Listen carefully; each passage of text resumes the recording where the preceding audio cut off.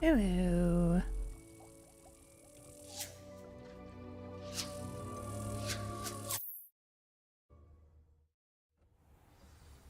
Right, did a tiny bit more. Oh wow, you can actually see them like that, can't you?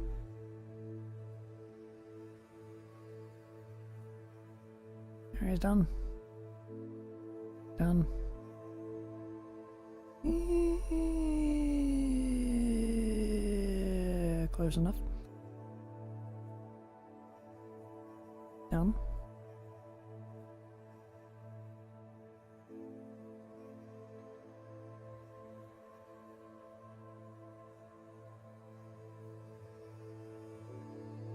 I have done really fucking well with this.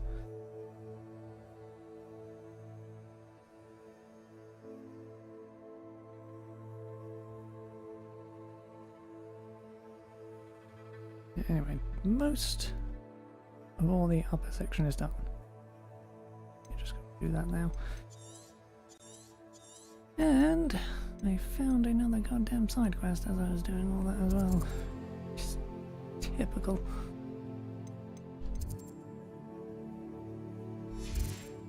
Anyway, for now.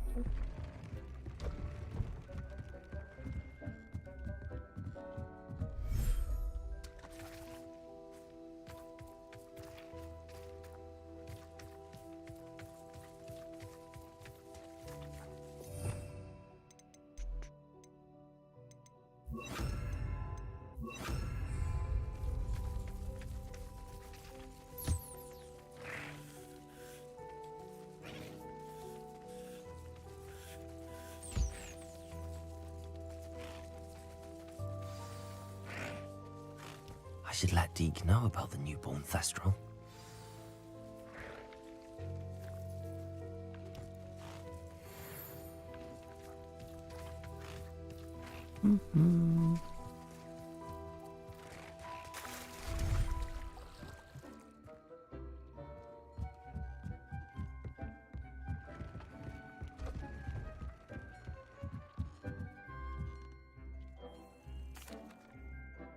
Hello, Deke.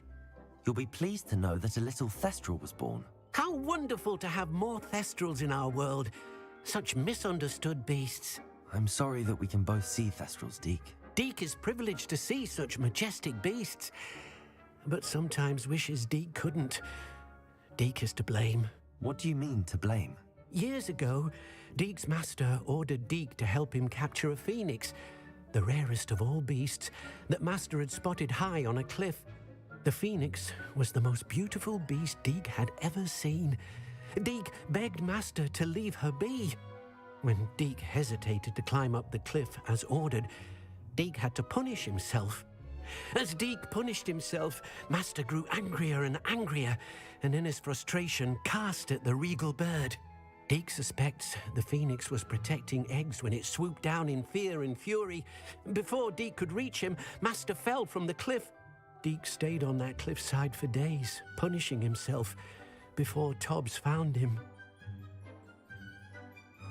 What a horrible tale, Deke. I'm so sorry. Deke has only told Professor Weasley that story, and now yourself. Deke often wonders what became of that phoenix. Deke feels fortunate to be at Hogwarts now, helping you rescue beasts. Perhaps Deke can make amends for what came before.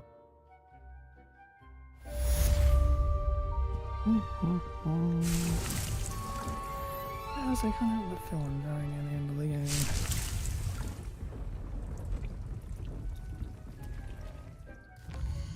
Due to the way the stupid collection book works.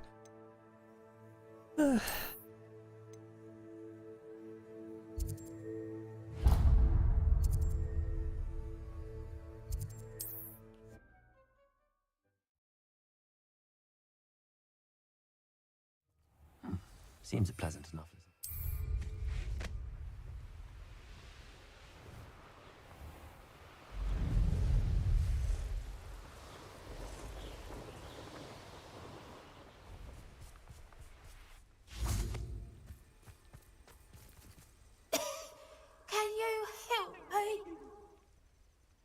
Is someone down there?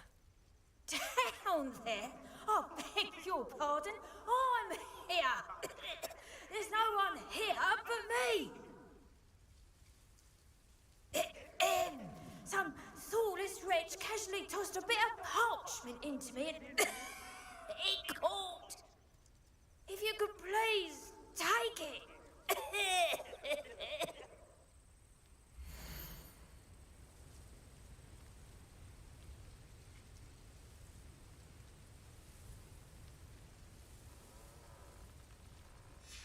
Seems to be some sort of map.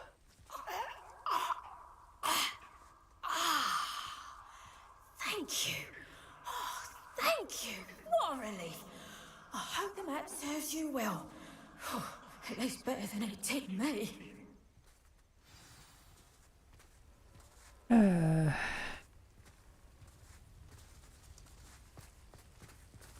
marked on the goddamn map.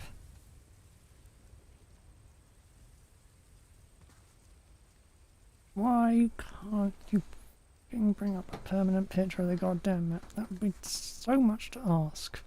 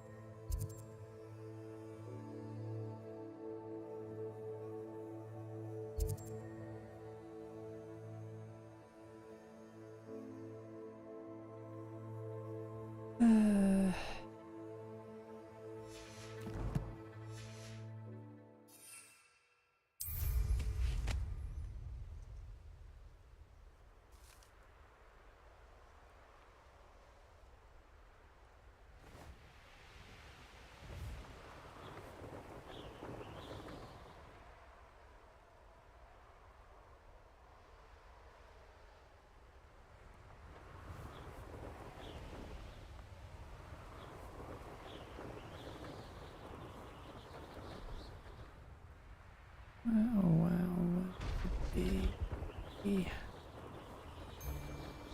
these fucking The ministry ought quests. to relax their feelings.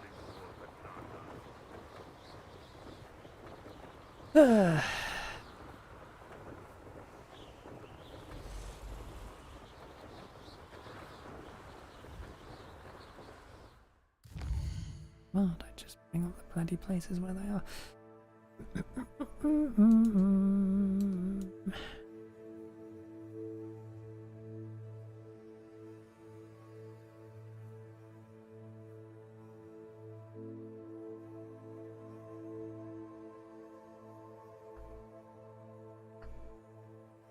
Right.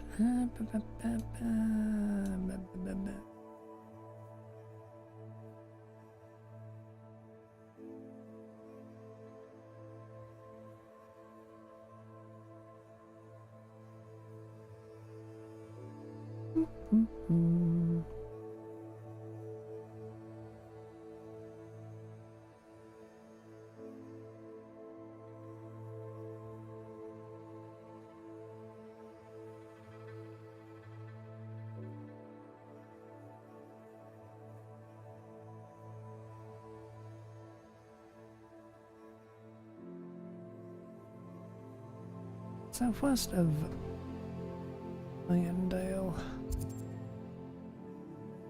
Dale. Hogcraft. Mansfield. Newbridge. Irondale.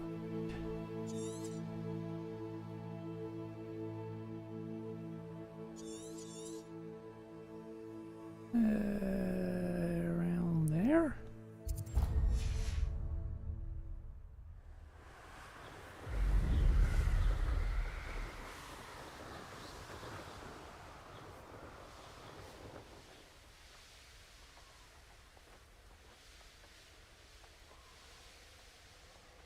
Why am I not just teleporting?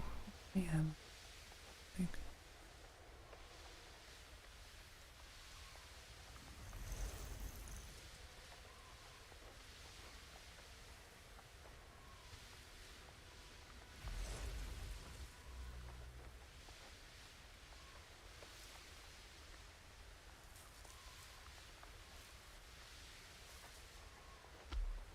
Mm-hmm.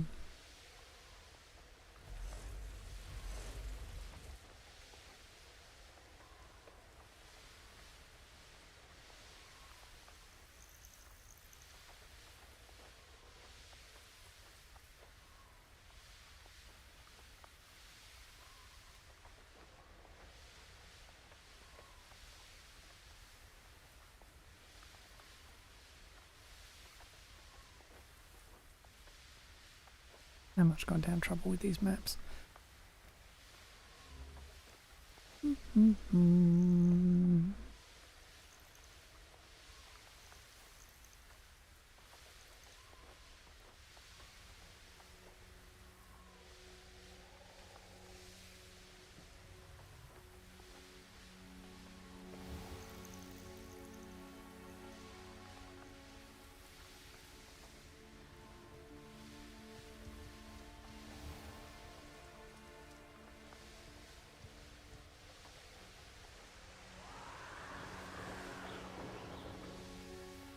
There's something about that tree.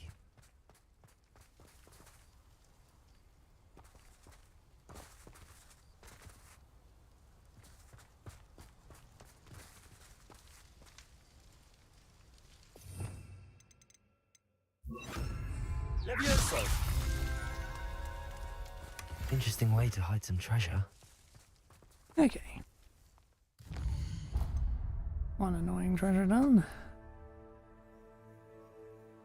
I do actually have another map, so...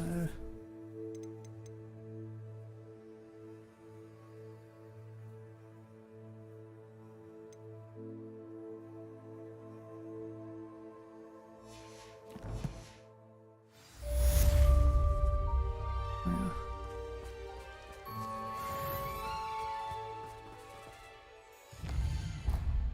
Let's get the other...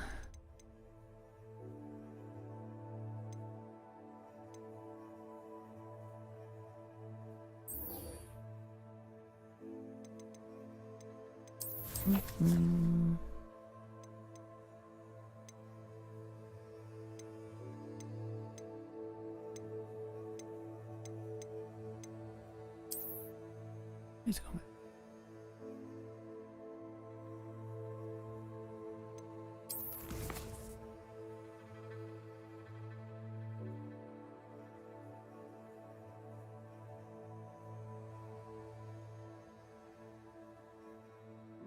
Ah, the map in this game is too fucking big. Way too big.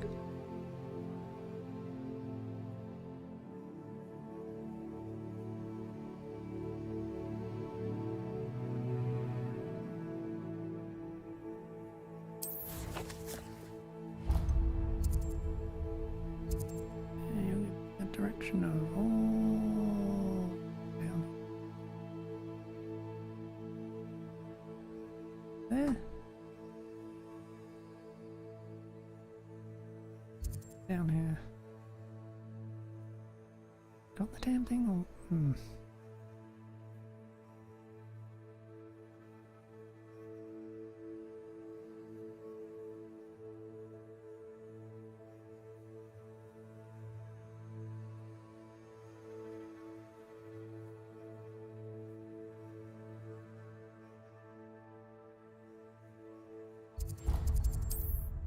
whatever.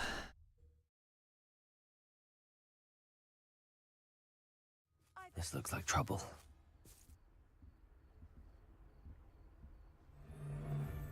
Call out for me all you want. I shall be off spending my spoils in Hogwarts. Revelio.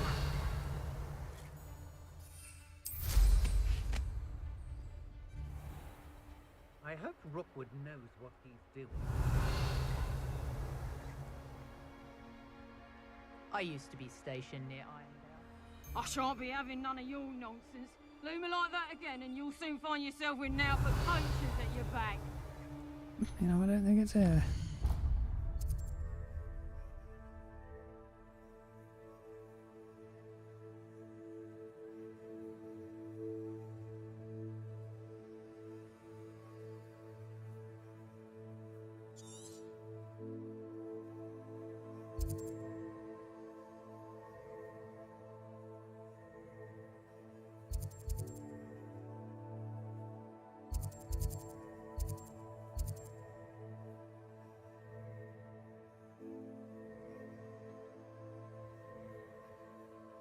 Ah, it's definitely here.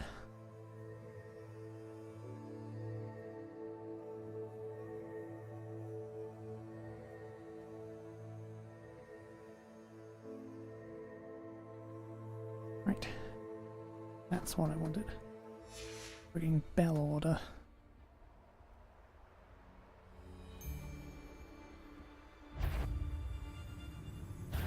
You've nowhere to hide now! Petrificus totalis!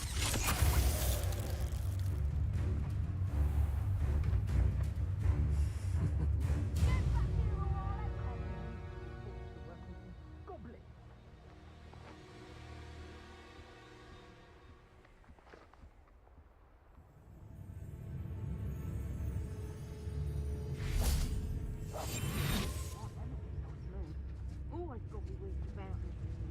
You find yourself roaming the land like a little lost man. Fine. My voice, but I'll know exactly who I am. You can fly Petrificus totalis. That's what mother's gone for this skill. Can you not overshoot where I'm trying to land?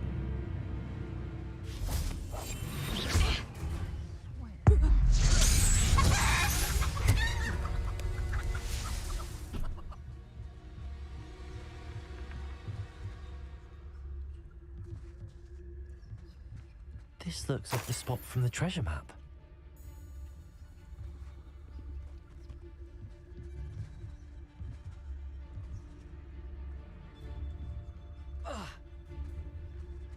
Petrificus totalis. How did I slip up? Rook would work for him.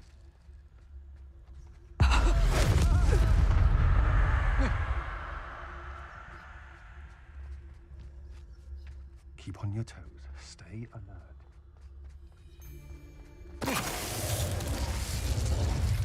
There they are. I did it. And an Ashwinder, no less.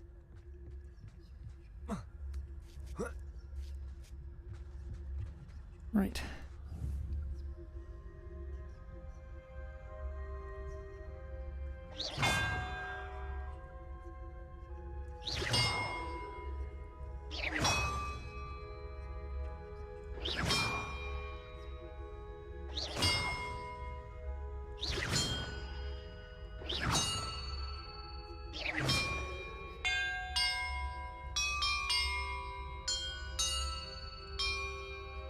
That did it. And look. Ah, right. There's that hell out of the way. Ah, good maps.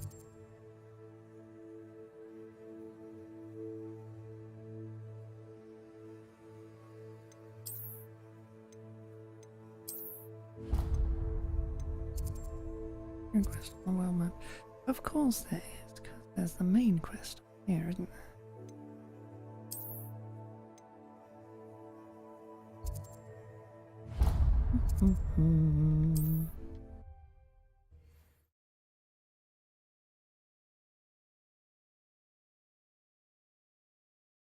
Does it get any more cozy than Hogsmeade?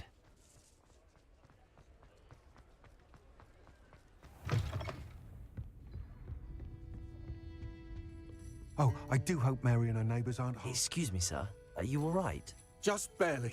But I don't want to trouble a student with my woes. I am indeed a student, but I could very well be able to help you. I'm not so sure. Name's Crispin Dunn, by the way. I trade in the surrounding hamlets. Do the most business in Arranshire. A lovely little hamlet. Just stunning gardens. Just the other day, the Daily Prophet ran an article on its scenic hedgerows. Actually, Before I go on, I should ask, are you afraid of spiders?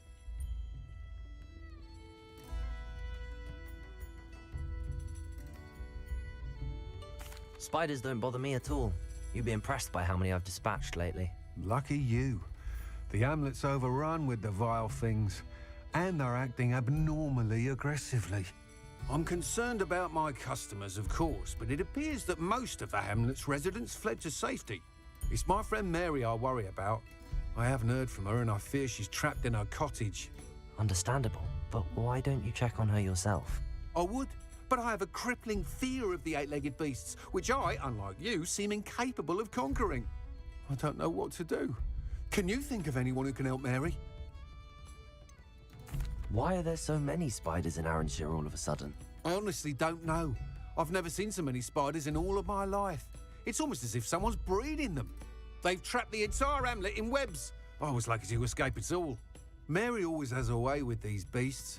It's very concerning not to hear from her. Why is it you can't conquer your fear of spiders? When I was a small child, I was being tormented and chased by a group of local bullies and slid into the hollow of a tree to hide. Within moments, spiders were crawling over every inch of my body. Seemed I'd stumbled on a nest. I couldn't move, paralysed by fear of the spiders and an equally profound fear of the wizards I knew were just outside the tree. I was there for what seemed hours.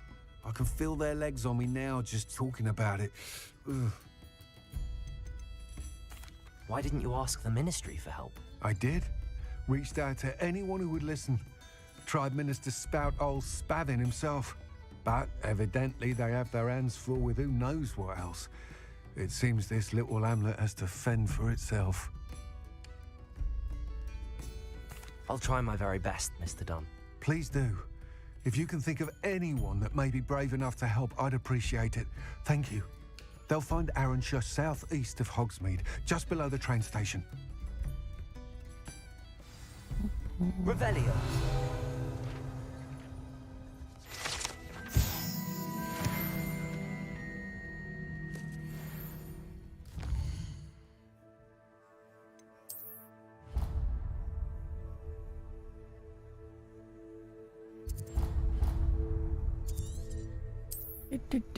Do.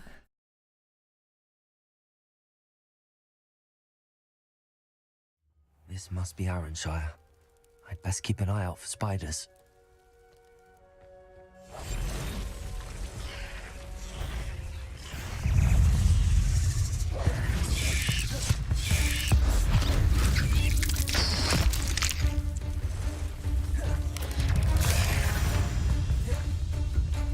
Annoying. Big spell set.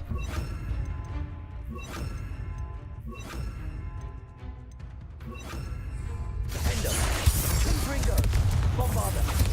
He's even more aggressive than I'd expected.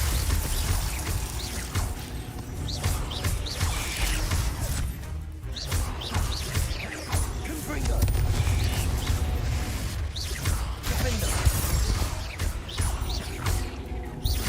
Bombarder! Glacier!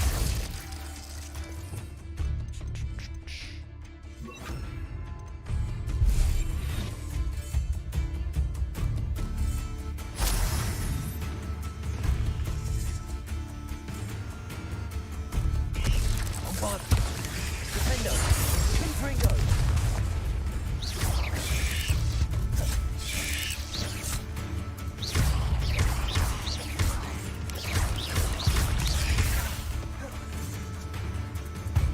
Confringo!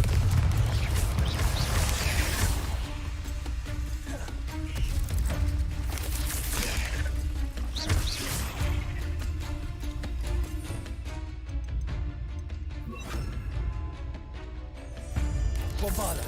Descender! Surely that's the last of them. Oh.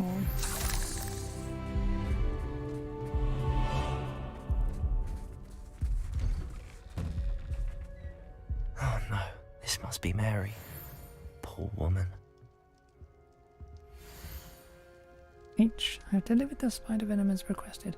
Prompt payment is now due. New cluster of spiderlings in my cellar workshop. I've almost hatched. I can provide more venom soon. Once, of course, I've been compensated for the last delivery. Mary Portman. If Mary was breeding these things in her cellar, that means there are more underground. I'll need to destroy every last spider in that cellar if this is to end.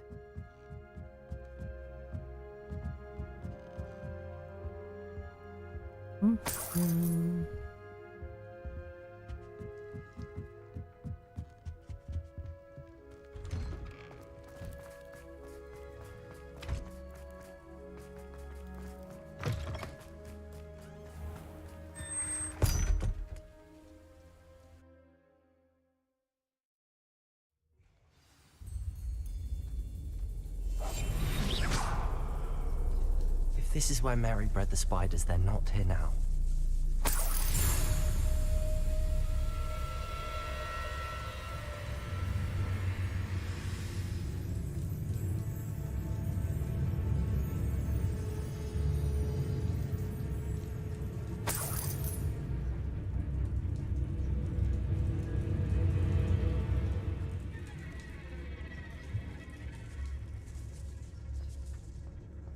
This isn't a good sign.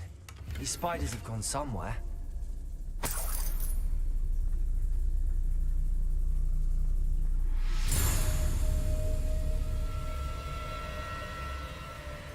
A ladder. Not sure I want to know where this leads. I'd best be ready for whatever I may find down there.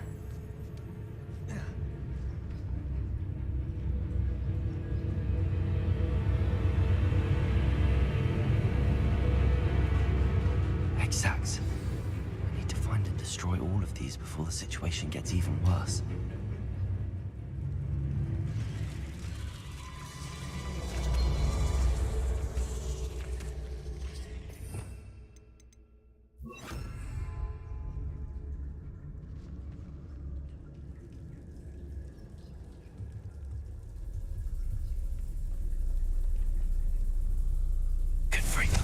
That's one exact destroyed.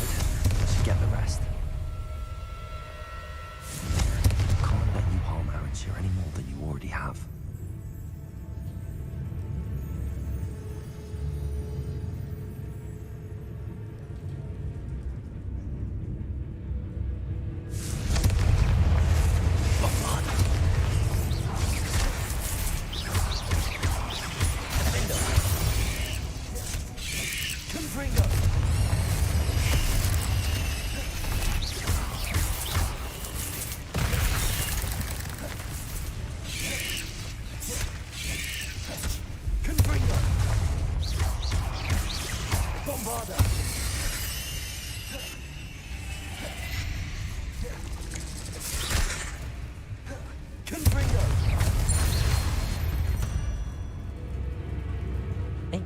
Is simply too many.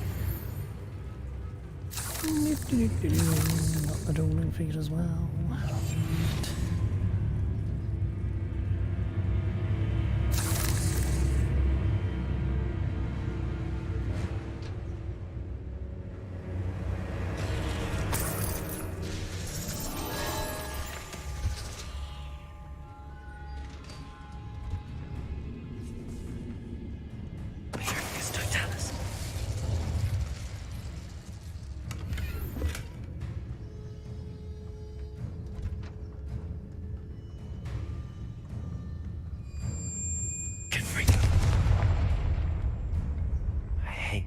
They see me, but I don't see them.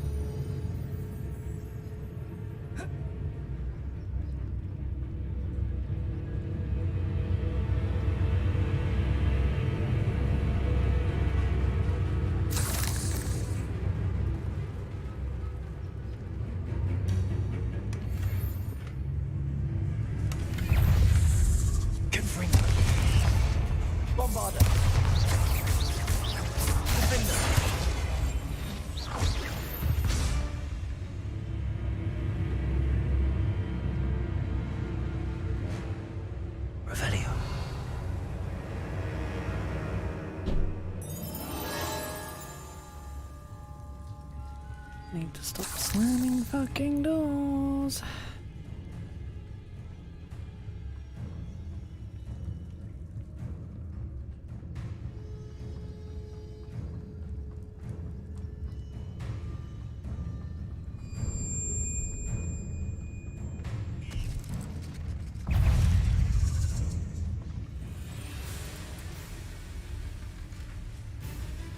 Bombarda. Confringo. Defender.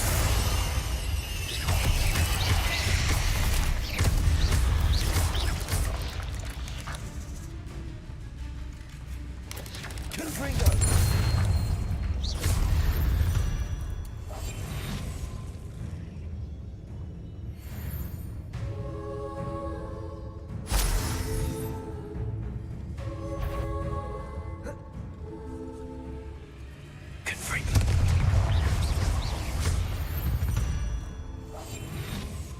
Not my fault you're a deadly great spider.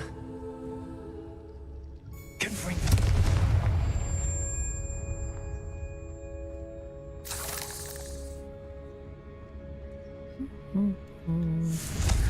Oh, finished. These eggs must be destroyed.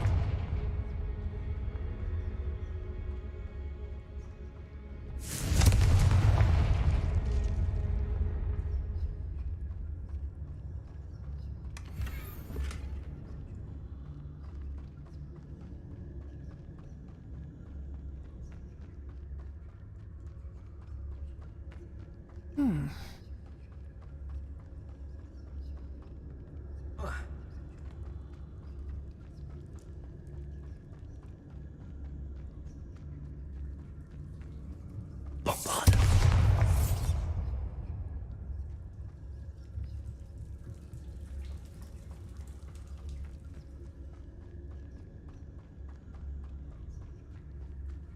Revelio.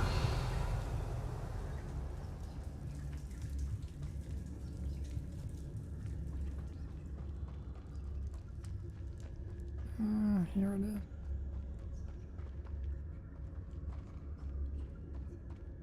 Dick.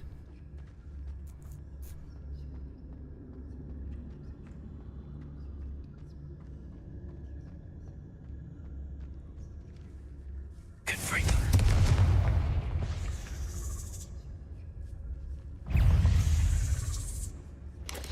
Bombarda. Confringo.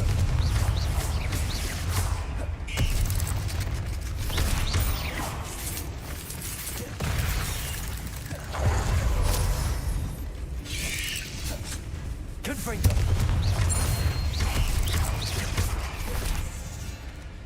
Defender.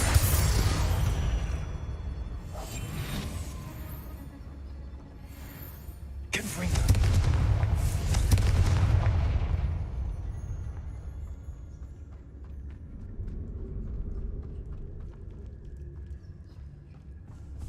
Now I'm in completion.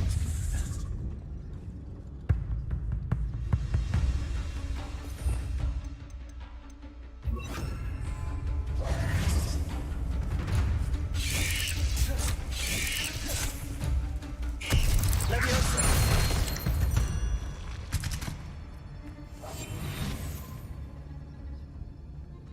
Prioritizing the freaking dueling fleets.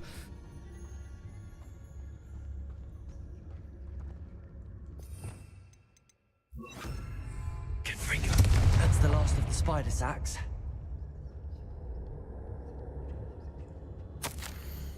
Finally found the perfect place to breed my spider colony.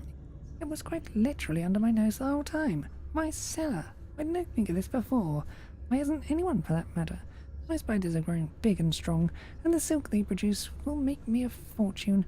I'll have wealth at last. No more scrimping on frocks when I'm in town. It will be marvellous. I suppose I know what happened to Mary Portman now. She was breeding the spiders.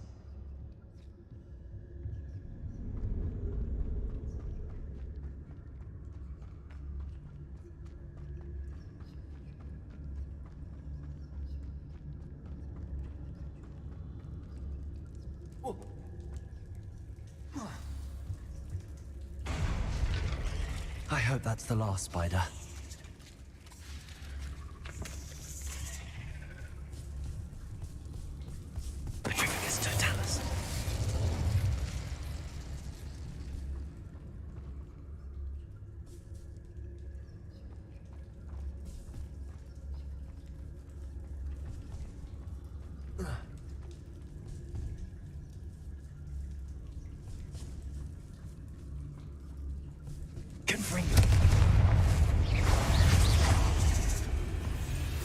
Bombarda.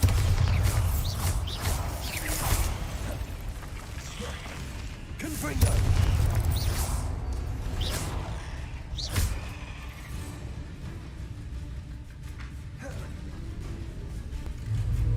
Confringo.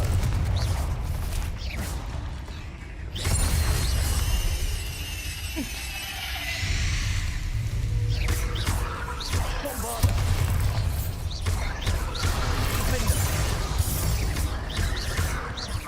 Confringo.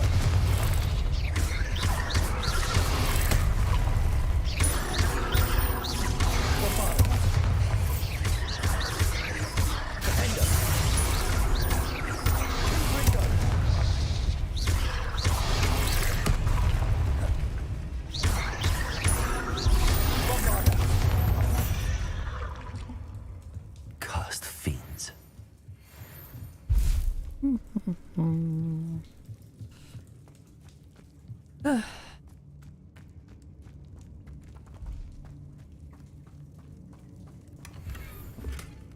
don't even know why I'm bother cloaking at the moment.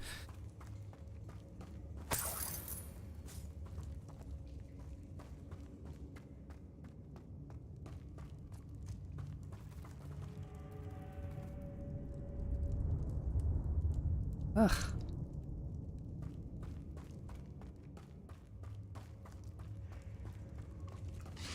Oh, wait. That's the last one. She's angry.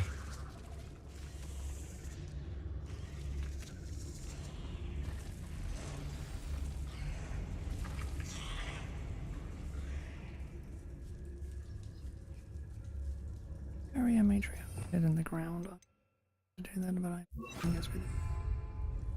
Confringo. Bombarda. Defender.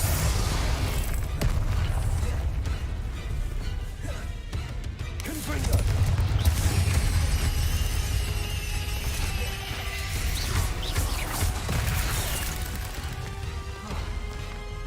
Bombarda.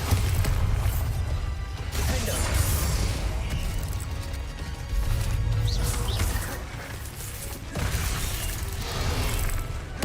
Confringo.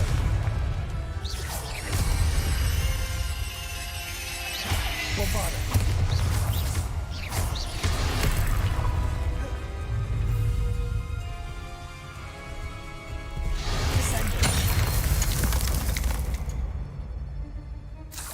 I'll be having nightmares for the rest of my life after that.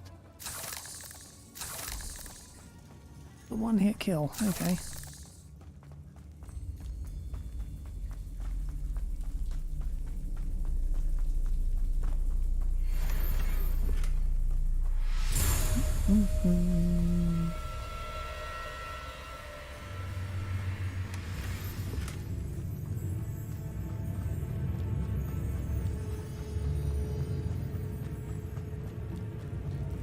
Okay.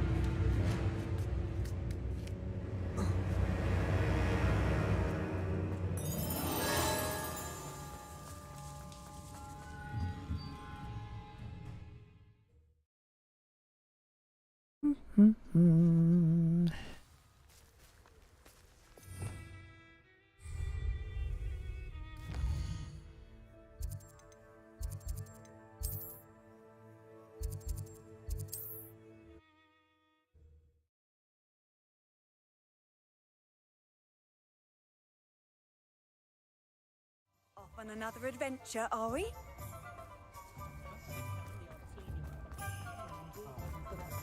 I'm sure you had your reasons, but breaking into Wilfred Lawley's home wasn't the brightest idea. Mr. Dunn, I have some news. Thank Merlin. About my sweet friend Mary. I'm so sorry, Mr. Dunn. She was an innocent victim. Poor Mary. Fighting for the Hamlet to the bitter end, no doubt. A noble sacrifice. She truly was a remarkable woman. Remarkable. She didn't deserve this. Few do. I am sorry about your friend. But you'll be relieved to know that I cleared out the spiders. It's safe to return now. You? You cleared out the spiders? I can't believe it, but I'm certainly relieved. I imagine the first order of business will be to help the amulet rebuild. I suppose I have nothing to fear from dead spiders. That's the spirit. I wish you the best of luck. Thank you again for all you've done. I shall keep you apprised of the hamlet's rebuilding. Glad I could be of help, and I look forward to visiting your shop the next time I'm in Arranshire. To dearly departed Mary.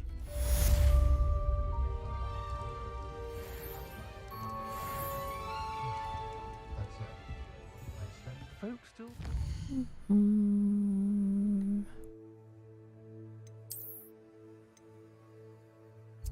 What's me down for now?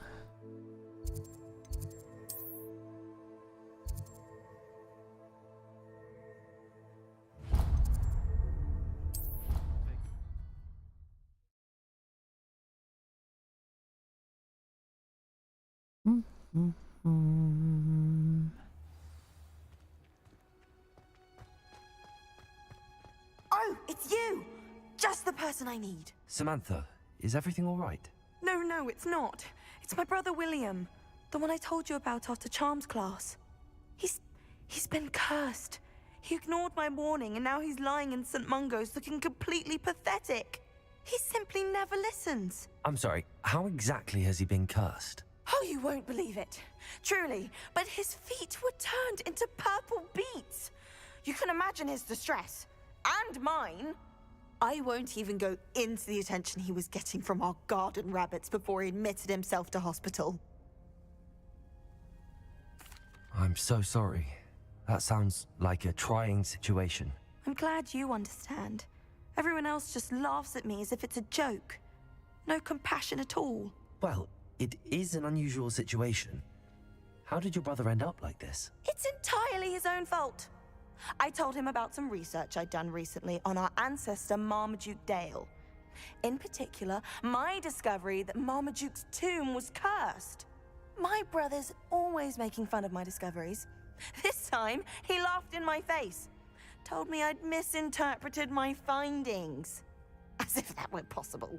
And to prove his point, he went right up to the entrance of the tomb and poof! His feet transfigured into beets. How awful. I can see why you're upset. He definitely needs some help. Exactly. He may be a cape flapper, but he's still my brother. And no one deserves such a fate to last forever, especially as the result of a single brainless mistake. Now I worry that if the curse isn't reversed, it could become permanent. Can't the curse be broken? Possibly. The curse stems from a crest that was stolen from Marmaduke. If the crest were returned to its rightful place upon his sarcophagus, then I believe that William's feet may be restored. You battled trolls when they attacked Hogsmeade, escaped a dragon, and I could tell by your work and charms that you're a skilled spellcaster. Returning a crest to a sarcophagus should be almost effortless for you. So, will you help us? Why was Marmaduke's tomb cursed? The curse is the result of an intense sibling rivalry between Granham Dale and his younger brother Marmaduke. Marmaduke was a famed herbologist, and Granham resented the attention that he received. Sibling rivalry? Sounds as if it might run in the family. But I would never intentionally curse my brother, not like Granham did. When their mother died, Marmaduke was given the prized family crest. Granham felt that as the eldest child, he should have been given it. Years later, when Marmaduke died, Granham stole it and cursed the tomb so that none in the Dale family could ever pay their respects. How do you know it's safe? I don't want my feet to turn into beets as well. Oh, but the curse only applies to Marmaduke's descendants, as my brother so aptly demonstrated. That's why I need your help. You're unrelated to my family, so the curse wouldn't affect you. Why is your ancestor so well known? He discovered the properties of several magical herbs and plants. He also uncovered numerous types of flora. The wizarding world owes him a great debt. His work not only impacted the discipline of herbology, but also potion making. I can take the crest to Marmaduke's sarcophagus for you. Oh, thank you! Thank you so much! You'll simply go into the tomb where Marmaduke was laid to rest and place the crest on top of his sarcophagus. According to my research, the tomb's been abandoned for centuries, so it should be a fairly simple task. You'll find it just east of the hamlet of Brockbarrow. Thank you for your help. I think I already went there once.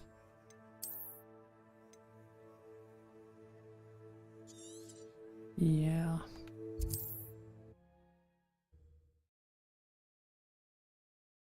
I need to find the tomb, Brockbarrow, and place Samantha's family crest on a sarcophagus there.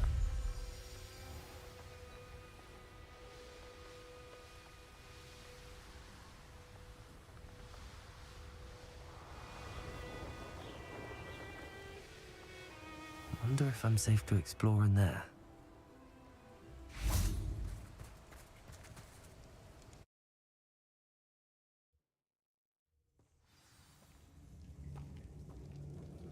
Well, my feet didn't turn into beads. That's a good start.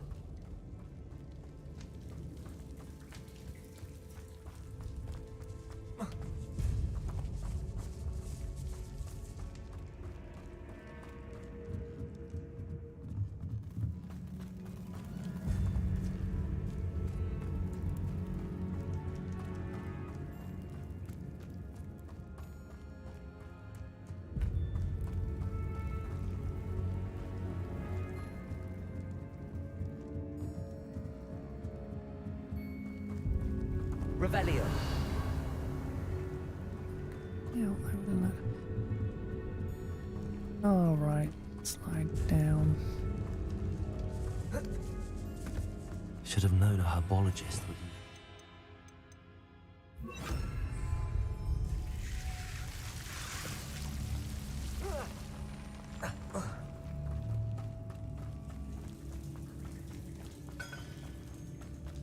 Was a troll here. Was being the key word. Really good fight. No, I did it off stream. A sarcophagus. This must be Marmaduke. That should reverse the curse. Hopefully.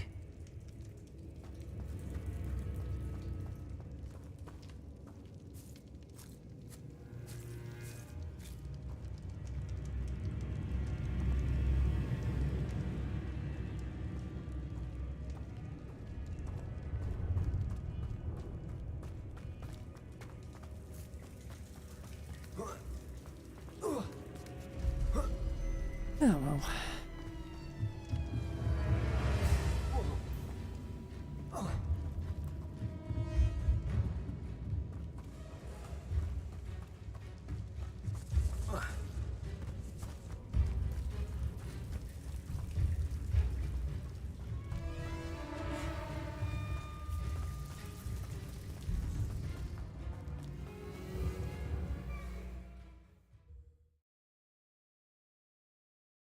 Samantha will be glad to hear that the crest has been returned. I certainly hope.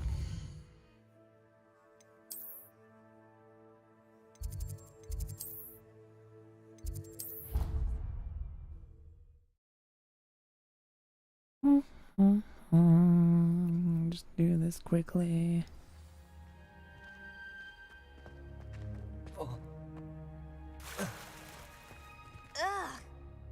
I'm happy to tell you that I returned the crest to Marmaduke's sarcophagus just as you asked. I thought as much. I received word from St. Mungo's that my brother's feet are back to normal. No more beats. Oh, I cannot thank you enough. It wasn't too much trouble, I hope. Just a measly old troll. Nothing significant. A troll? Oh dear, I'm so sorry. That's awful. No one has been in that tomb for centuries. But I can't say I'm surprised. Marmaduke seems to have been full of surprises. Indeed he was. Well, I suppose I should be going. I'm anxious to see my brother, who must be elated to have his feet back. Of course. I certainly would be. William and I are forever in your debt. Thank you again for what you did.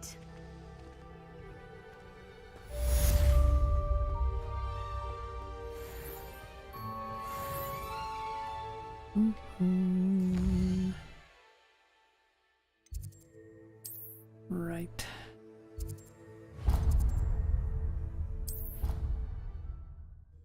Stian.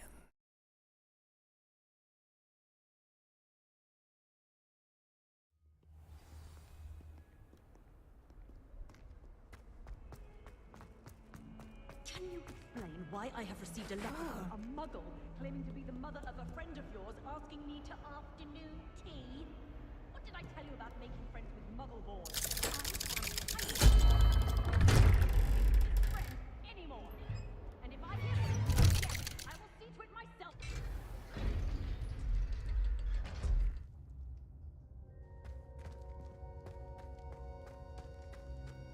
You'll never believe what I've learned. What did you discover in the spellbook we found in the scriptorium? Salazar Slytherin's spellbook was a little difficult to interpret, but fascinating. Evidently, he encouraged teaching dark magic at Hogwarts. Neither the Imperious Curse nor the Killing Curse was unforgivable during his time. He believed students should be prepared to use dark magic when necessary, not to fear it. That's why we had to use Crucio to gain access to the scriptorium. He didn't want his knowledge shared with anyone who was afraid of the power of dark magic.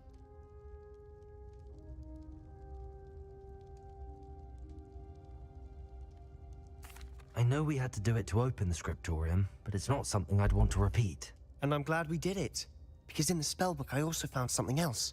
References to a lost relic, which, from what I can tell, grants the holder the power to reverse dark magic curses. And you think this relic might be able to save Anne? Precisely.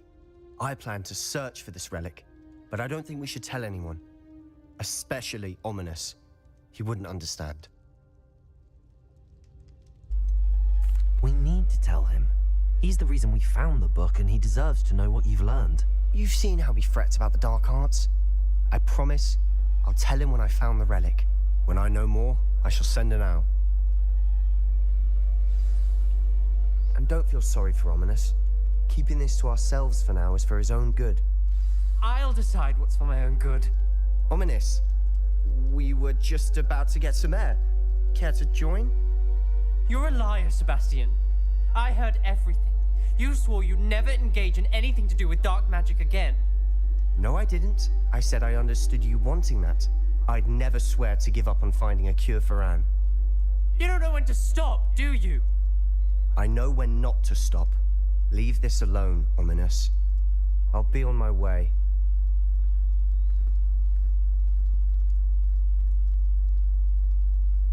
I am not letting this go. Ominous, Sebastian meant well. I appreciate you telling Sebastian not to keep this from me, but going after that relic is not a good idea. Sebastian doesn't even realize it, but he's as irresponsible and reckless now as his parents were years ago. It's why they died. I knew his parents died, but I never heard what happened. Mr. and Mrs. Sallow were professors. Spent nearly every waking moment in the cellar library. Noses buried in books. Anne and Sebastian were upstairs when it happened. They heard a sudden crash and ran downstairs, but it was too late. Their parents had crumpled to the floor. A defect with the lamp in the cellar caused the room to fill with an undetectable toxin. Sebastian and Anne were helpless. They had no magic yet. What a horrible story. It is. That's why I can't understand Sebastian's recklessness. I've practically lost Anne. I cannot lose Sebastian too. Please avoid anything to do with that spellbook. Some references Sebastian mentioned in the book do worry me. I'm glad you understand. I hope Sebastian pursues this no further. But if you think he might, please let me know. It would mean a lot.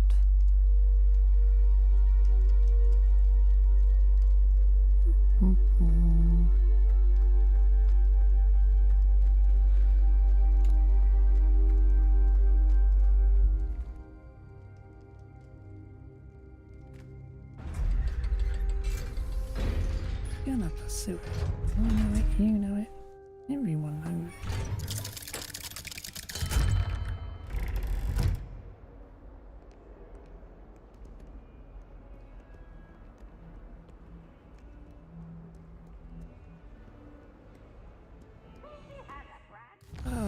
Righty then.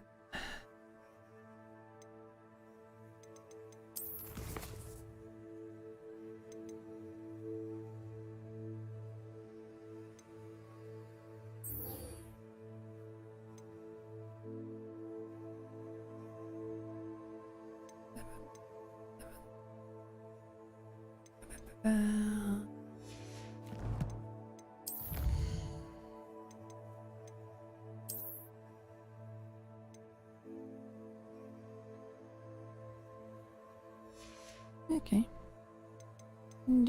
Do. So I figured do one more chapter after this.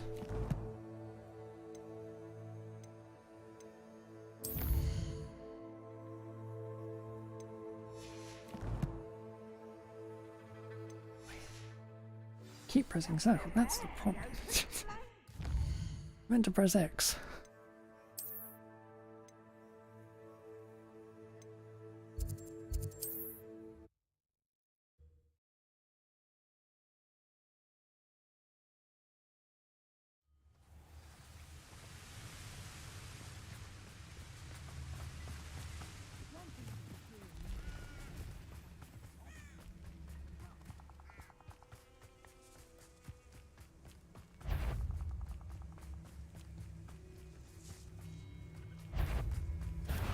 Trepicus totalis!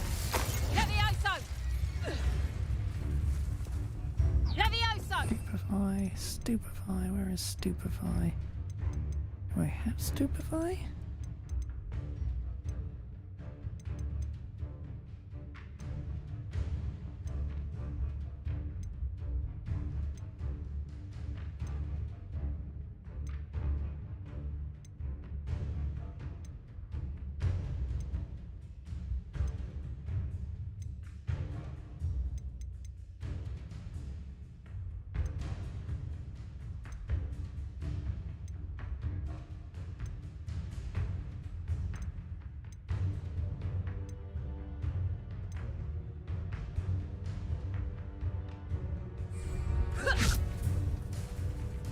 Levioso!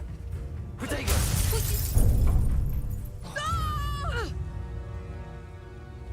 Levioso! Levioso! Oh, so much for me able to use Stupefy. Right. Talents.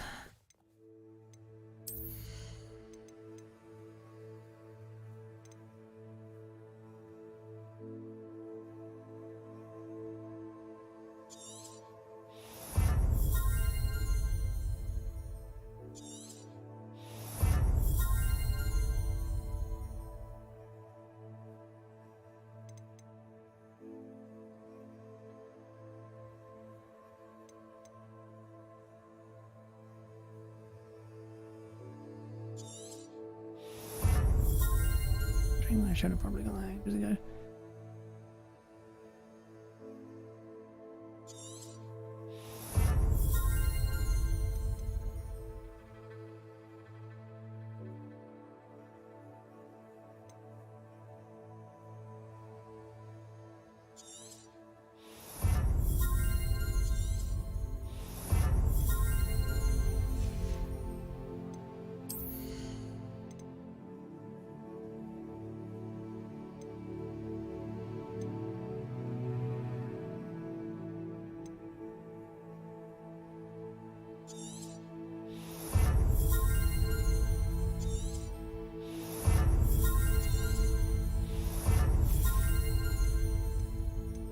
Absolutely nothing in dark art.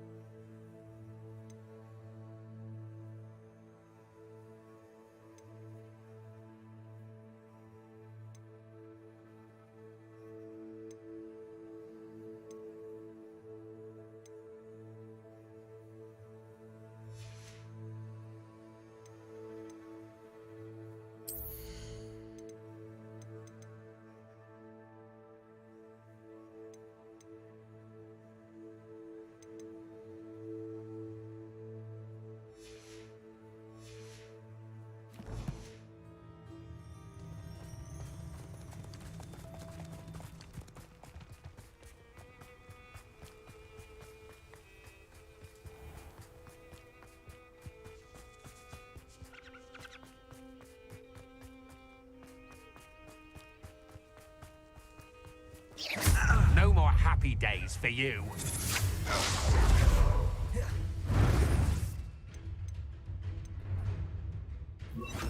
Incendio! Don't worry. Expulsion! Depulso!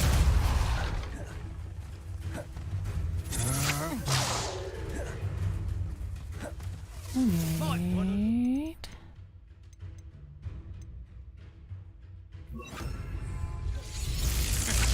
Levioso! What are you doing? Depulso! Ah, stupendous! Expulso! Pay for your deed. That's just the beginning.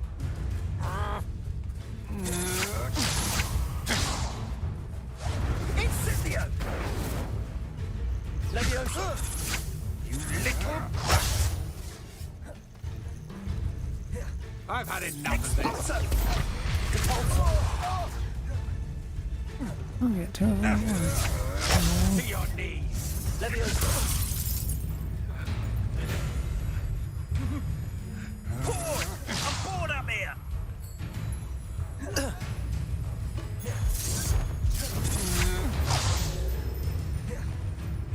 Two of you fucking stand together. Expulso!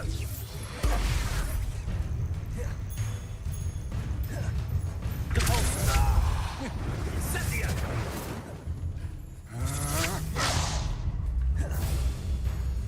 Bombarda! Expulso! Levioso!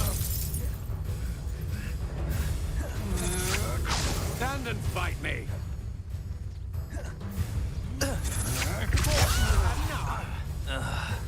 Surely that counts as two launched.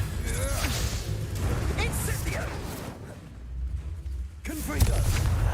Interesting enough. Bombarda!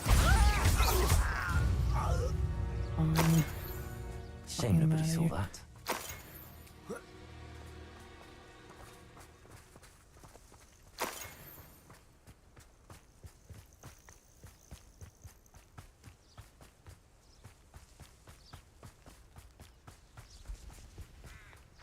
I would say that Irondale is not appropriate enough. You've made a mistake.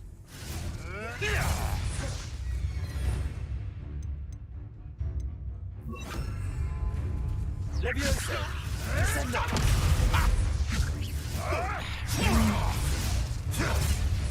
Levioso! And closer together. Come back here. Levioso! If I have so much as a scratch on me, you'll be sorry. All right, you've had your fun.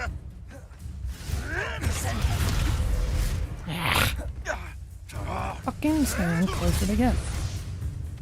Levioso! Am I supposed to be impressed? Enough! Descendo! Confringo! Bombarda! Intensely one of my own. Okay. Your poaching days are over. Work on the dueling feats as and when I can. No real need to do them, but whatever.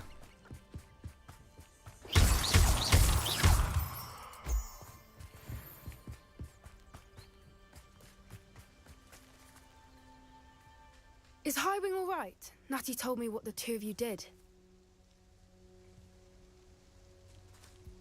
Highwing's fine. I'm keeping an eye on her. She's safe, Poppy, I promise. Good. Whatever the poachers are up to, I want Highwing far from it. You said you had news about the poachers, and that some of it had to do with me. It did.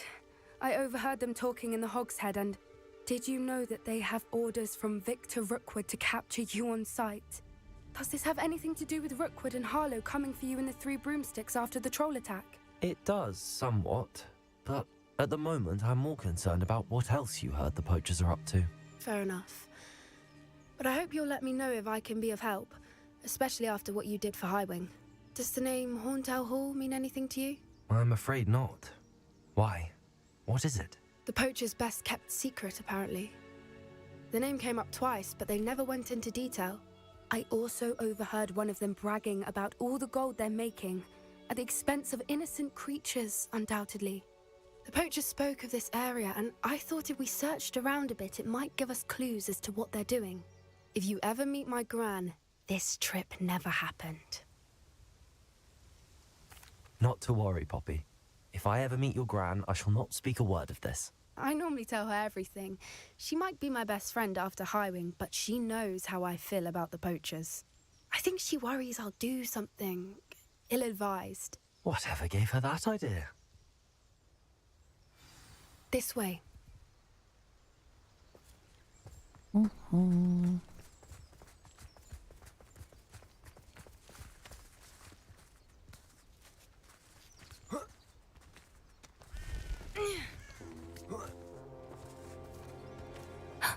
centaur. Tread carefully.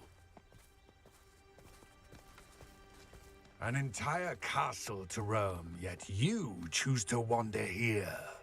Please, we don't want any trouble. We're simply passing through. Do you take us for fools? That we do not notice more and more of your kind around here, in league with the poachers?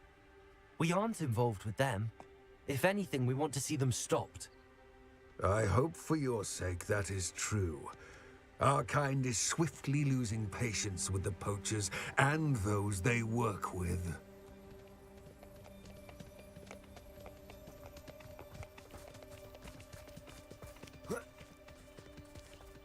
He was certainly a charmer. That could have gone worse. Centaurs aren't exactly fans of wizard kind, and the poachers aren't helping matters. But why would he think that we had anything to do with poachers? I did notice the poachers talking with a few villagers in Hogsmeade. I'm not sure why. Perhaps that's why the centaurs are suspicious.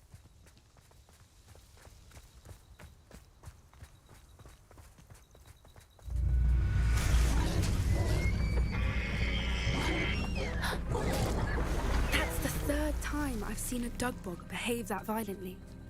It seems that a lot of beasts have been more aggressive than usual lately. I've noticed that too. It's almost like there's something in the water.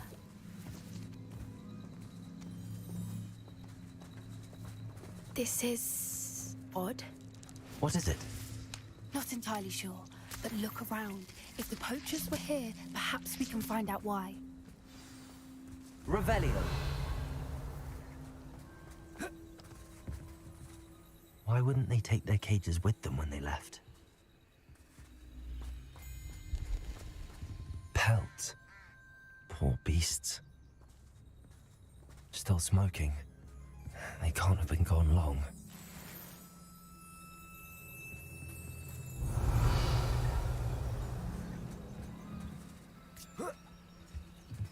This is goblin metal. Seems out of place in a poacher camp. I should tell Poppy about it.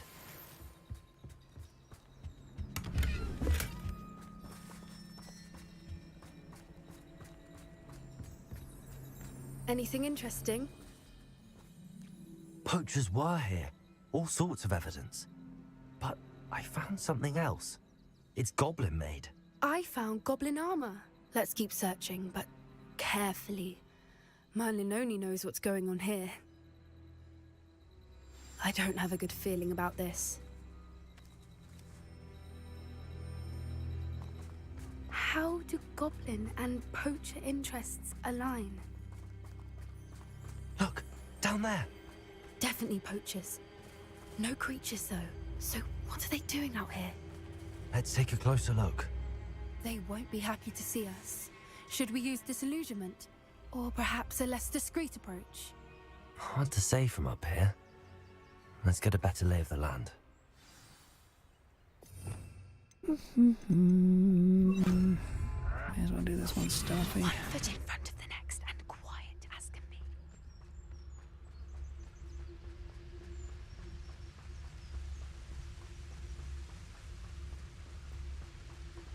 Turn my back for 1 second. Nothing to poach in Arrynshire except spiders. Not worth the trouble, if you ask me. Beasts were made to be skinned off. Follow fellas.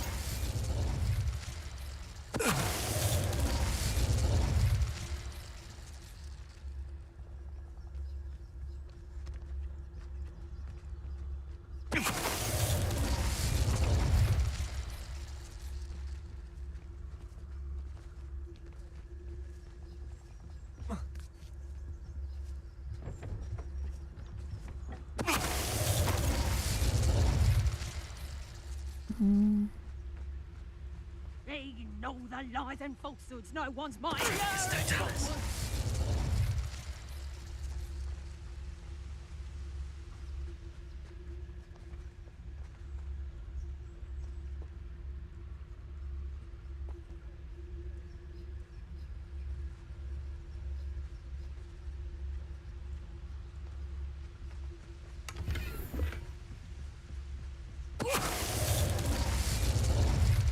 Merlin, you'd think they were guarding the Minister for Magic himself. What is going on here? Only one way to find out. In the demo I saw, wasn't it?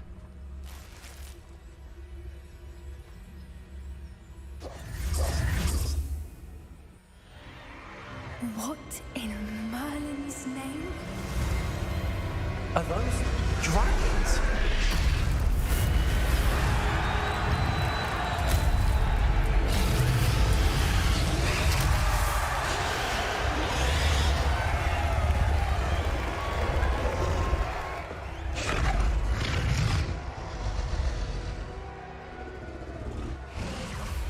It's a dragon fighting ring. This is Horntail Hall. The name makes sense now, and the secrecy. No wonder the poachers were in Hogsmeade so much. Likely taking bets and spreading the word. Given how crowded it is here, how could they possibly enjoy this? The centaurs have every right to be disgusted with wizard kind. There must be more dragons here. The poachers are far too greedy to run a fighting ring with only 2 dragons. We should take advantage of most eyes being in the fight and look around. But be discreet. You especially can't afford to be spotted. That's a brilliant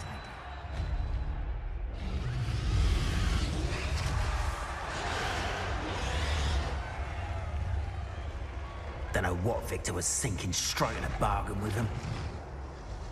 Petronius Totalis.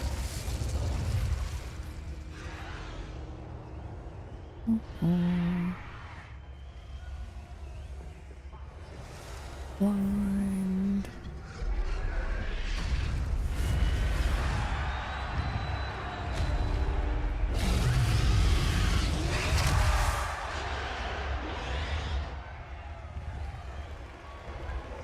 This is the demo. Have you heard from your family? Has either of your brothers come round to our way of thinking? Will they join us? They say we go too far. The violence isn't going to get us what we want. Petronius Totalis. Rally behind strength and you can't go wrong. When minds stand behind whimsy, castles fall. I heard... Oh, the anticipation!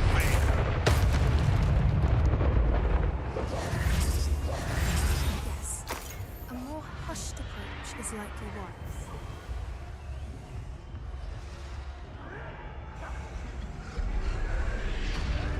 Insane.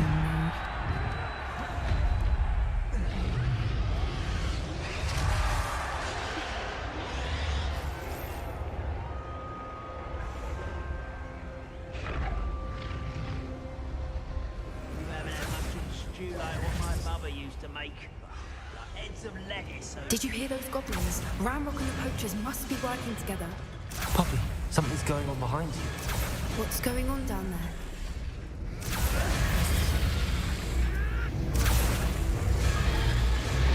They must have only just captured her. She's putting up quite the fight. Not a fair one, though. Not with her chained up like that. Let's even her, shall we?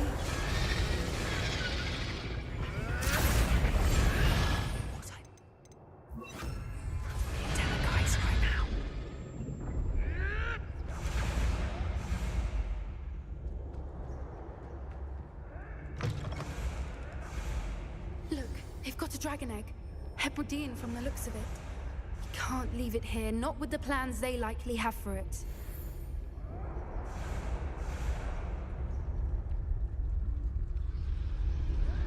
Hello, Hamora.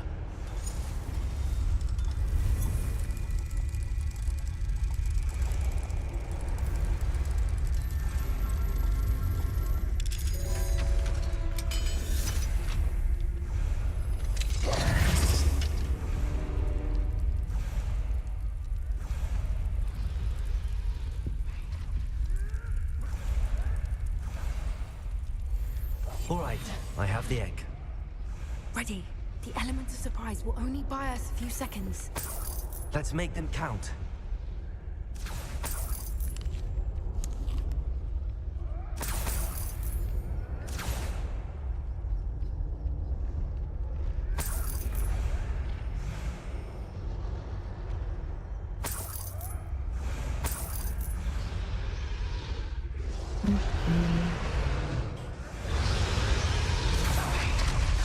Careful! Ramrock will want his dragon intact!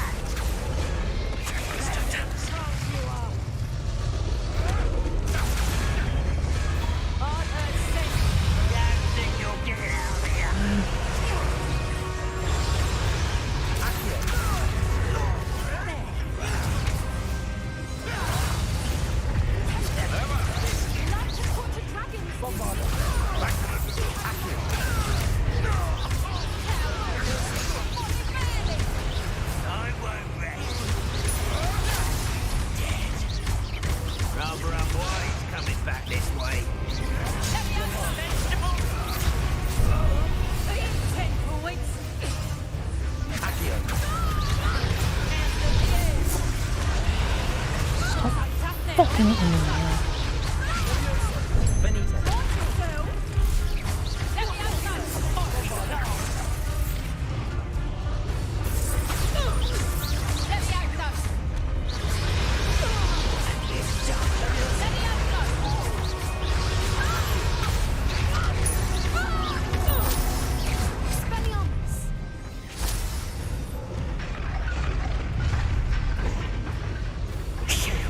You're the one we're looking for, and you brought a friend. Careful. I'll check this out.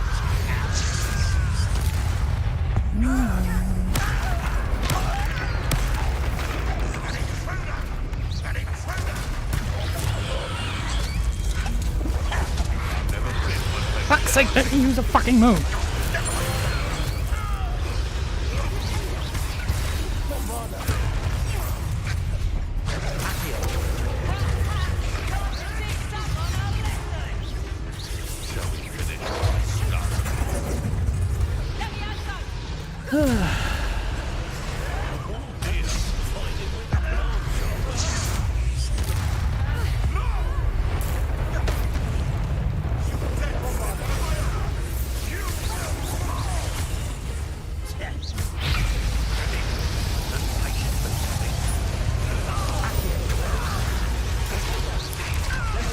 Would you like me to put you down? No. Fucking do that. Move, move, move. Jesus Christ.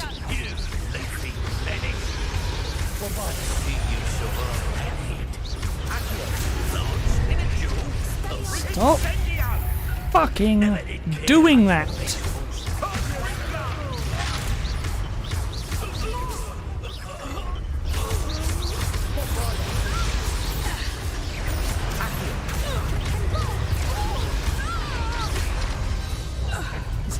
We don't have time. We need to free her now before more show up.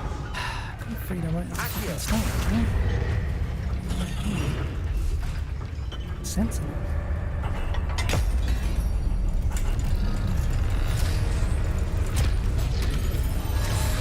This may have been a bad idea.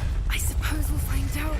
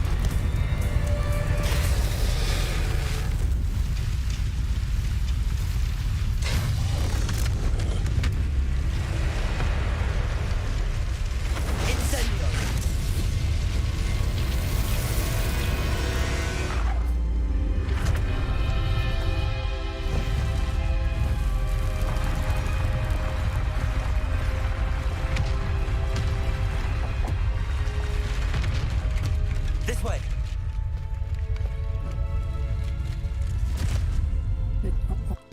fucking fight. Just get bloody picking me up off the ground.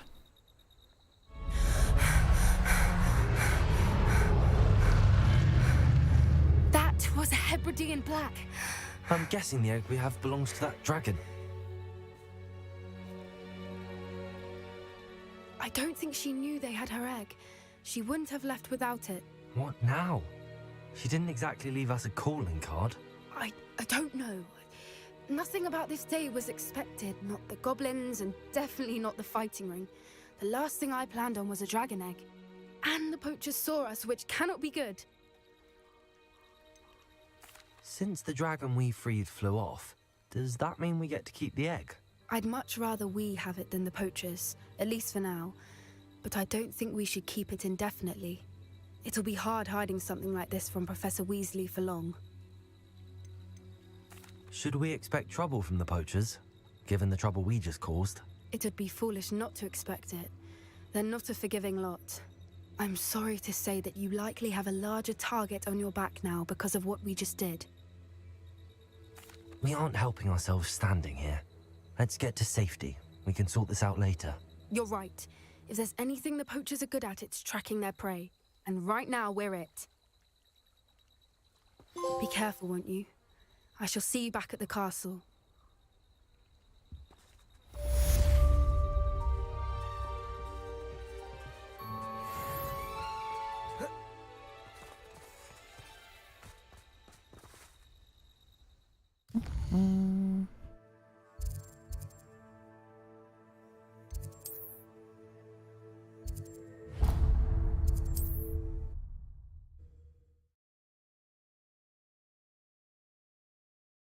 I should have probably...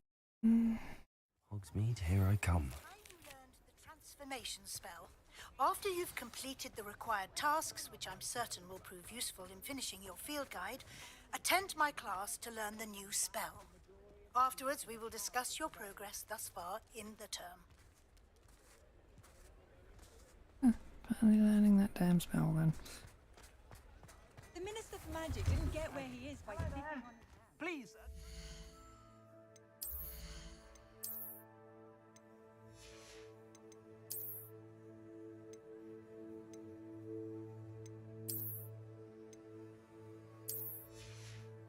Down the road, fucking frames.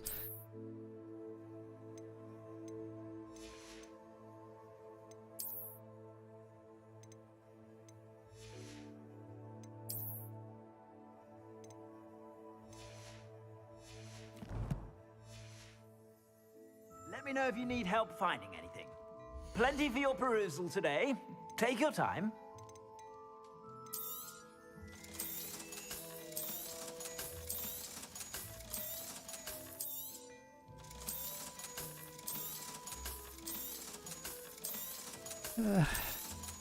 Without this having to hold down the button to do things as well. I suspect you have a sharp eye for fashion. Be sure to stop by whenever.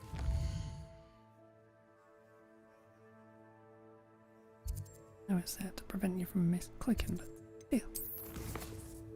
Getting annoying.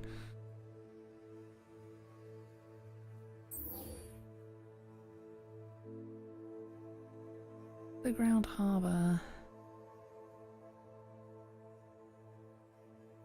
Library.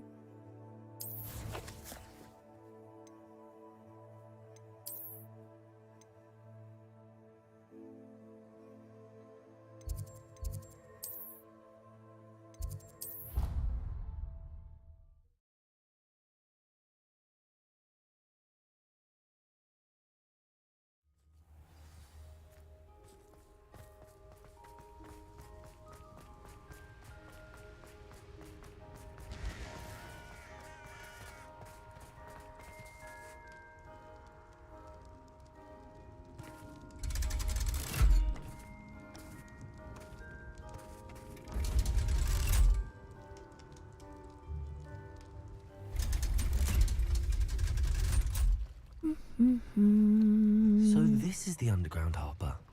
The Grey Lady. I'd say hello, but she doesn't seem particularly social. Revelio.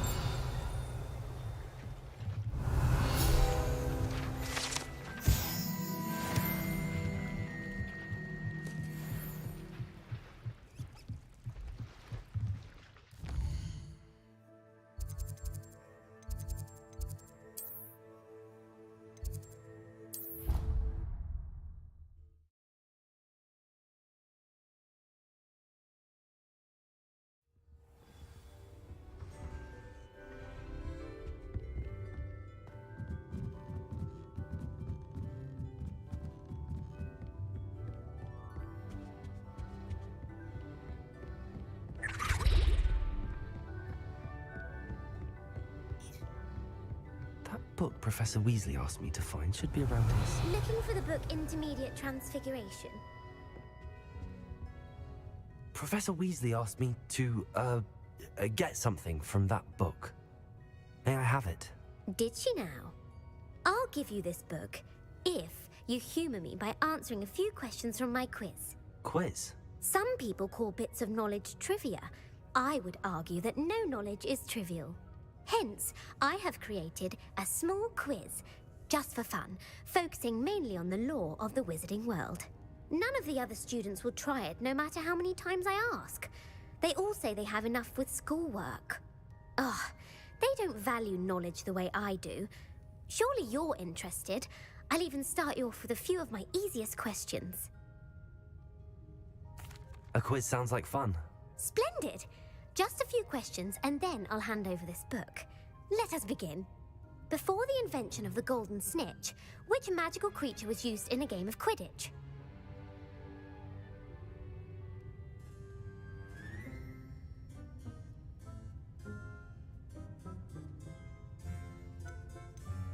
The snake bird.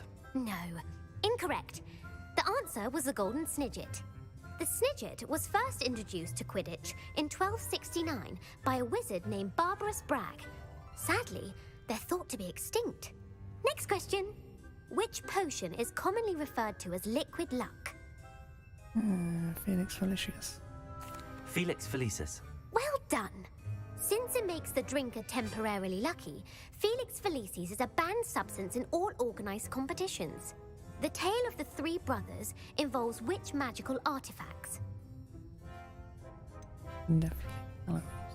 The Deathly Hallows. Correct. According to Beedle the Bard, the Deathly Hallows consists of the Elder Wand, the Resurrection Stone, and the Cloak of Invisibility. Which ball in Quidditch is the largest?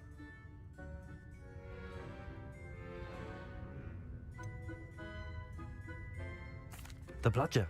I'm sorry, but the correct answer was the quaffle. When a chaser throws the quaffle through one of 3 hoops in a Quidditch match, their team is awarded 10 points.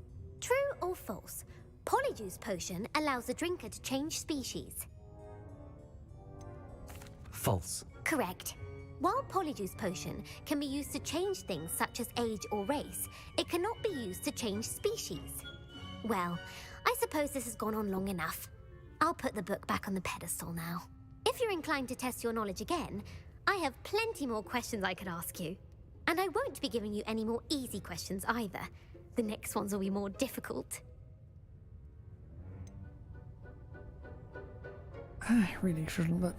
I'd like to answer more questions. What governmental body directly preceded the Ministry of Magic?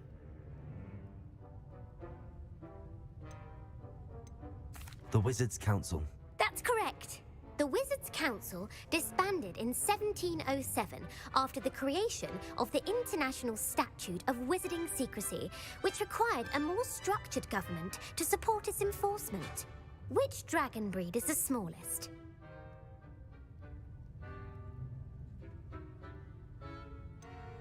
The Peruvian Vipertooth. Brilliant! Though the Vipertooth is the smallest breed, averaging at around 15 feet in length, it is also the fastest breed and feared for its venomous fangs. Who founded the village of Hogsmeade? Quincy Hogg. No, the answer was Hengist of Woodcroft. It is believed that Hengist used the 3 Broomsticks Inn as his home. The hide-behind was accidentally created by crossbreeding a ghoul with what other magical creature?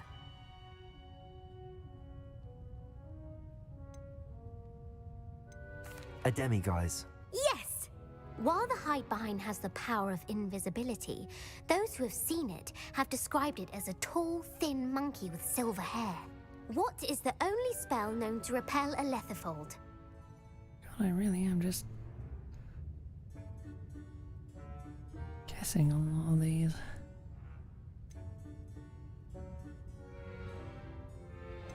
The Patronus Charm.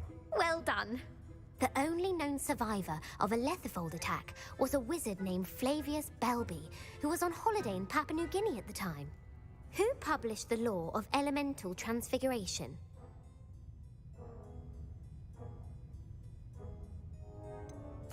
Evangeline Orpington. That's incorrect. The answer I was looking for was Gamp.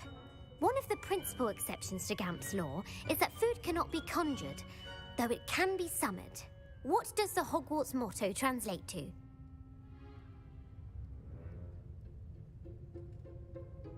Knowledge is the real magic. No, the answer was never tickle a sleeping dragon. In Latin, the Hogwarts motto is Draco dormiens nunquam titilandus. Which magical creature is the only one known to produce eggs through its mouth? The Ashwinder. That's incorrect. The correct answer was the rune's paw. According to Parselmouths, each of the rune's paw's 3 heads serves a different function. The left head is the planner, the middle is the dreamer, and the right is the critic. Where is Ilvermorny School of Witchcraft and Wizardry located?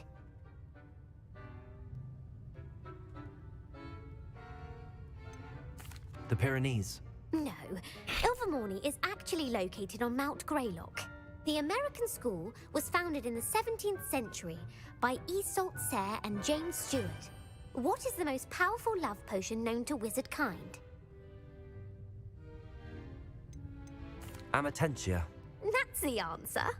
Amatentia smells differently to every person, according to what they find attractive, such as dusty book covers or... Are you interested in continuing on to the next round? They're my most difficult questions. Sure, why not? Give me your worst. Wonderful. I do admire your thirst for knowledge. Emmerich the Evil was killed in a duel against whom?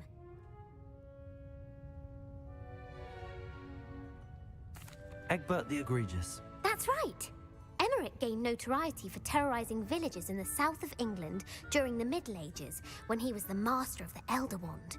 If a chaser keeps their hand on the quaffle as it goes through the goal, what foul are they committing?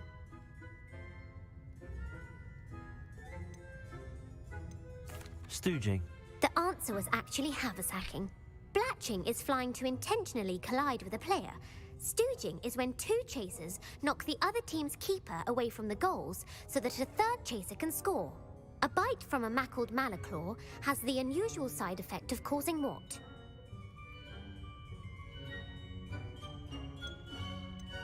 Webbed feet. No, the answer was bad luck. Native to the European coastline, the effects of a malaclaw's bite can last up to a week. What plant excretes stink sap?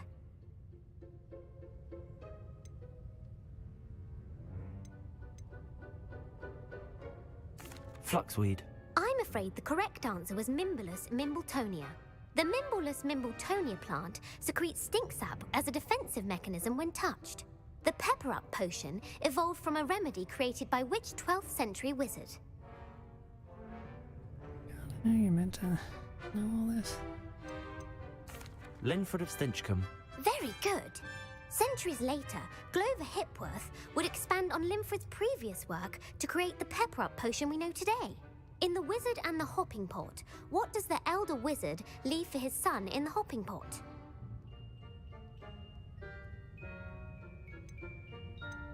A smaller pot. Incorrect. The answer was a single slipper. The story was created by Beadle the Bard, but there are a few versions. I won't spoil what the slipper was for if you haven't read it recently. The Snallygaster is native to which region of the world? The Amazon rainforest. No, the answer was North America. The part bird, part reptile is a distant relative of the Occamy and has serrated fangs and a bulletproof hide. Who is the Muggle knight featured in the Fountain of Fair Fortune?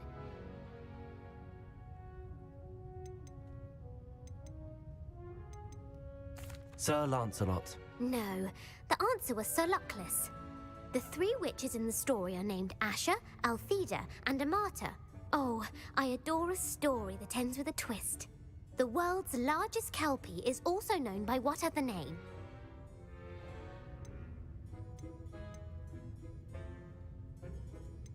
Gallangantua. No, the answer was the Loch Ness Monster. The Office of Misinformation has worked diligently to discredit any Muggle evidence of the Kelpie's existence. Who was the first Minister for Magic?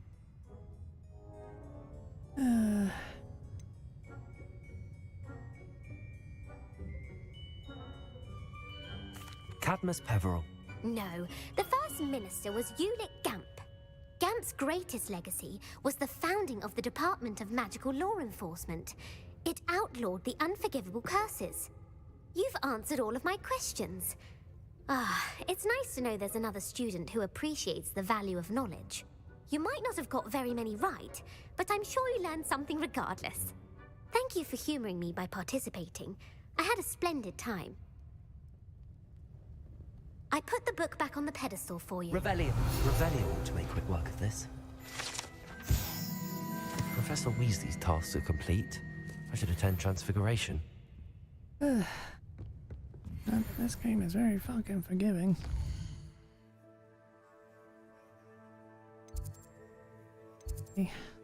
Damn well make you have to get every question right.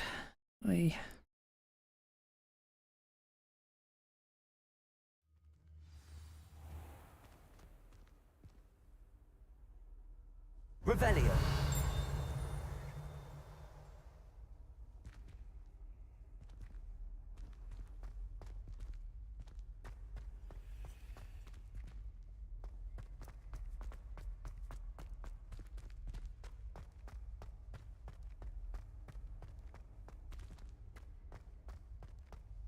That lock is behind me. I promise.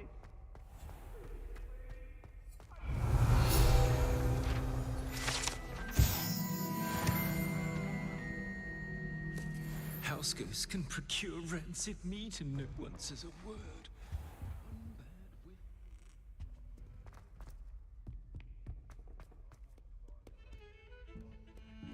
We were merely Revelio. the state of affairs. I don't even find her interesting. She's a bore. A dreadful bore. Oh. Arrogance.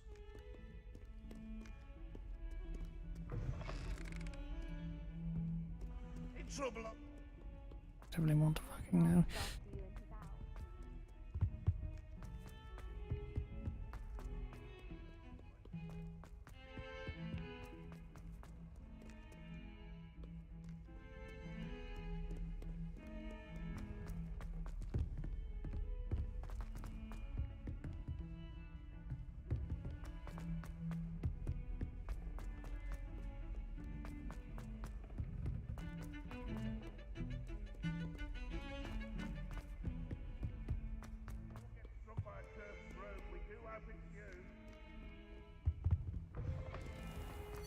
Has one person even tried to sort this?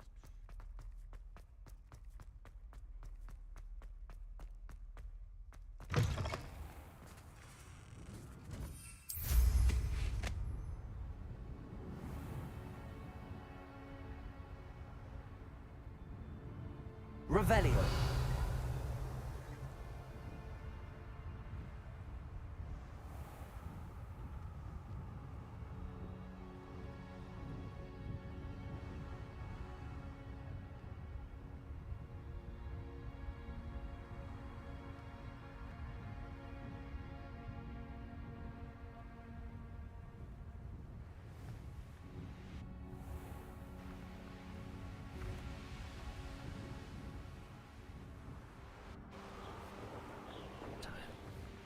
Fucking navigate.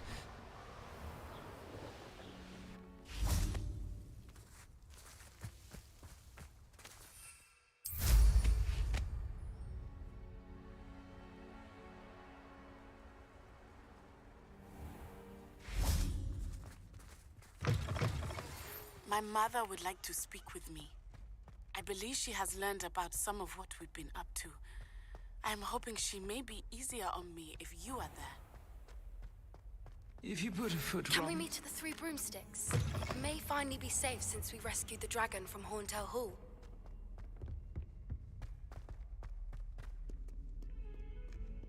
Who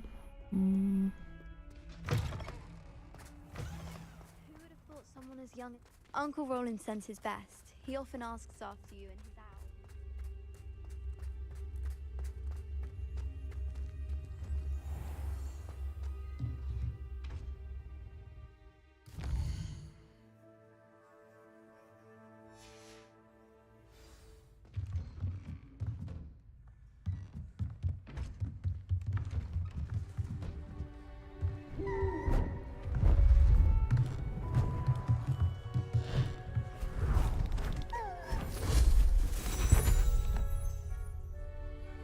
settle down. Settle down. Transfiguration, as you may be weary of hearing me say, is an exact science that can take a lifetime to master. But we needn't be daunted. Almost anything can be transformed if you can just perceive the potential within it. As I see in all of you, tremendous witches and wizards, every one of you. Or it could just be my eyesight. Now, you all know what to do.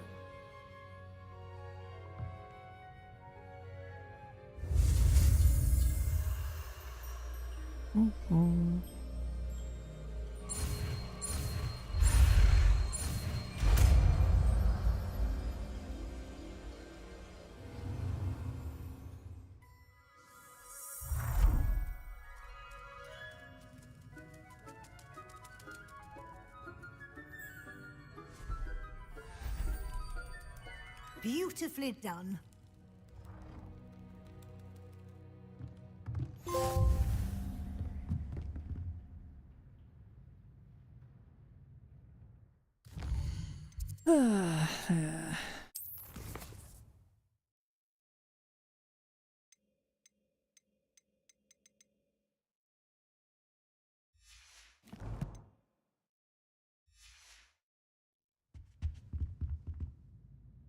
You wanted to discuss my progress so far this term, Professor? I did. You seem to have had no trouble in getting up to speed. And frankly, excelling in your schoolwork this year. Thank you, Professor. The extra assignments have been helpful. As I suspected they would be.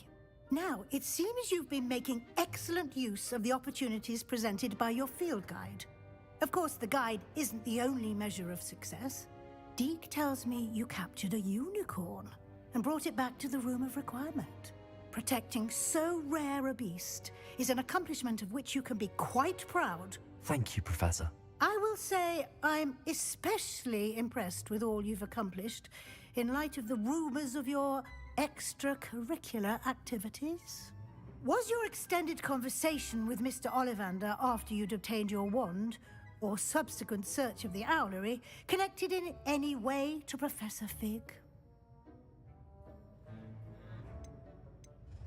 Professor Fig has encouraged me to explore when I can in an effort to complete my field guide. I see. I admire your penchant for learning, but do remember that your classwork and field guide are designed to educate you thoroughly. It'll be the end of the year in no time, and you'll want to be well prepared for your OWLs. I'll provide a final assessment at that time to ensure that you're ready for your exams. Until then, well done. You are dismissed.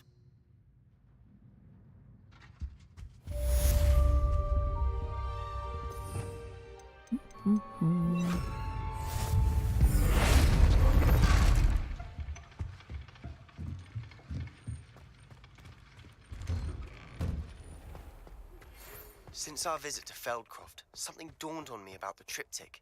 Meet me at the Overlook, just north of the Forbidden Forest, and I'll explain. My plan with the helmet failed, but I have another idea. I think we may be able to find what we need at a goblin mine south of Hogwarts. Meet me there, and bring someone who speaks gobbledygook. I remember our meet mentioning something about gobbledygook.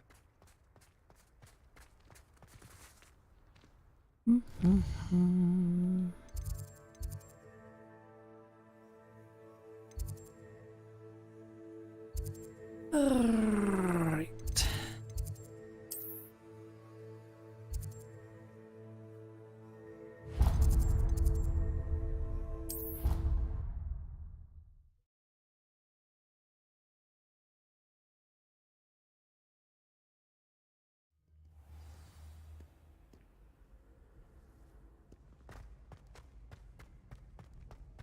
So frustrating.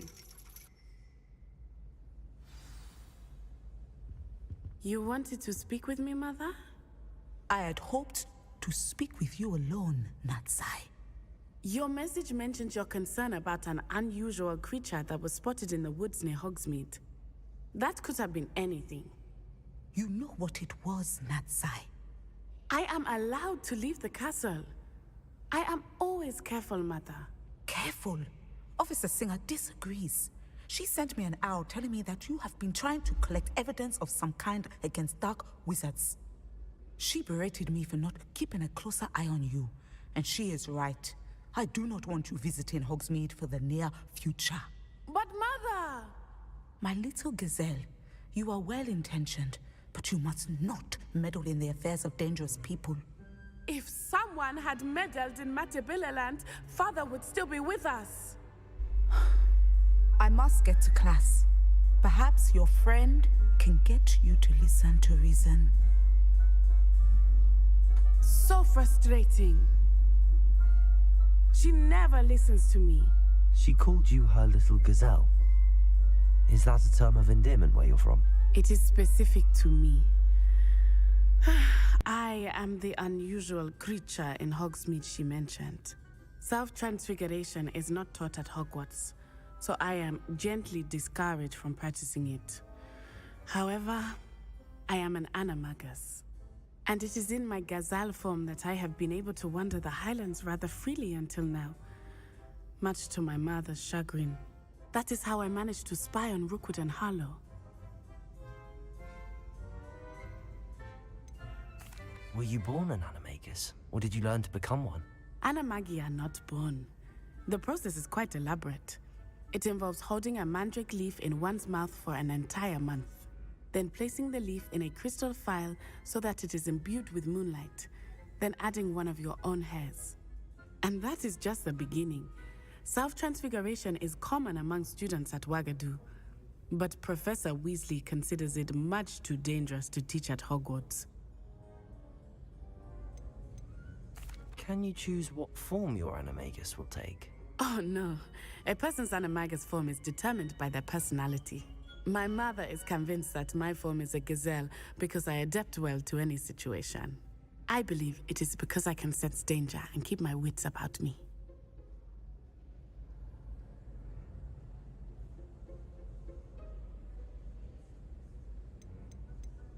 How does it feel to transform into an animal? Well, the first time it can be a bit unnerving. I felt a kind of searing pain and a strong double heartbeat. But it gets easier the more you do it. I no longer feel any pain, and I must say, I find a sense of comfort in the double heartbeat. And I love being able to view the world from a different perspective. Now the nickname makes sense. What an extraordinary ability to have. It is. I love transforming, but Mother is less enthusiastic about it. She says that no creature, especially one as rare as a gazelle, should be bounding about where poaching has become so prevalent. She claims that she has foreseen tragedy befall me in my gazelle form. But she has used her sight to control me too many times. I no longer believe it.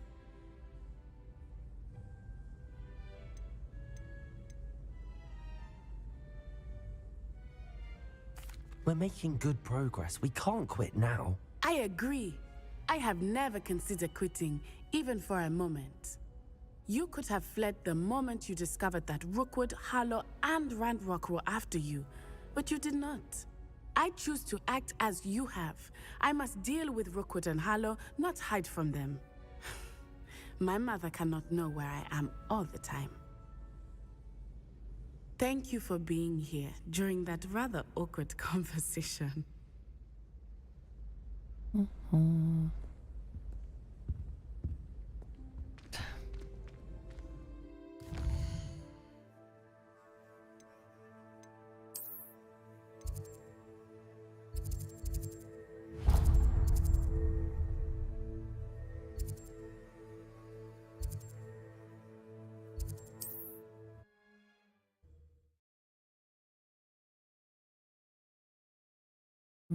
And if my microphone can stop Sometimes playing it up. seems all roads lead to Hogsmeade.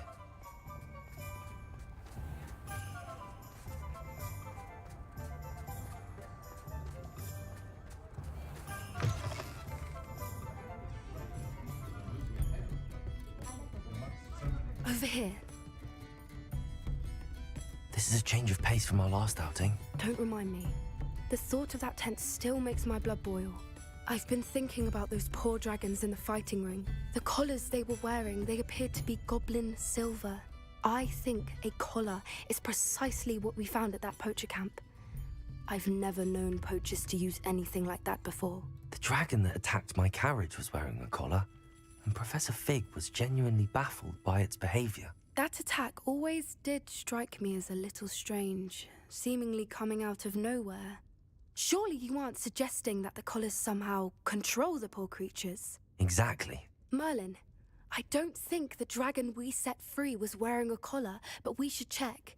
And if we can find her, we can return her egg. That's a good idea. We need to see this through. I'll start looking into it right away.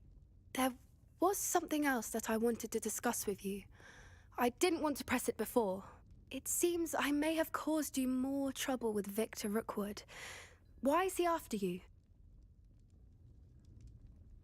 Rookwood is working with Ranrock, and Ranrock is after something I found at Gringotts. Fig had a portkey that led us there after the dragon attack. It's a bit of a long story, and Fig had asked that I not speak of it yet. Goodness.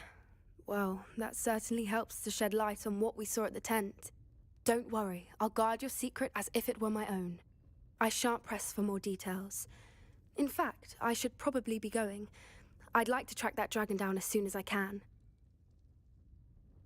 I'll let you know when I have news of her location.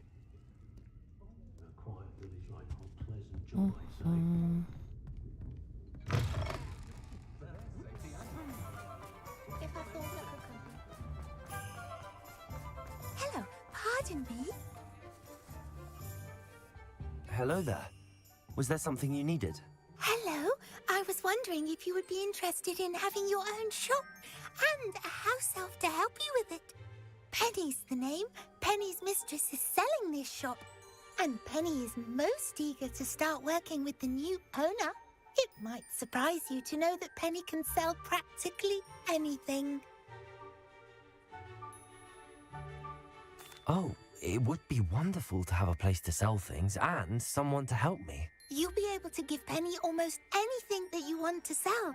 It will be no work at all for you once the shop is up and running. If you want the shop, and Penny hopes that you do, you should talk to Penny's mistress as soon as you can. Her name is Cassandra Mason. Why is your mistress selling the shop? And you? Penny cannot be certain, as Mistress Mason so rarely confides in her. However, she repeatedly mentions how tired she has become of trying to let the shop. She has had rotten bad luck with the last few tenants.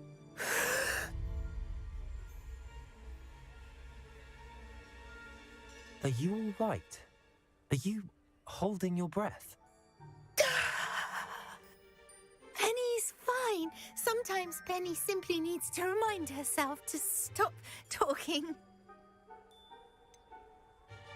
What kind of things would I be able to sell in the shop? All kinds. Anything from essence of Disney to Mooncar fur. If a buyer exists for something, then Penny can sell it and get the best price. Just ask Mistress Mason.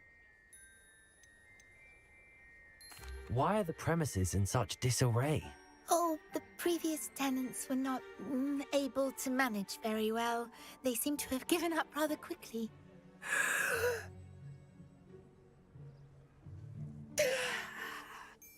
Penny is perfectly capable of helping clean and repair, so the shop will be ready for business in no time.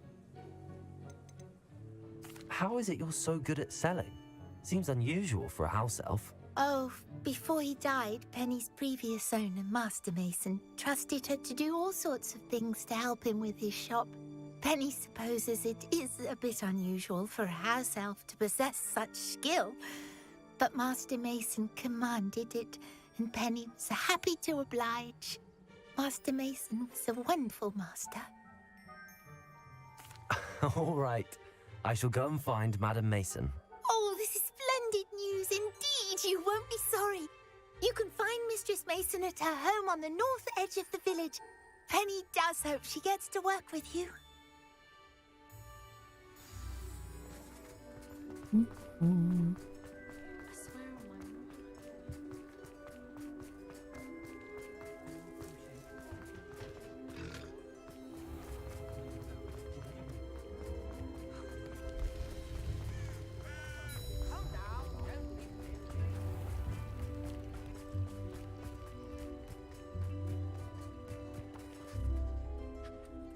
Hello, Madam Mason. I understand you have a shop to sell. Why, yes. Yes, I do.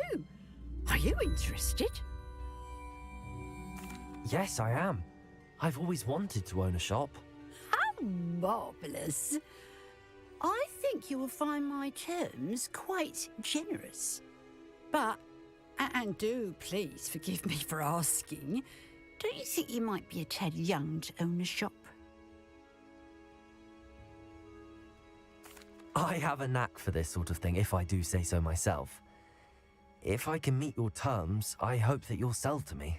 Well, I reckon you have the confidence needed for such a venture. And of course you'll have Penny to help you.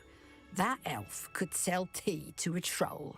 I assume she told you she comes with the place. She did indeed. I like you. Tell you what, I shall sell you the space for an exceedingly fair price. I think you might just be shrewd enough to make a go of it. An exceedingly fair price for a shop and an elf. What's the catch? Huh? You are wise to be wary in business dealings. No catch, really. I simply ask that you allow me to do you the favour of buying the shop back. At a discount, of course, should your efforts fail. The last thing we need here in Hogsmeade is for one bad apple to spoil the barrel, if you get my meaning. Yes. An unsuccessful shop would be bad for nearby businesses, I'd imagine. Quick one you are. Do we have a deal? What precisely do you mean, should my efforts fail? Honestly, I only mean that if for some reason you're unable to keep the shop going, I could help you cut your losses.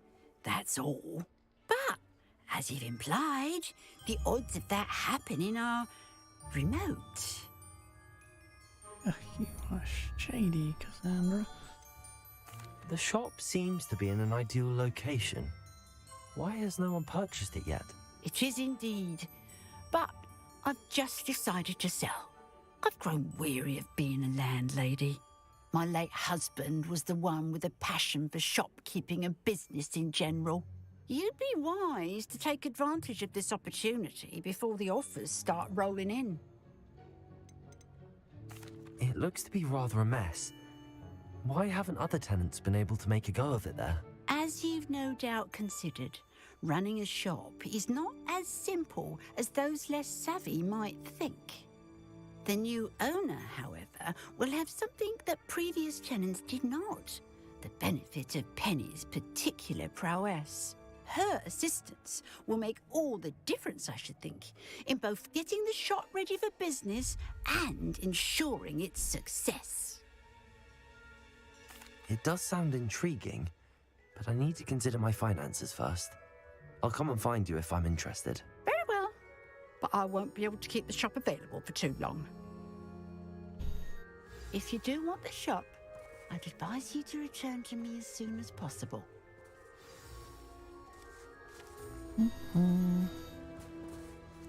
Madam Mason, about the shop. Yes? I've decided I'd like to go ahead and purchase the shop. I have to say I'm impressed. You are a remarkably resourceful student. I am indeed. And brave. You won't be sorry. Give me the money and I shall get the paperwork filed immediately. Wonderful. Shall I head directly to the shop? Please do. Oh, one more thing. Since my husband died, I've not been able to bring myself to retrieve some of his personal items. They're in a chest at the back of the shop. Penny has the key. As you get organised, I would be terribly grateful if you could help an old widow and gather his things for me before you open for business. I wish you the very best of luck in your endeavours. Penny will meet you there.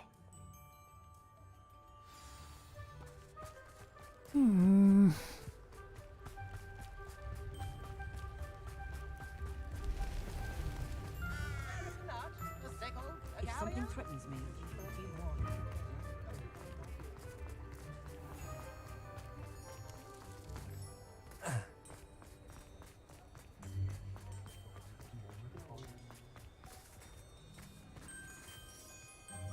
Well, I've done it, Penny.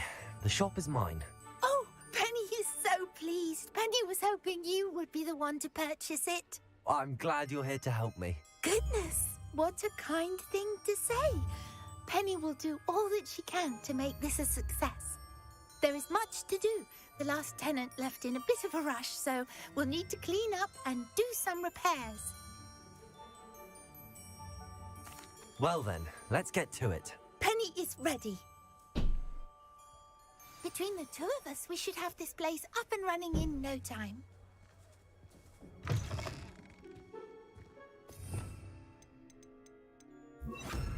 Repair room.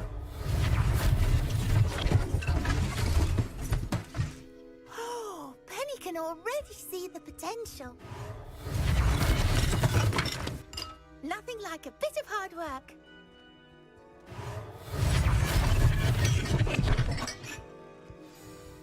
Mistress Mason wanted Penny to be sure and give you this key. It opens a chest in the back room of this shop. Oh yes, she mentioned it to me. It contains some of her late husband's belongings. Penny wonders if you should open the chest. Are you holding your breath again? Penny must get back to work now.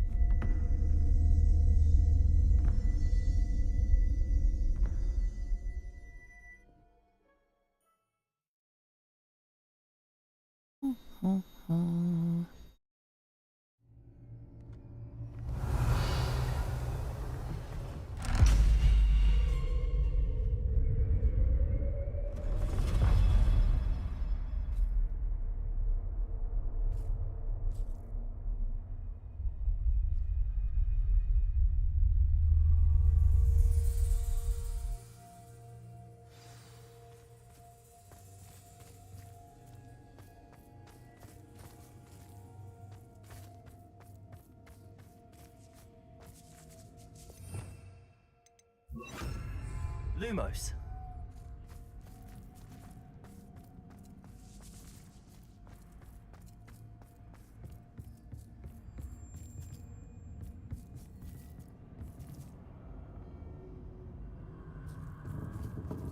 That's odd. Why would someone store one hat in here? That's not very hospitable. Oh, goody! Someone to play with. You seem to have your wits about you. What fun this will be. For me, at least. That's new. Onwards, I suppose.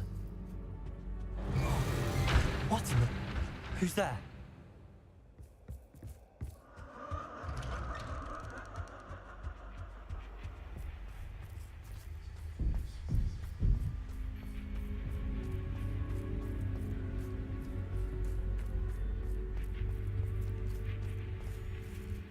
Lumos.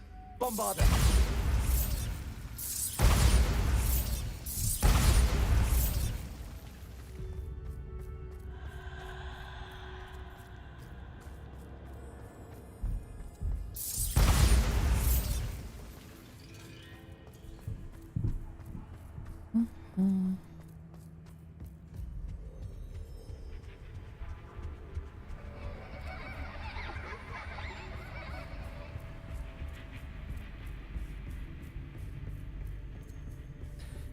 Okay. Listen.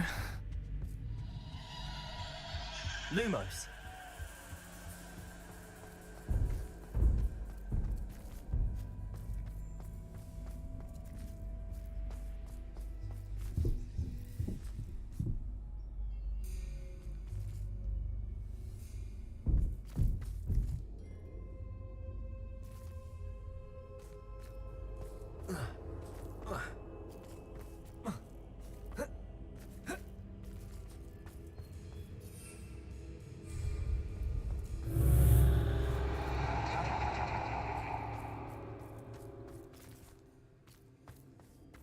Lumos.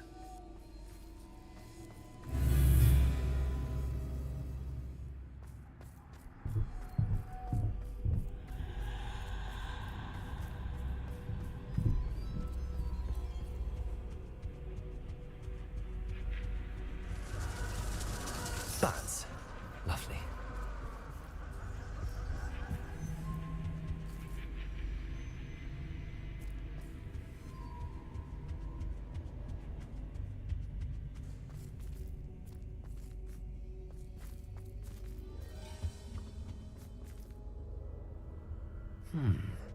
Seems as if I should hang something there.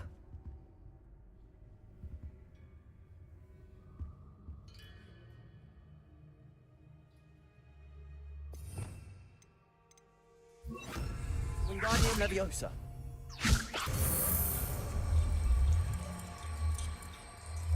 These lanterns must belong somewhere.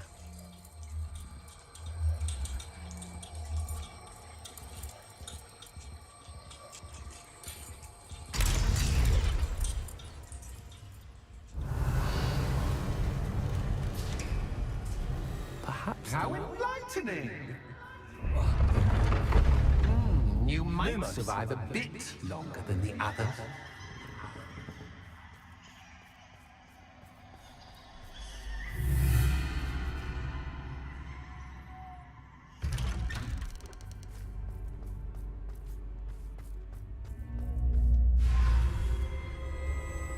Oh, you've come so far so quickly.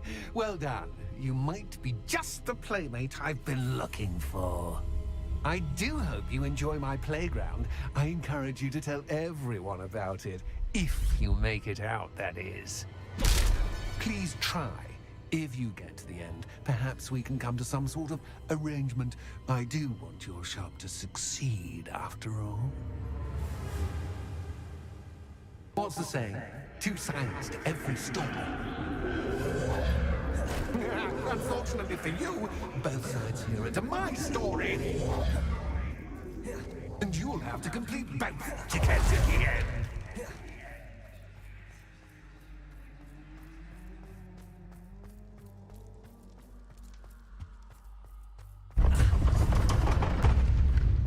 You've chosen the scholarly route.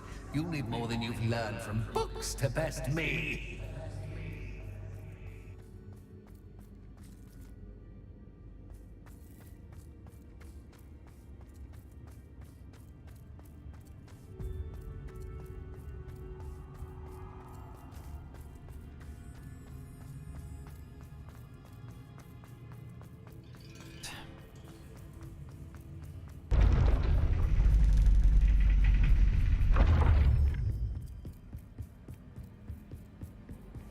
It's always good to have a different perspective on things.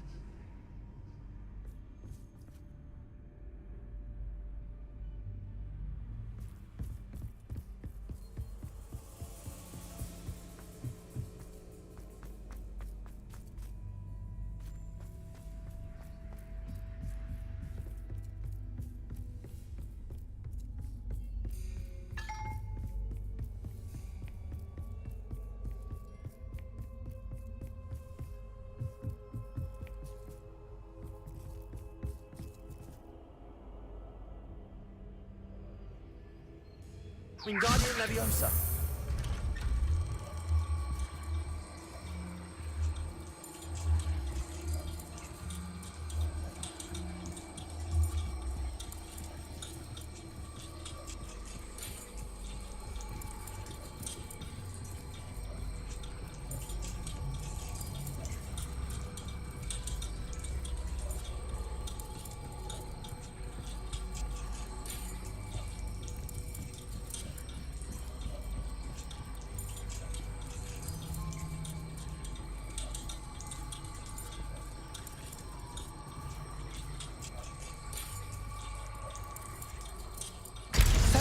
Fun to be had. My head is spinning.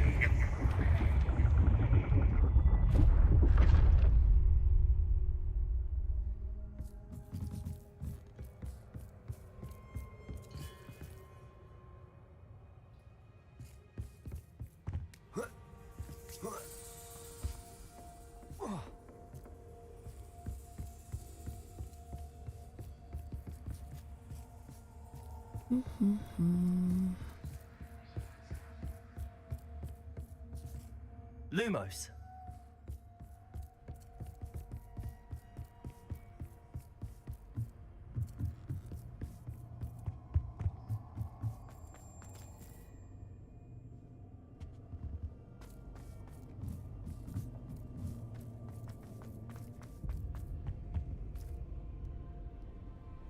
Wingardium Leviosa.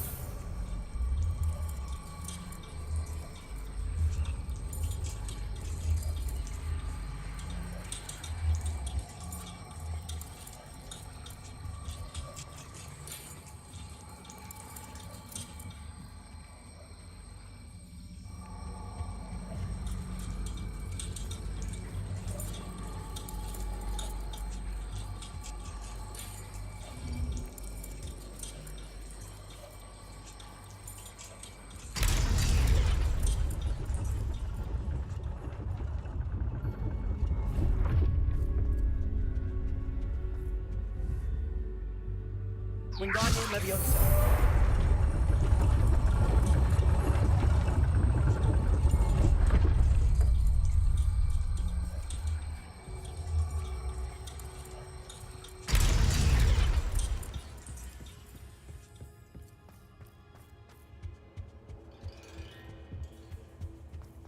All books and no clay make one quite dull indeed.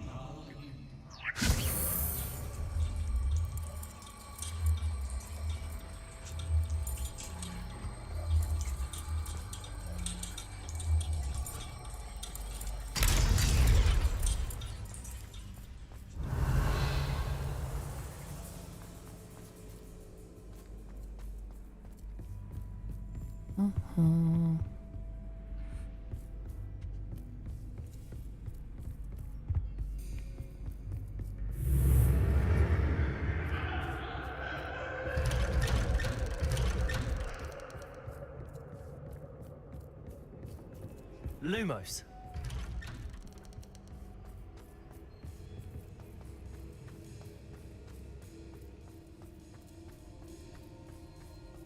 Oh, deja vu.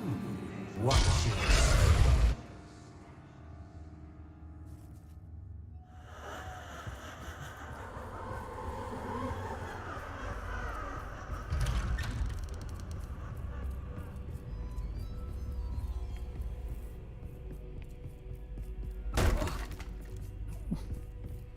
Lumos.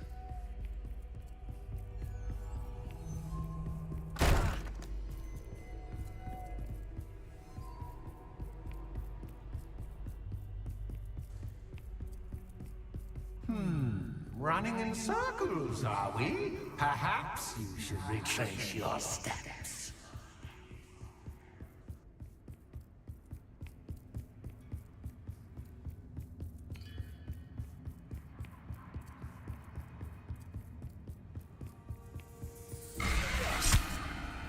What was that? Lumos.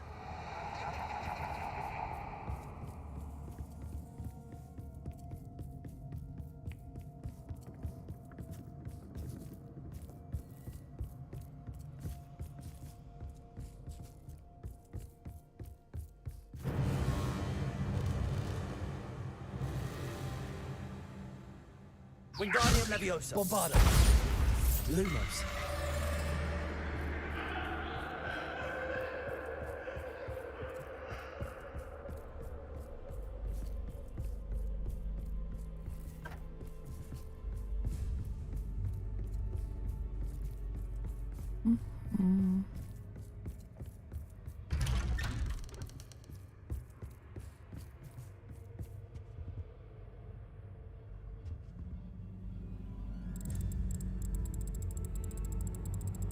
Oh, how nice of him to pop in. Lumos.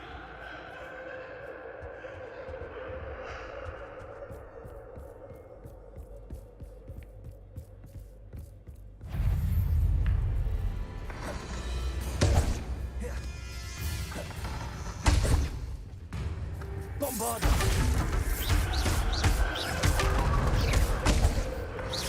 Protego.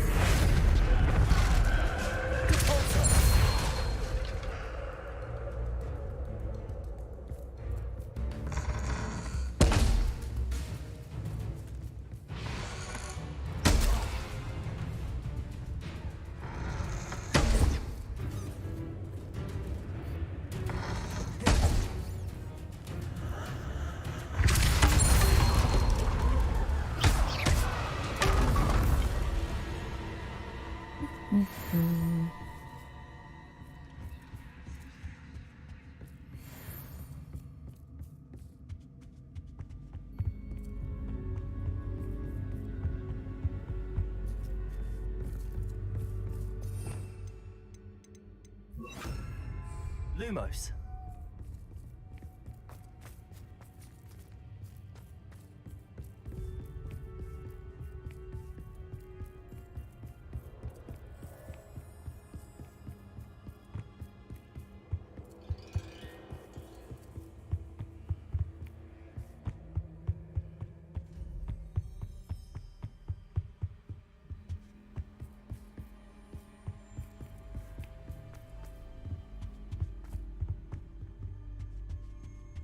Home, sweet home. Wingardium Leviosa.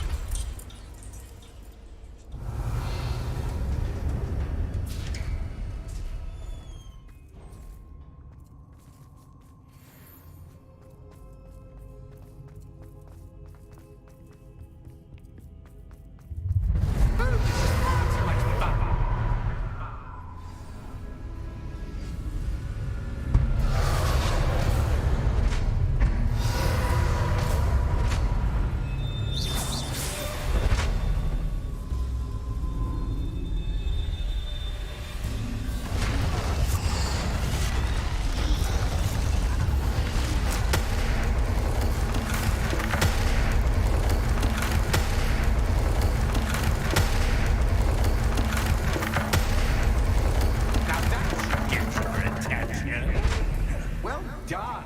I'll give you a moment to collect yourself, if you can. Ta-ta for now.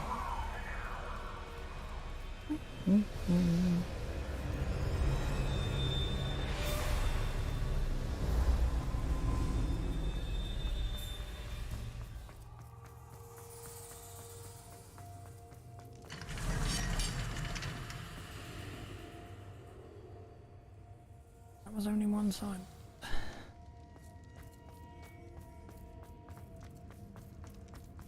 I simply adore this blooming place.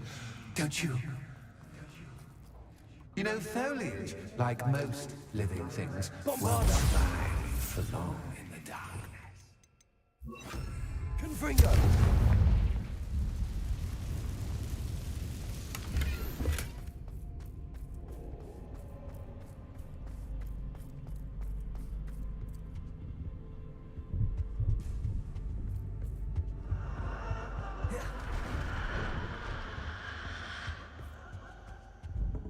Lumos. Bombarda. Confringo. Oh, I'm afraid of the dark. Does it worry you? Wingardium Leviosa. It should.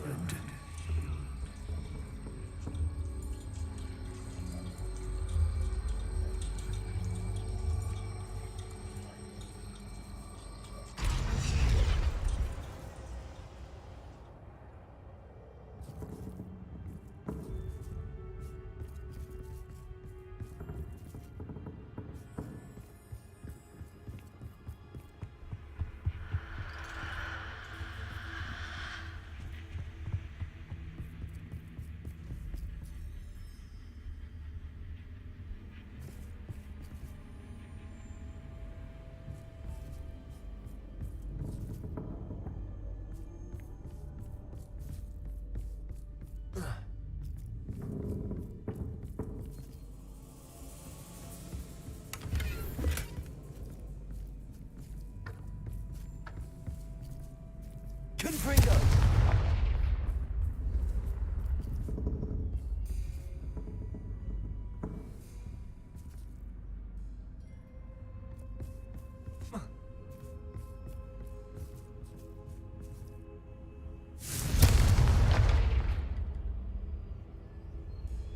Wingardium Leviosa.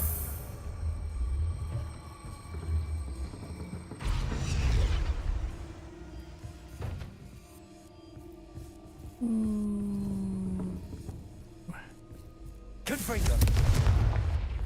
Wingardium Leviosa.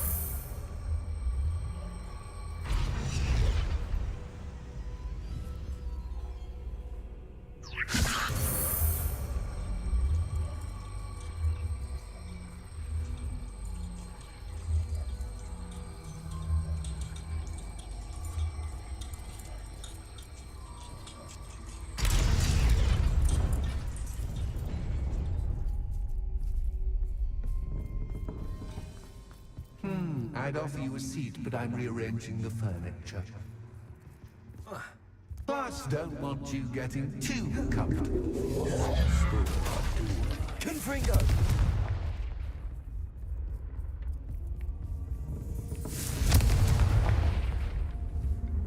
Wingardium Leviosa.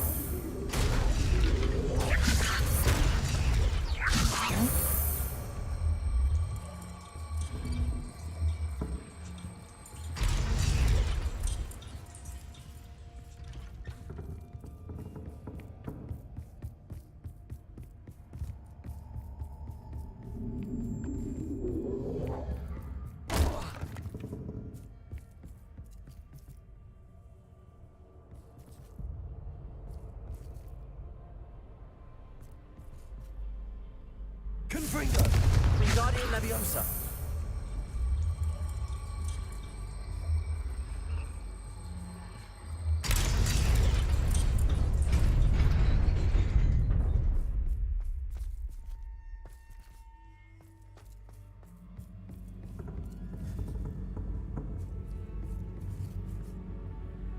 Revelio.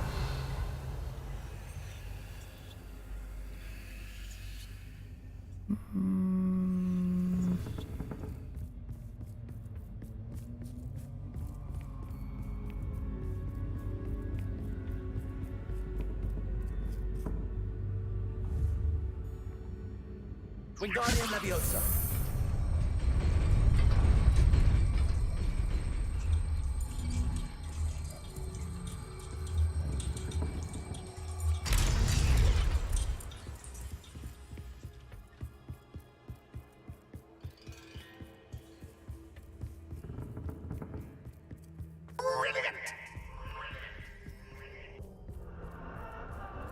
Ah, a worthy playmate. Well done. Bombarda.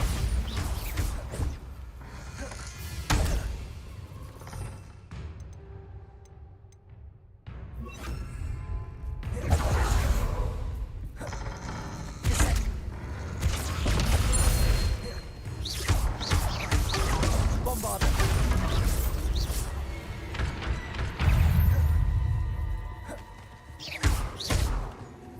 Descend.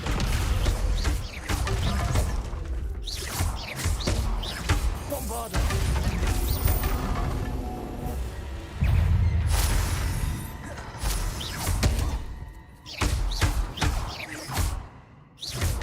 Descend. Bombarda.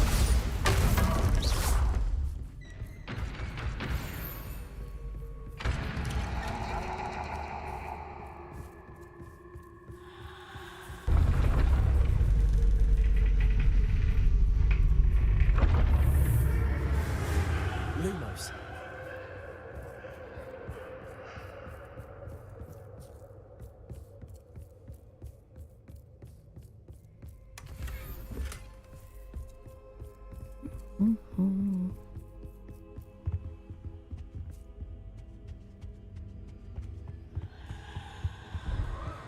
Wingardium Leviosa.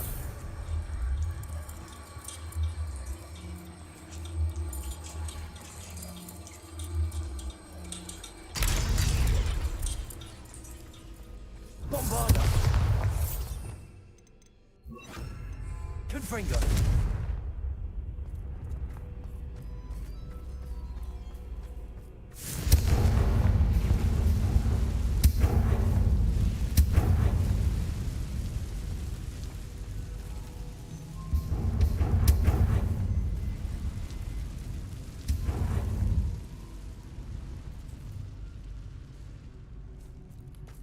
Just hang on fire there, didn't I? Confringo.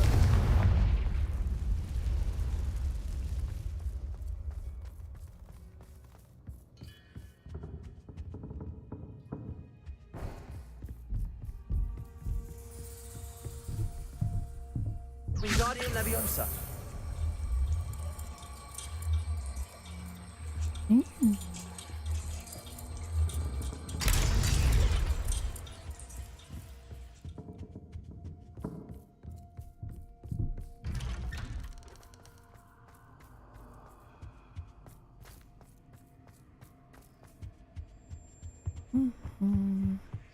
What's this? A game within a game? Ooh, knight to h3. Nighty-night!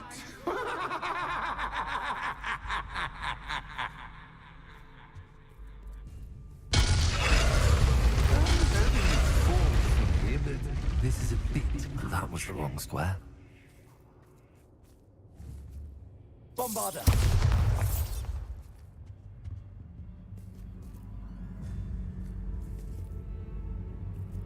Confringo!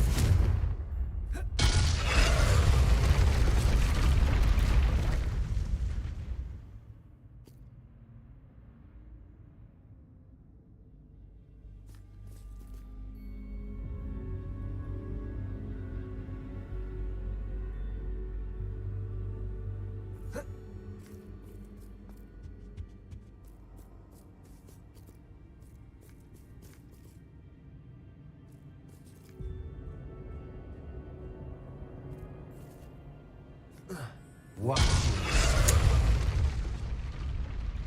I wonder if the chess pieces on the board indicate where I can't go.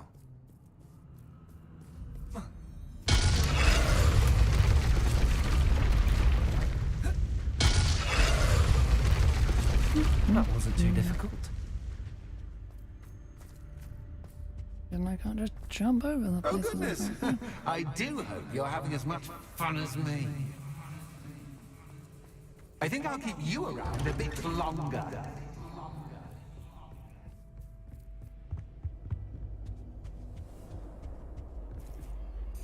Confringo!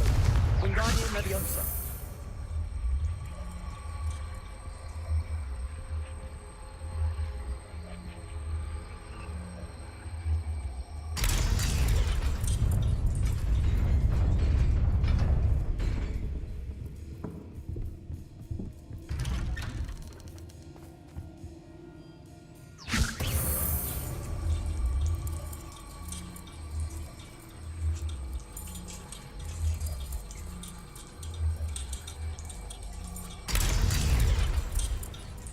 Confringo!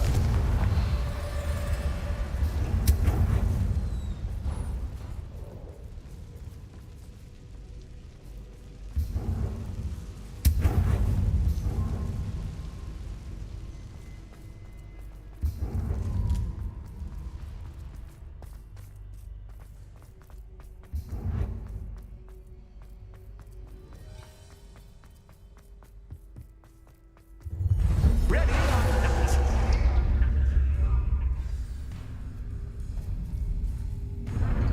Time to raise the stakes, so to speak. Where shall I put this?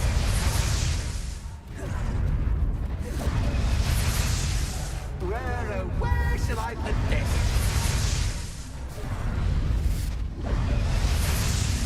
Where shall I put this?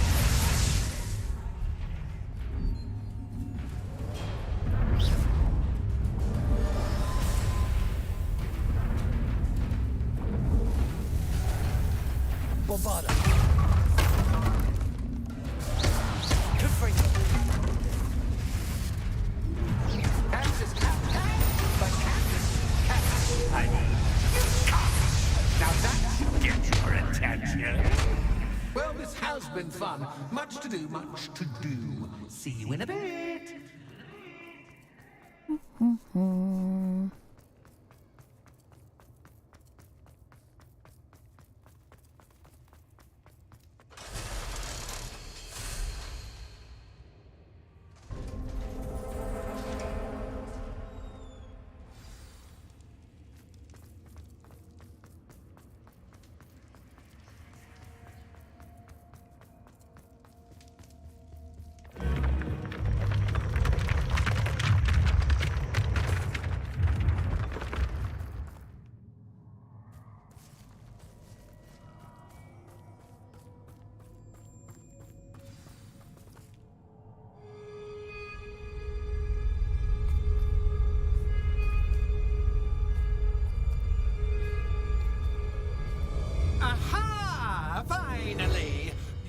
my inordinately clever friend appear to have traversed this seemingly never-ending dungeon relatively unscathed. And now I suppose you'll want to go. Everyone leaves me, usually in a straitjacket, never to return. I'm starting to take it personally. I'm tired of having no one to play with. Ooh. Tell you what, I'll make you a deal. If you can match wits with me now and agree to give me unfettered access through the shop for, say, 1 day a month to have a little fun, I'll sign a contract. Pursuant to which, let me see, I will blah, blah, blah, blah, blah, blah. Oh, yes, leave you and your customers alone at all other times, etc., etc. You get your shop, I get my chaos. Sound acceptable? Excellent! Let the games begin!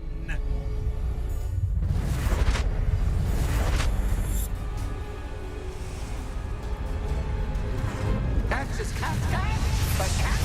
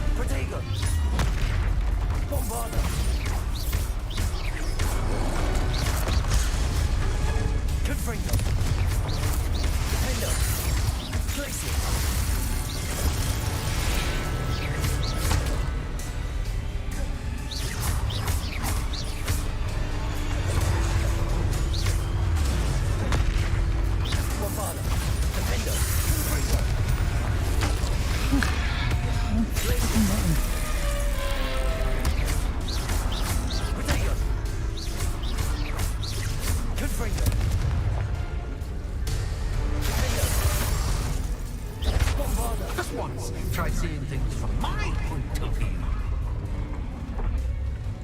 Okay.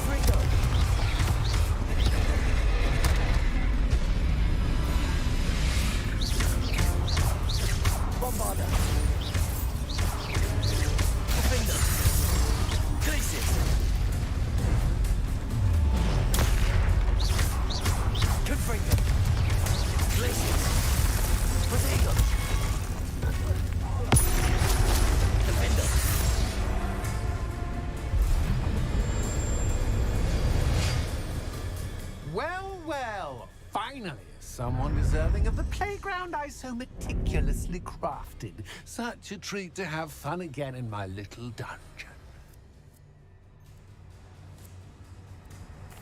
I must say, I enjoy a good challenge. Ah, a kindred, dare I say, spirit. So, about the contract. I am a poltergeist of my word.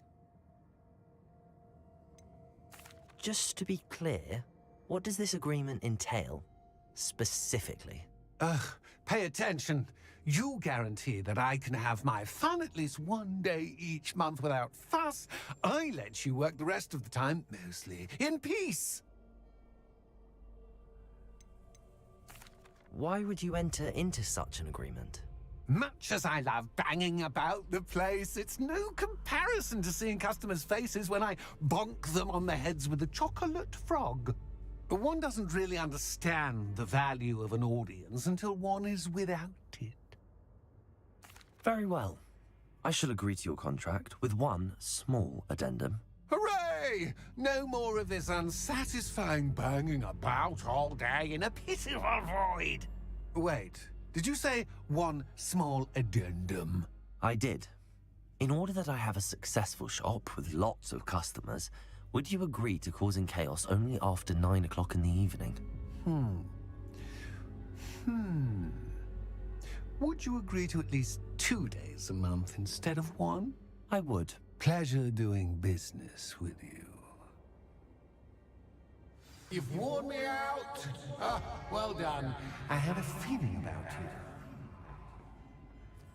I have to admit, Cassandra did a wonderful job finding the perfect playmate.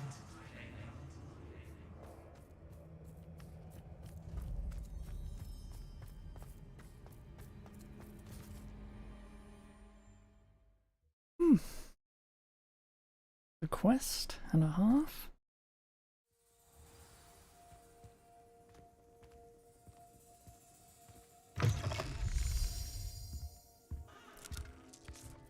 Hello, Penny.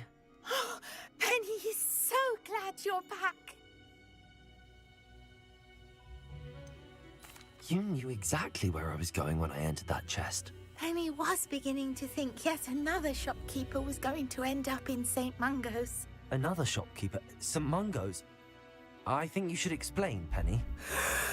Penny, please stop holding your breath. Tell me what's going on. Oh, please forgive Penny. Penny is forbidden from telling you anything. But how can you be forbidden from telling me what's going on? I purchased this shop. Penny is confused. Penny thought that if you came back, you would own the shop.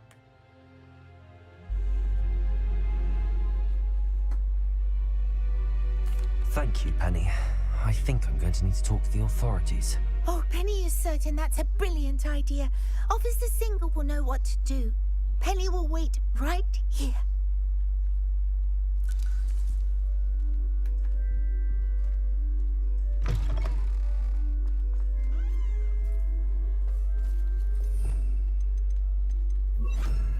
Lumos.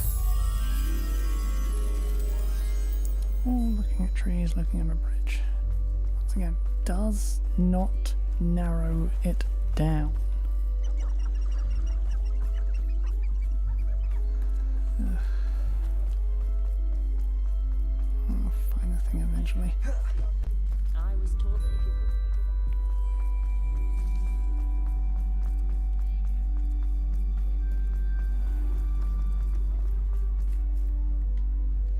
Officer Singer, I have some information you might be interested in. Ah, good to see you again. What can I do for you? Cassandra Mason sold me her shop and then tried to drive me mad in a haunted dungeon. Cassandra Mason sold you her shop? Well, yes, she said she did, but I think you might have missed the bit about the dungeon. No, I heard that bit too. And, according to the house elf that came with the shop, she has done this sort of thing before. Repeatedly. I wondered what was going on. She seems to have had a great deal of trouble keeping a tenant in that shop. In any event, these are serious accusations indeed. Perhaps a little visit with Cassandra is in order to clear this all up. Shall we?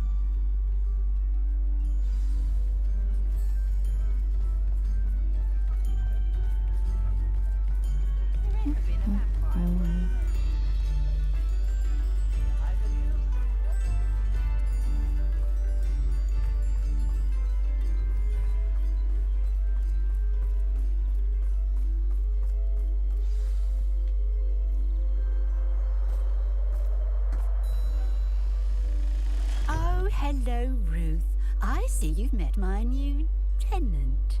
Cassandra, it's my understanding that you sold your shop and your elf to this student. Now, they've been telling me some very interesting stories about your business practices. Perhaps you should come with me.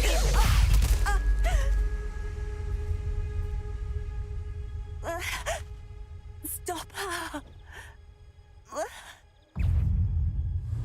Confringo! Confringo! Bombarda! Levioso!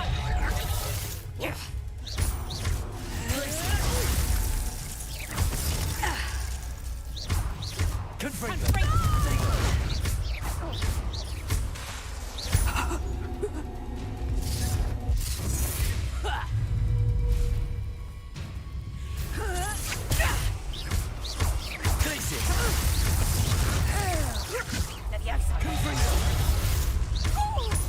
Bombarda! Confringo!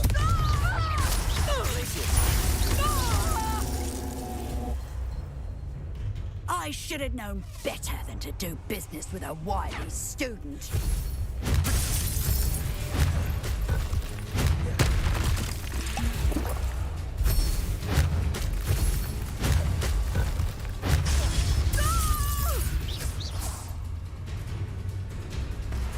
What on earth are they teaching you at that school these days?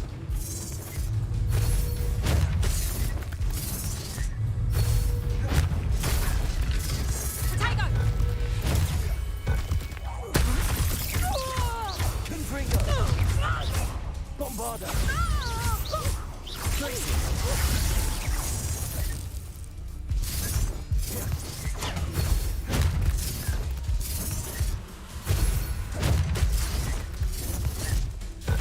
Protego! Bombarda! Glacius! Tiger!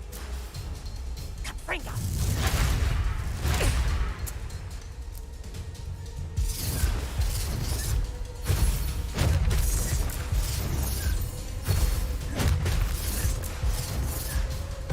Protego!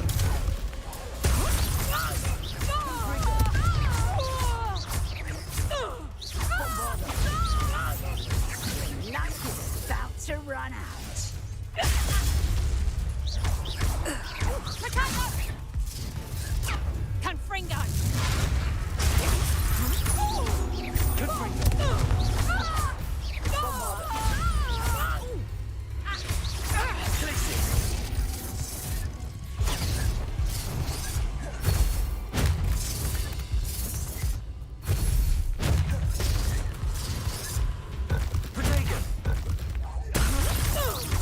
Confringo!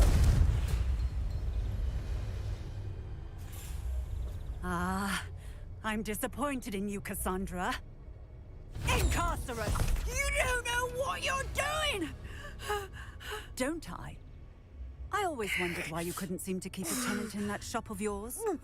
I must admit, the notion of a haunted dungeon never crossed my mind. Thanks for this. You can head back to the shop. Check on that house elf of yours. She's probably terrified. Scrawny little traitor herself! I should have known it was... Silencio.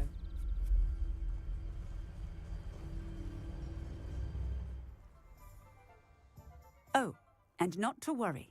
Cassandra will immediately file the paperwork needed to grant you ownership of both the shop and the elf. On her way to Azkaban. Thank you, Officer Singer. Best of luck to you as the newest shop owner in Hogsmeade.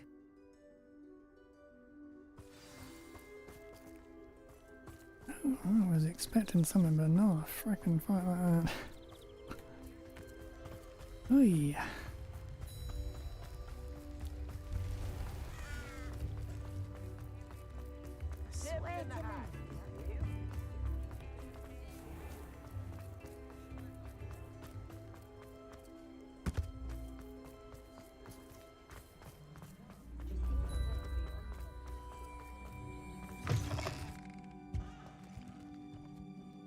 Penny, I have what I hope will be good news.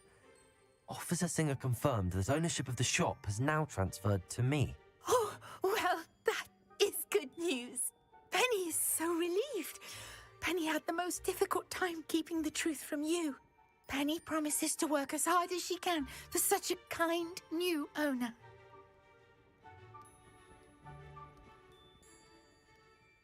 Penny, I found an item of clothing in the dungeon that I'd like to give you. Oh, thank you. Thank you. Penny never thought she would be given clothing and become a free elf. It's my pleasure. You deserve it. Of course, Penny will be staying on and managing the shop for you. Penny, you're free. You can do anything you've ever wanted to. But all Penny has ever wanted to do is run a shop with a friend and sell to the villagers in Hogsmeade. If that's what you want to do, Penny, then nothing would make me happier. I'm genuinely glad you'll be staying on. Penny is too. All that's left is for you to choose a sign for your new shop, and Penny will take care of the rest.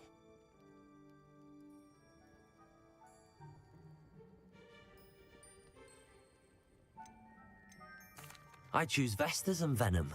Excellent choice. Have a look outside. Thank you. I shall work on collecting items for the shop's inventory. Oh, and Penny, we'll be closing the shop by 9 o'clock every night.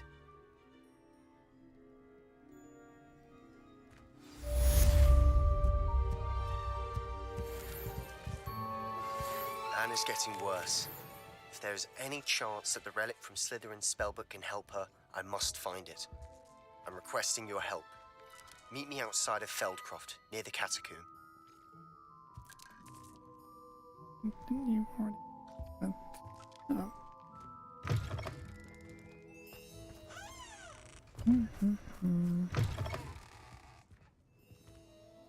Oh. Now I have a shop.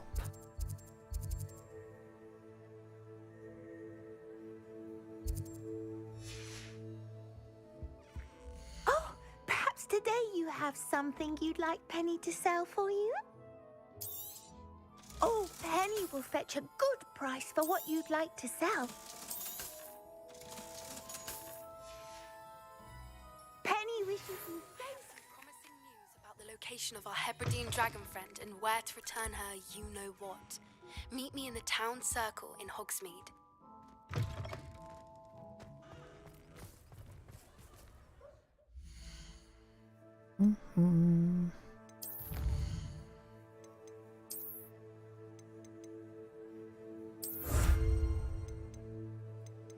Diamonds and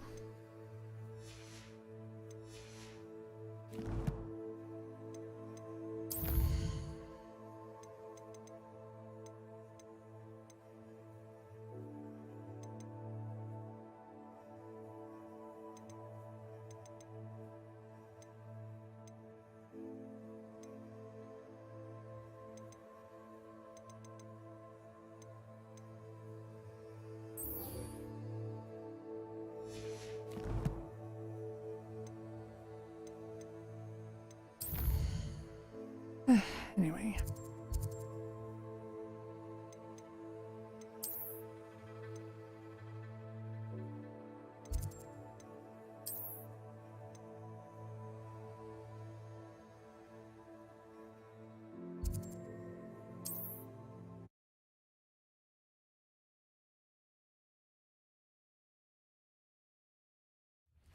Looks rather dark in there.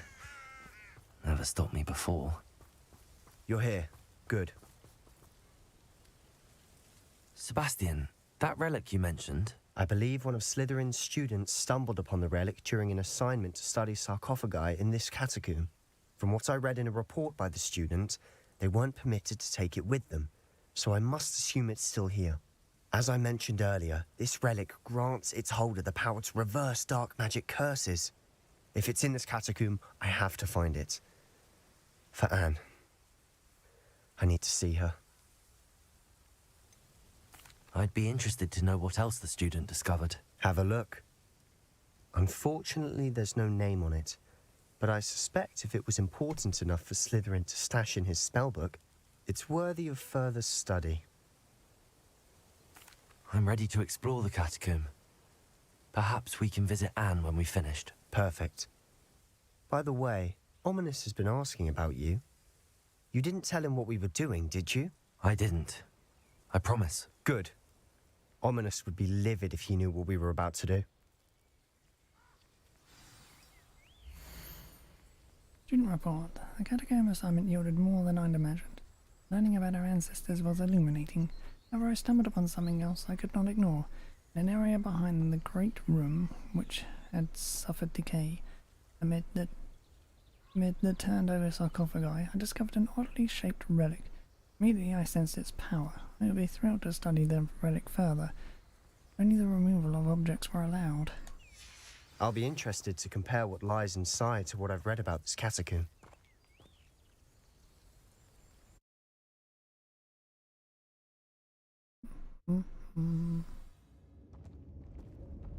I'm sure that foul smell is the scent of success. Try not to lose your nerve just yet.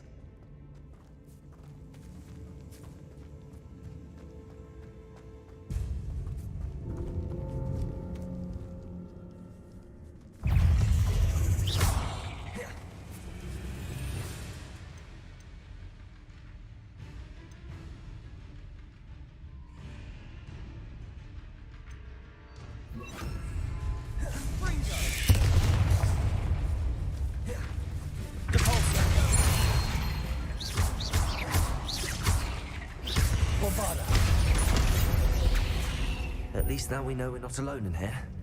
Perhaps that was it. And the rest of the tomb will be insect-free. Yeah. Opening. Don't start. Accio! We're here for a reason. I'd say opening them all is justified.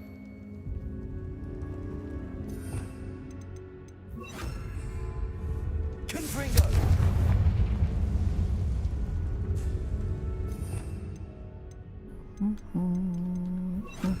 Guardian Leviosa. This room is smaller than it looks.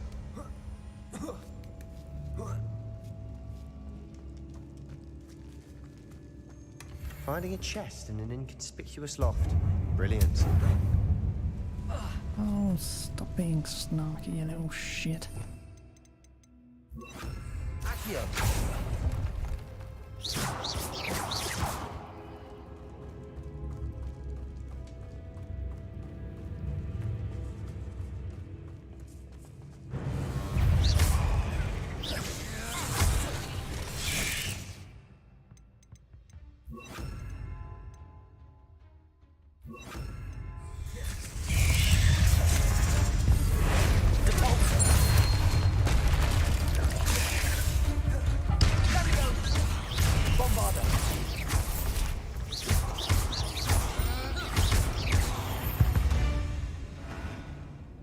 We've read the world of... I shall see them.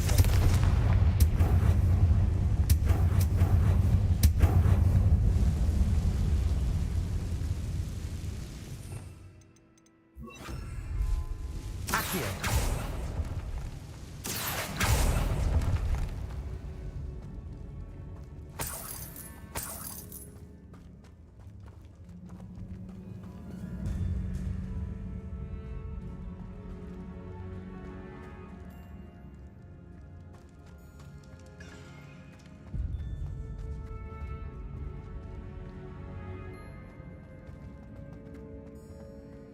Revelio.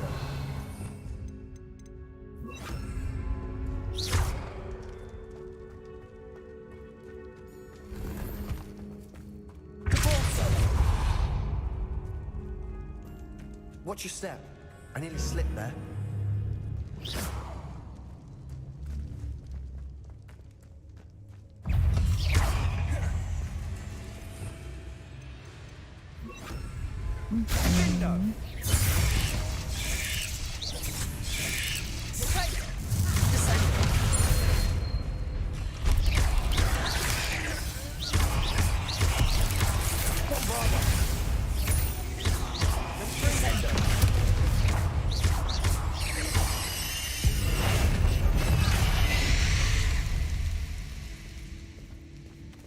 All this grass. It no longer feels like a tomb. I've read about catacombs that underwent expansion efforts and ran into problems, often cave-ins. And then were abandoned. Revelio. Exactly. We'll be fine, though. Bombarda.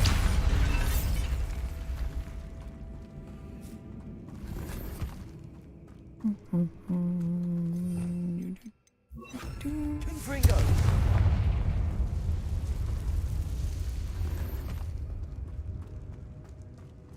Do everything under the goddamn sun, though.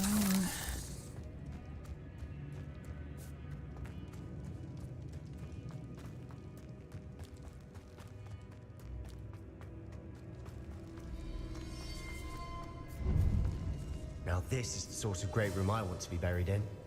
Surrounded by grandeur. Grandeur and then some. Revelio. A pile of bones. Lovely. Bones outside a sarcophagus. Seems odd.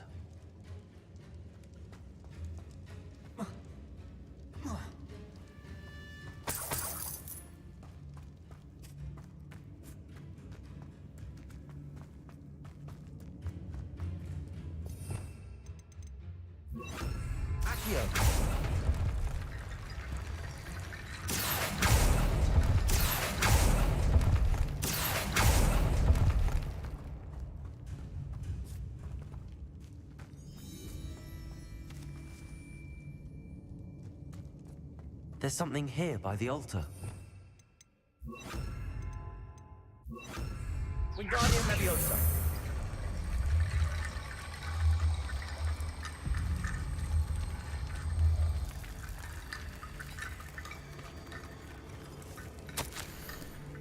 Foolishly mentioned the relic in my report and was reminded to leave it where it lay. But research must come before my fealty to the rules. I sensed something about this relic. I was told that those chosen by English oak wands have powerful intuition. I believe it. Therefore, when no one was looking, I acted. I conjured 2 barricades to isolate the relic. Ancestors, forgive me. I used the very bones as the key. Plan to return to it. First, I must ready myself for our next assignment. Learning the Imperious Curse. Well, it's said to serve well against enemies. What did you find?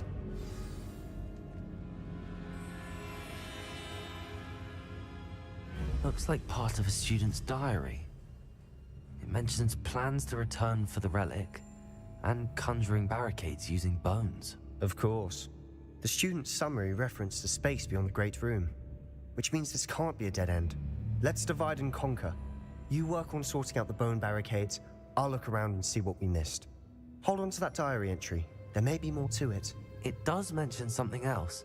It says their next assignment was learning the Imperious Curse. Really? Interesting. We need to focus on moving beyond this room. But let me think for a moment. Do you think the pages were left here on purpose? Slytherin mentioned a student who excelled in charms and always carried a satchel stuffed full of notes. They might have been left on purpose, or the student may have simply dropped them. Of course. I'll start to search for those barricades. Brilliant. There's more to this than even I imagined. Look, bones inside of this archway. Leave no stone unturned. Or in this case, no bone.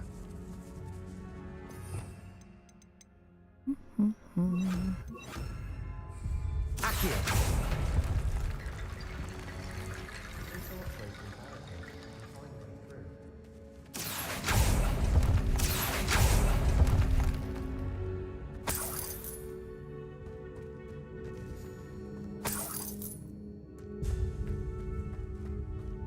Wingardium Leviosa.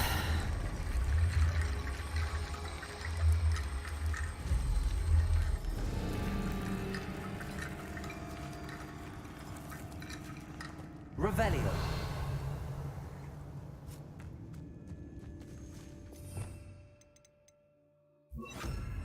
Confringo.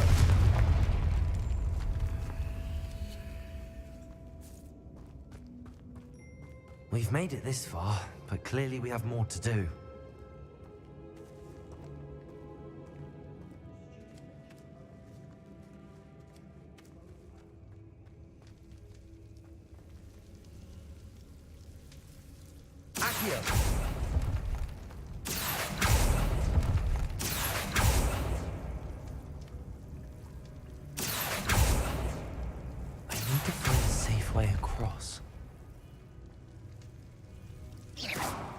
Fringo!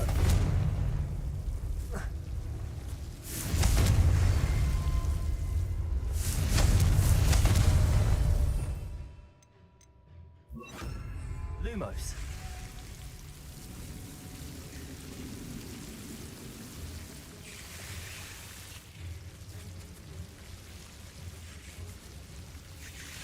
Revelio. Protego. Lu.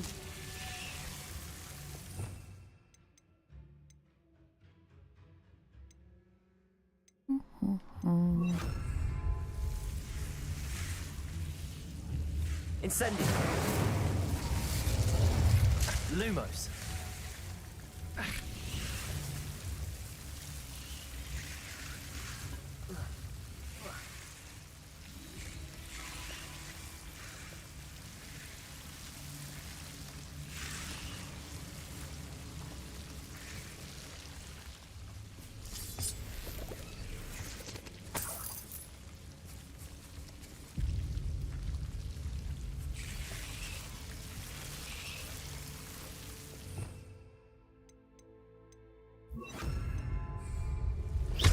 Accio. Lumos.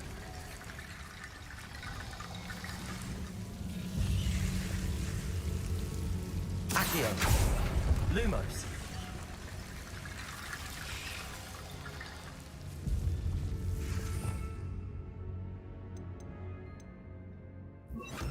Wingardium Leviosa.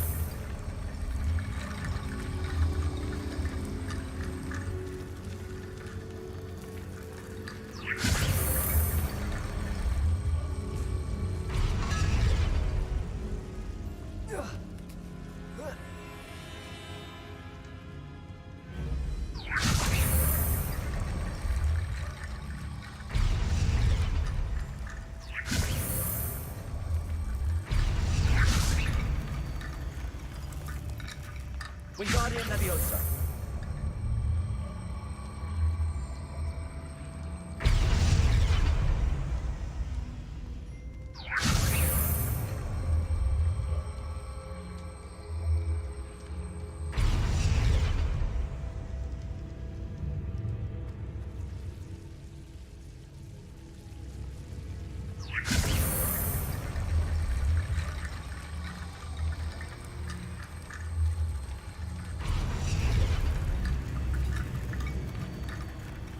Rickety Bone Bridge complete.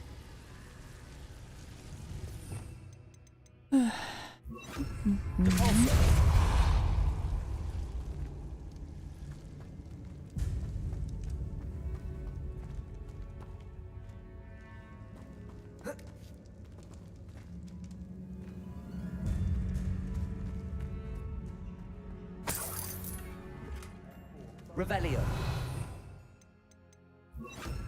Accio.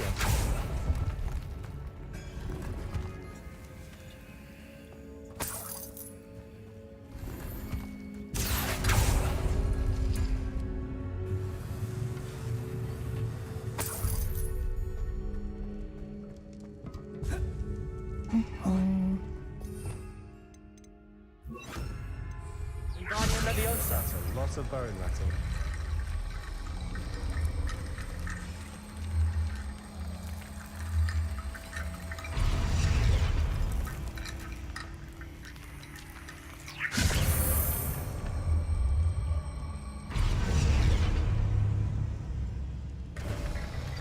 You've done it! I knew we'd get through. I felt it in my bones. Nice. Before we trudge on further, I've just realized something. The student's diary mentions the Imperious Curse. I wouldn't be surprised if we're going to need it here. It's an unforgivable, but useful when you're outnumbered. Places the victim completely under the caster's control. So, if you'd like to learn Imperio, I can teach you. Where did you learn the Imperious Curse? I taught myself. Don't tell Ominous that I've told you. It's not exactly something I can brag about, but it may come in handy. I think you ought to know it. Shouldn't I know more about what the curse entails? Remember the blasting curse? Same idea, Except when it comes to unforgivable curses, your intention has to be clear. You have to mean it. It's probably wise to know the spell. I couldn't agree more. A spell that could save your life shouldn't be unforgivable. You have a lot at stake. You have an ability that evidently no one's seen for centuries. Focus your wand movement. It's not an easy spell to master.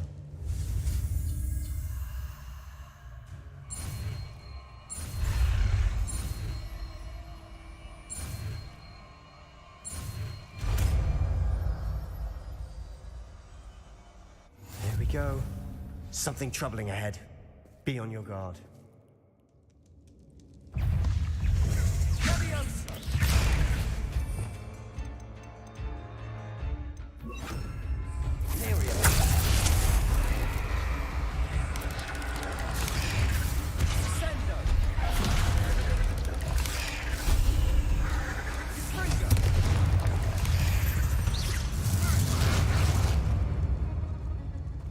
Really?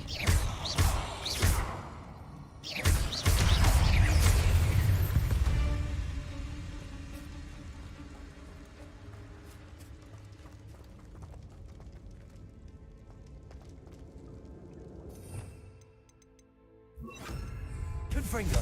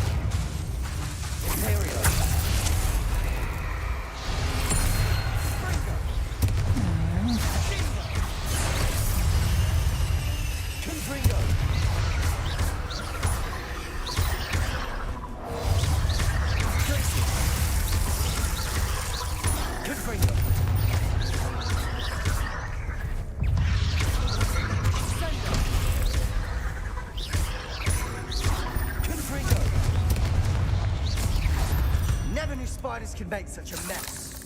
Bit dramatic, isn't it? It makes my fights against the spiders easy.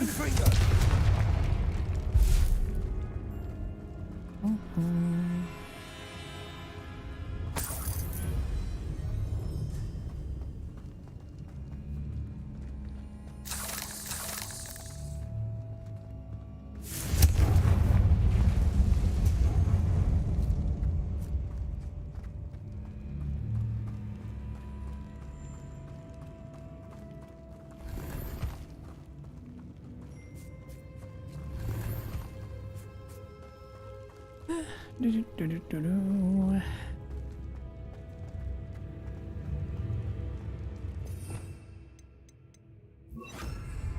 Accio.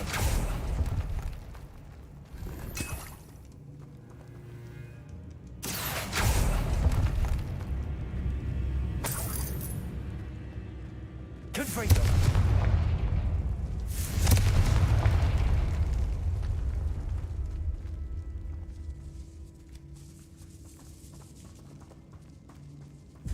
This catacomb has suffered decay, just as the student's summary described.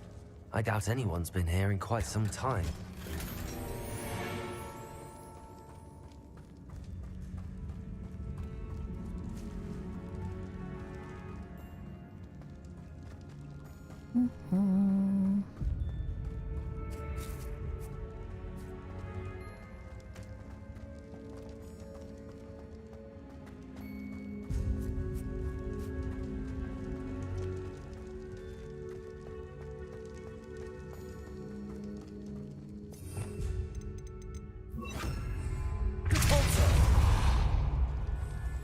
Another barricade. Considering how well you did on the last one, this should be a cinch. How gracious of you. I try. Accio!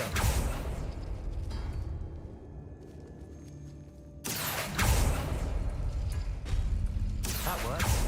Keep going.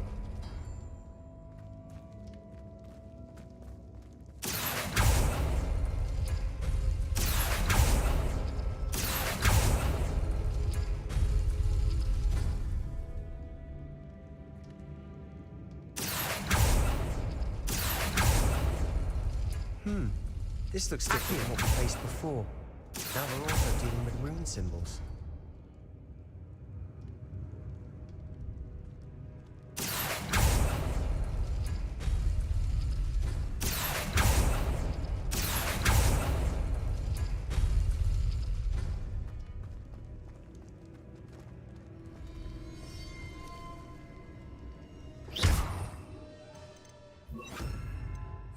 Wingardium Leviosa.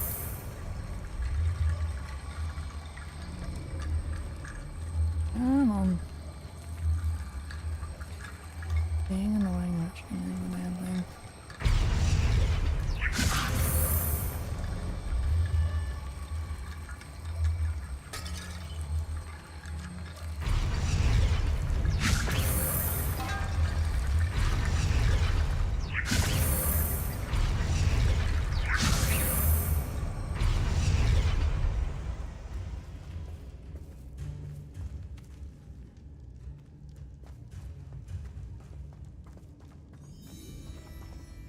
Wingardium Leviosa.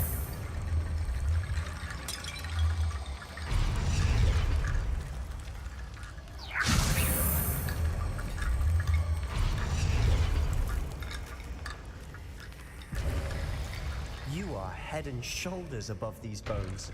Nicely done. I see why Slytherin's student was so entranced with this place.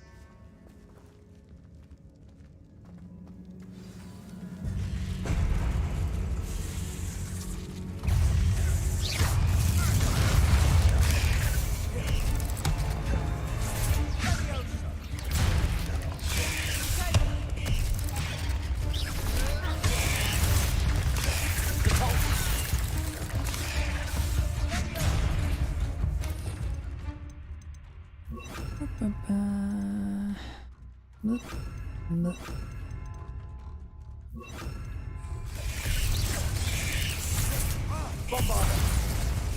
Confringo. Defender. Crescendo. Leviosa.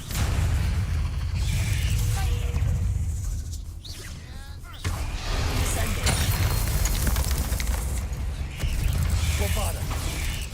Defender. Confringo.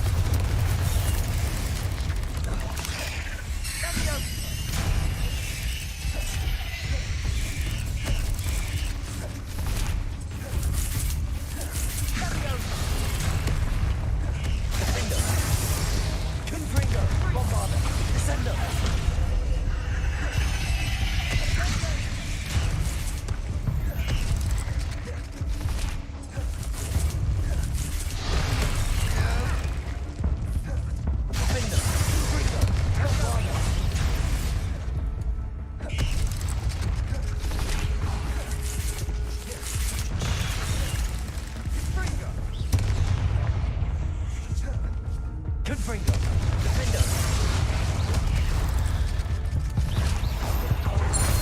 For a moment there, I thought that'd never end.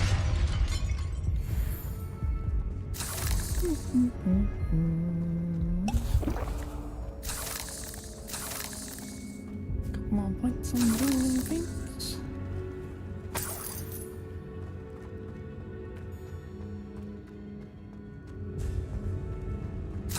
Confringo!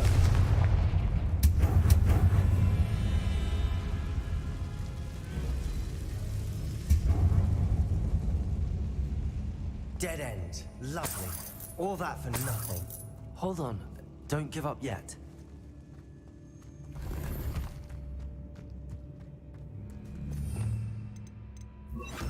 Accio.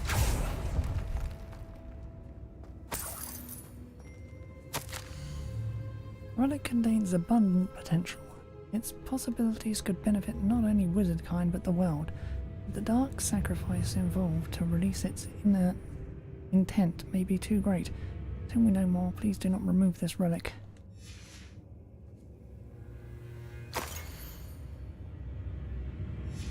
Sebastian! The relic! Look! Could it be? The note and rendition of the relic. It matches. This must be where the student left the relic. I can't believe it. After all this, it lines up. We've really found it. What do you suppose is meant by the dark sacrifice required to realize the relic's potential? I have no idea, but we're here for the relic.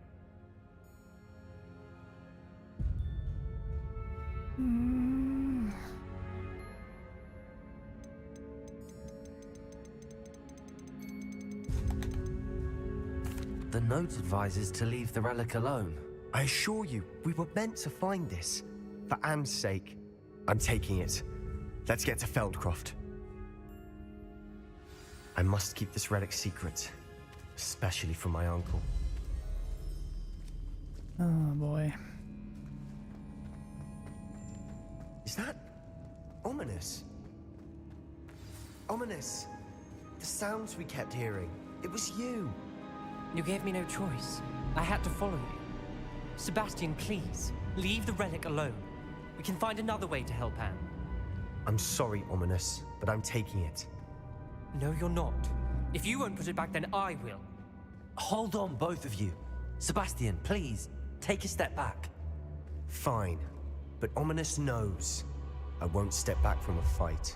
Can't believe this.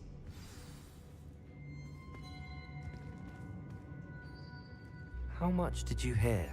Everything. I was glad to hear you tell Sebastian to leave the relic. We need to stand together. Convince Sebastian this is wrong. And if nothing will change his mind? Something has to. I need your help. You're right. This seems far riskier than Sebastian realizes. Good. We're agreed. We don't allow him to leave here with the relic. I do think we should talk to him, but I fear we won't stop him from taking the relic. What are you suggesting? I'm suggesting we negotiate. We allow Sebastian to leave with the relic under one condition. After this, no more. I feel that's what we agreed to in the scriptorium. I'm being taken for a fool. You're not, Ominous. This may be the only way to keep your friendship intact. Let's trust him to know what's best. Fine. If I trust him on this, I'm trusting you too. The dark arts seem harmless until it's too late. Go then. Leave with the relic. I'll not say a word more. I hope I don't regret this. Sebastian, we're ready. What is it? I haven't changed my mind. Ominous has. Let's go. What? Ominous? I'll explain on the way. Come on.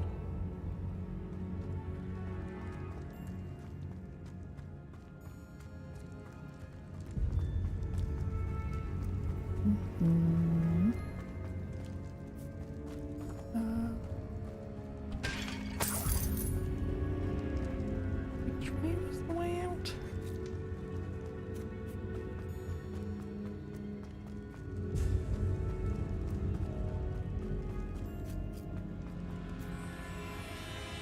Oh, I am turned around. Well, what happened back there? Ominous and I found a compromise. Ominous simply needs a moment with you and he'll change his mind. Is that it? I told him we ought to give you this chance, that the relic is too important to ignore. There has to be more to it than that. Tell me. We agreed on what was needed, Sebastian. You have my word.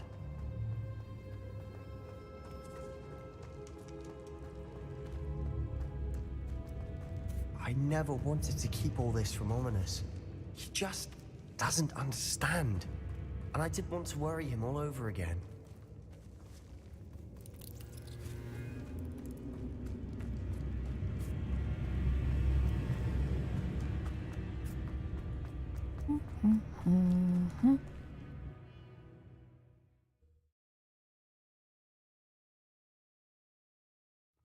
As we were leaving, Ominous wouldn't even acknowledge me. That's not like him. He was troubled, Sebastian. Even though we agreed to it all, it's been a lot to take in. I thought he understood. He knew we couldn't give up. All of this is too important. For Anne.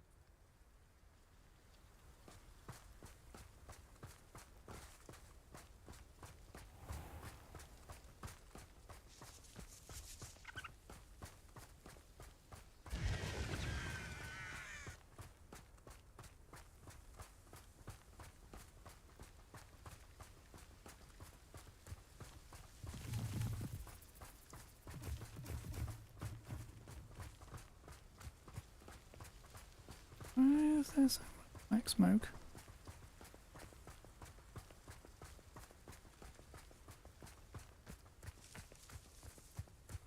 When we get to Feldcroft, I'd rather Anne not know what had to be done to get this relic. She thinks like Ominous. It'd only upset her.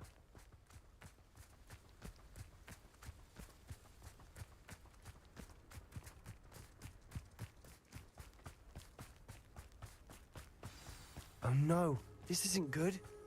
What is it? Smoke, over there, by the hamlet. Feldcroft's in trouble. They're under attack. Let's hurry. When are you going to give up?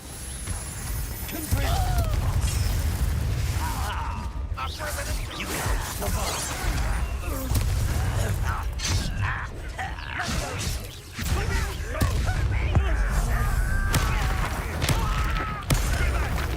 keep out the way!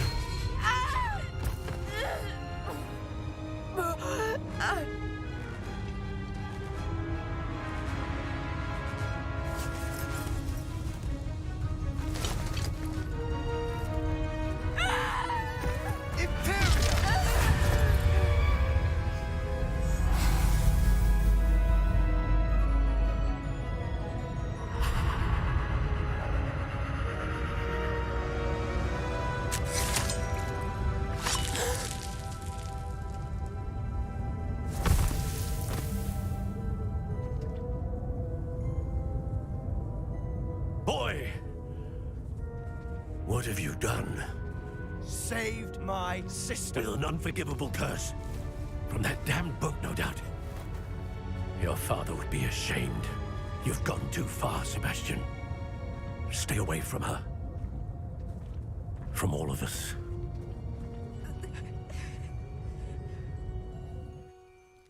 What did my uncle expect me to do? The Imperious curse saved Anne's life. That goblin was going to kill her. You did what you had to do. If I have to keep proving that to my uncle, I will. He cannot banish me from my own home.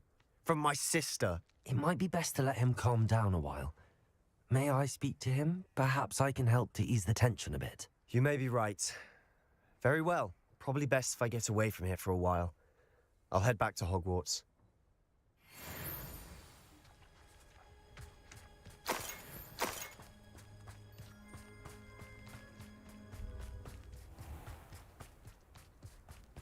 What was he thinking? Pardon me, Mr. Sallow, What Sebastian did was inexcusable. You cannot possibly be about to defend him. Sebastian and I have encountered Ranrock's loyalists before. That goblin would have killed Anne. This family does not resort to using dark magic even against our enemies. What Sebastian did cannot be undone.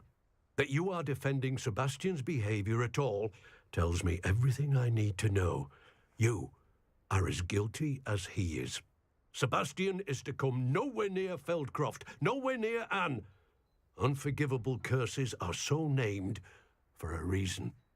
If I hear that either of you continues down this path, if either of you uses dark magic, I will notify the headmaster immediately. Why, Sebastian?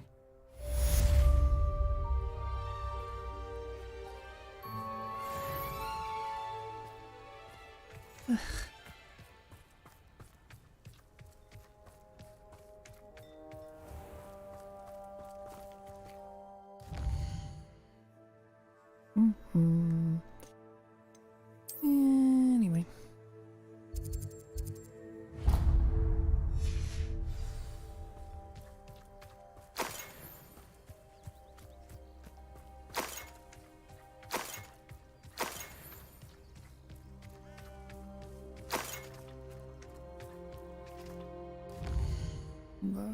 Things were.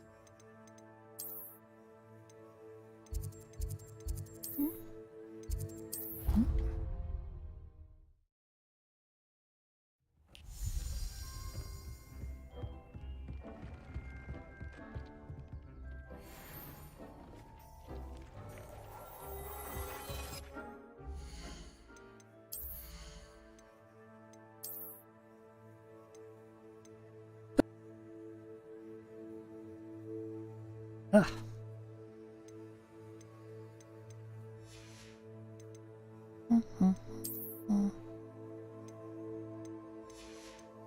Nothing better, nothing better.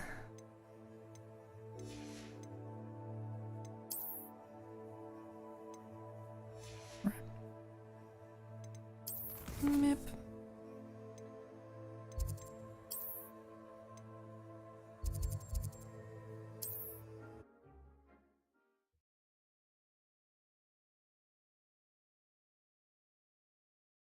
Does it get any more cozy than Hogsmeade?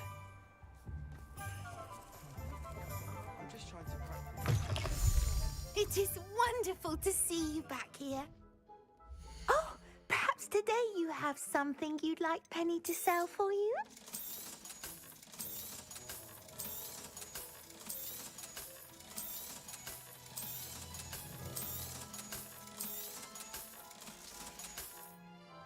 Penny wishes you safe and wondrous travels.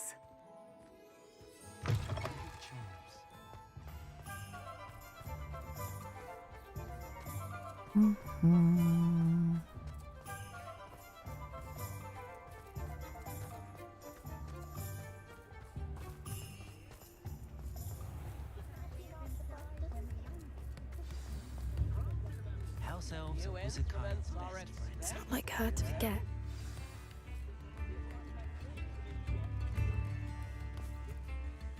I didn't keep you waiting, did I? Not at all.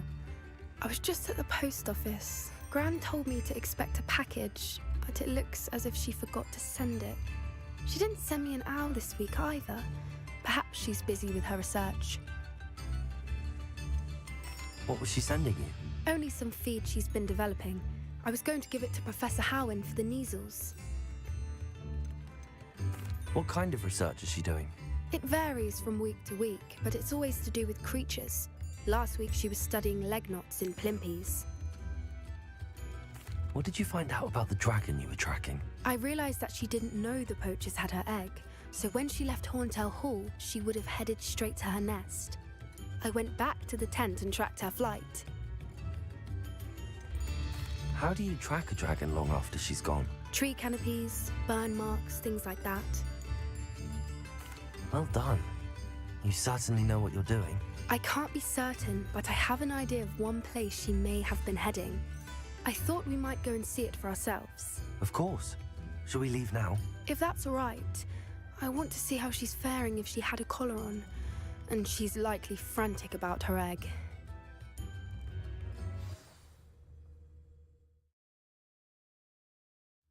Here we are.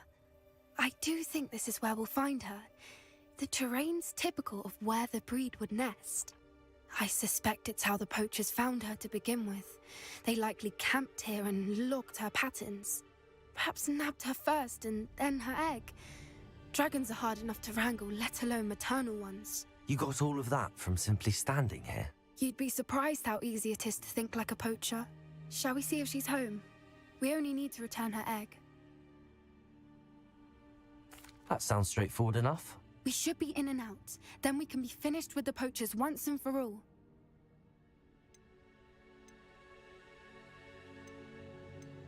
Well then, let's find our dragon and return her egg. Wonderful. If she sees us flying about, she might take it as a sign of aggression or food. We should stay on foot. Oh, and one more thing. Let's not agitate her. Goodness knows she's been through enough already. I'm ready when you are.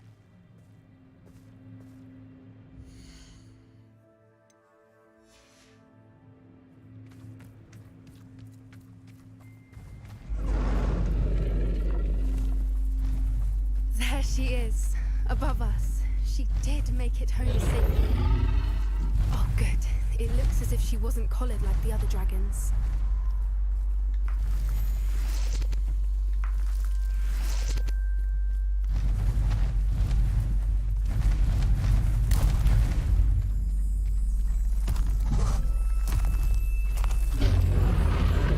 Poor thing must be worried sick, wondering what happened to her egg.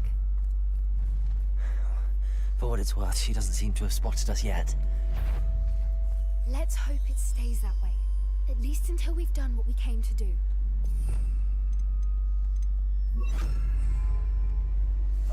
That's it. I read it in the word.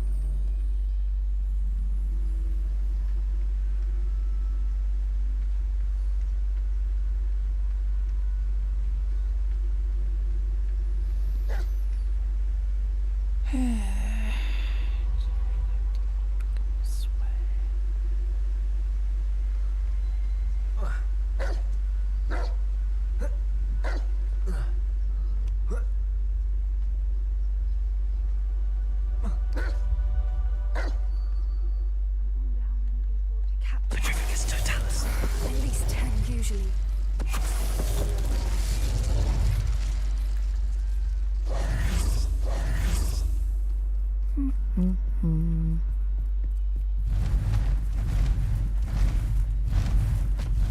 There she is again. She's breathtaking. From a distance.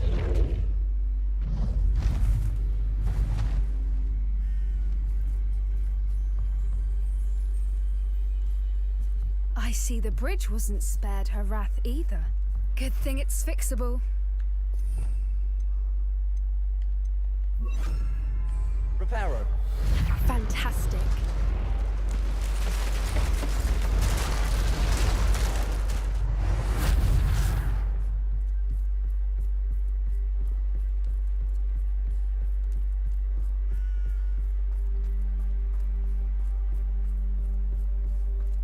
I wonder how good her eyesight is. I beg your pardon? I don't imagine the poachers fed her well. And from a distance, we probably look exactly like sheep to her. Hebrideans love sheep. How lucky for us.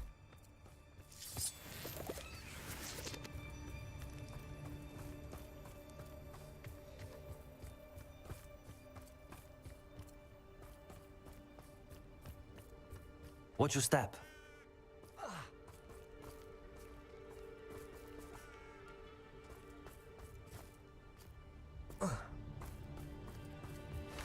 Pity. She must have been starved to pick off a grabhorn. Or just raring for a fight.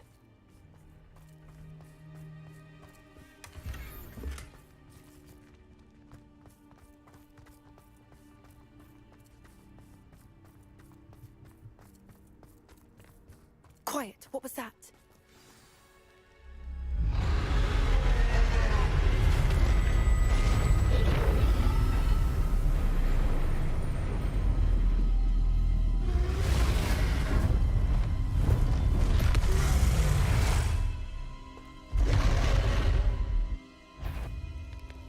Well, there's no turning back now.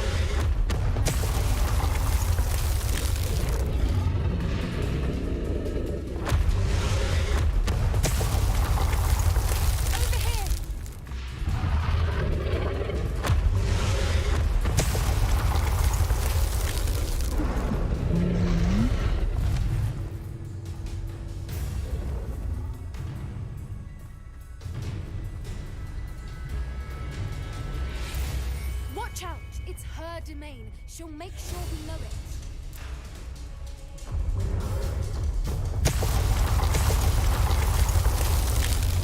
Keep at it. We've just got to make it to the nest. She's making it easy.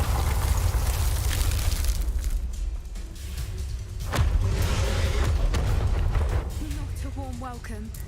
It's a little too warm if you ask me.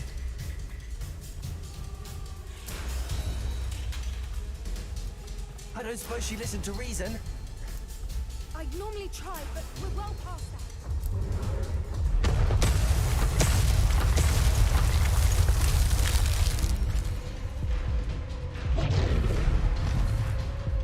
She's leaving!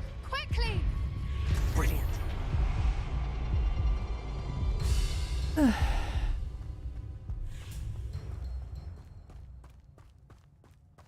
There's the nest. We're almost there.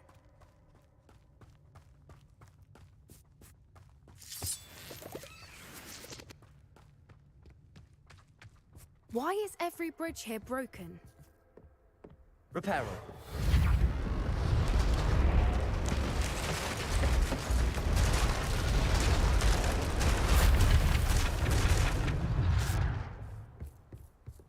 Now, if we just return her egg, we can hopefully make it out without too much fuss.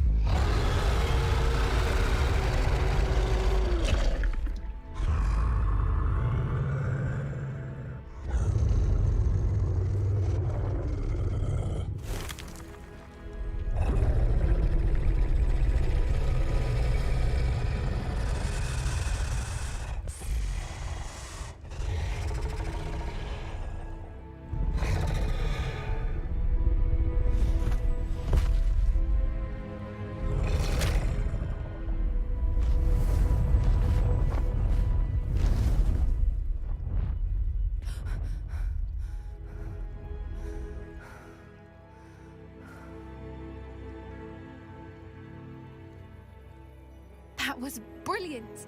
And did you see how clever? She left us perfectly unharmed. Creatures are a lot cleverer than most people realize. That's what Gran always says. The important thing is that we survived it, and we returned her egg. Thank you for doing this with me. Wouldn't blame you one bit if you wanted to head back to the castle and never think about dragons again. Shall we head back? I'm ready if you are. I am. After our dragon rescue at Hauntel Hall, I half expect to be ambushed by poachers any time I'm not in the castle. Understandable. We did sabotage their fighting ring and steal a dragon egg from them. True. So why haven't they come after us? It's not like them to let things lie. Unless what? Unless they haven't let things lie. Oh no, I can't believe I didn't see it. We need to leave. I need to send an owl.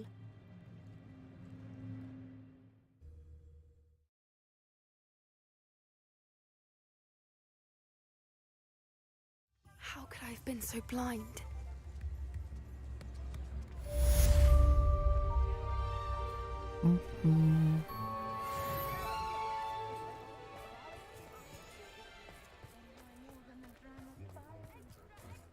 Right.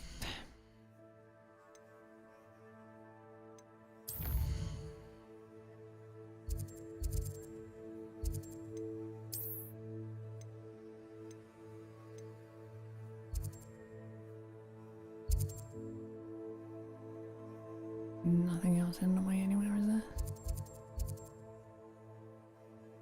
And I can see.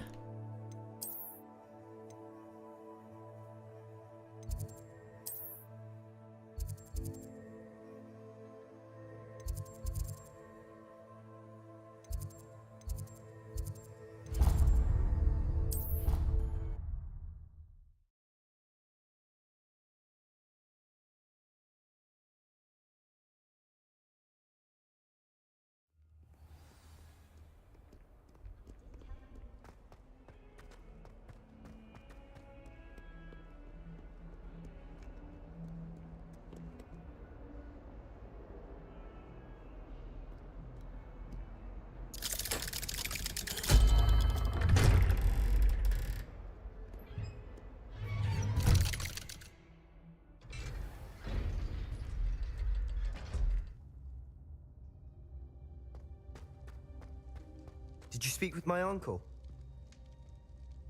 I wish I had better news about your uncle and Anne. Well, what did he say? I'm afraid he wants you nowhere near Feldcroft. Nor Anne. I had to stop that goblin from killing my sister. He had no right to banish me from my own twin. If he thinks banishing me means I'm going to give up on Anne, he's sorely mistaken.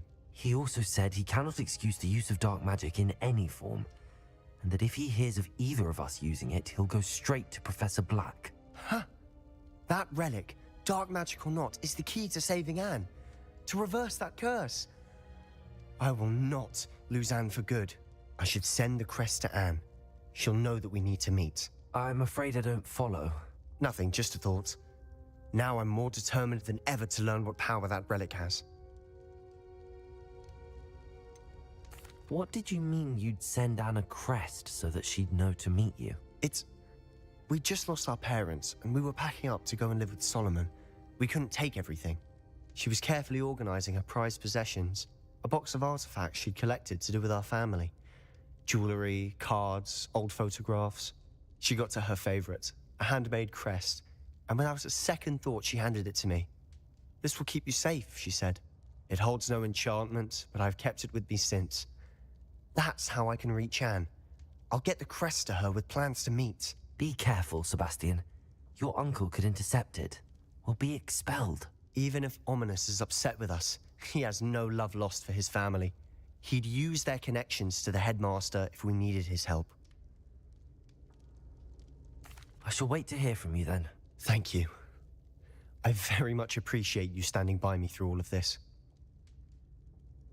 I'll send you an owl when I have news.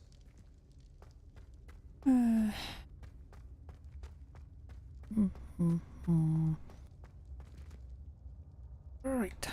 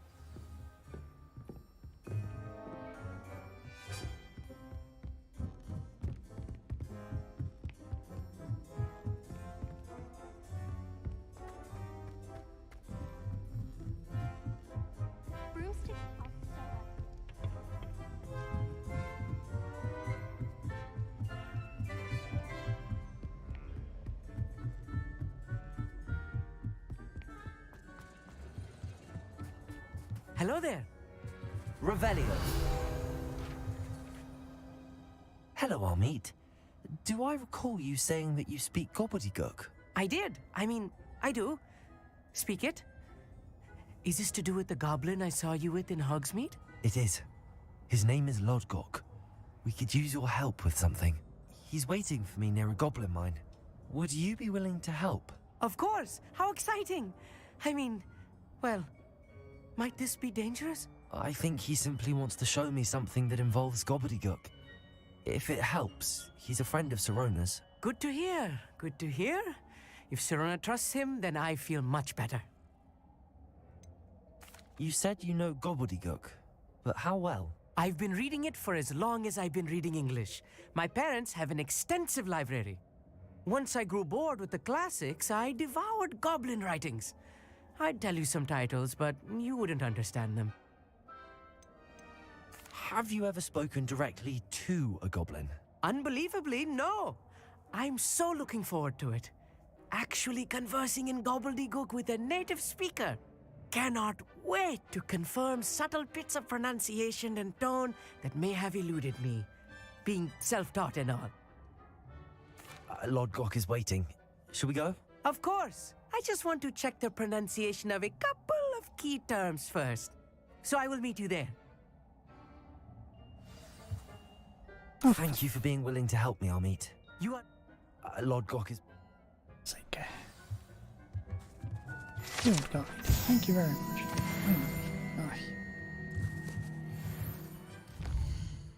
much. Moment.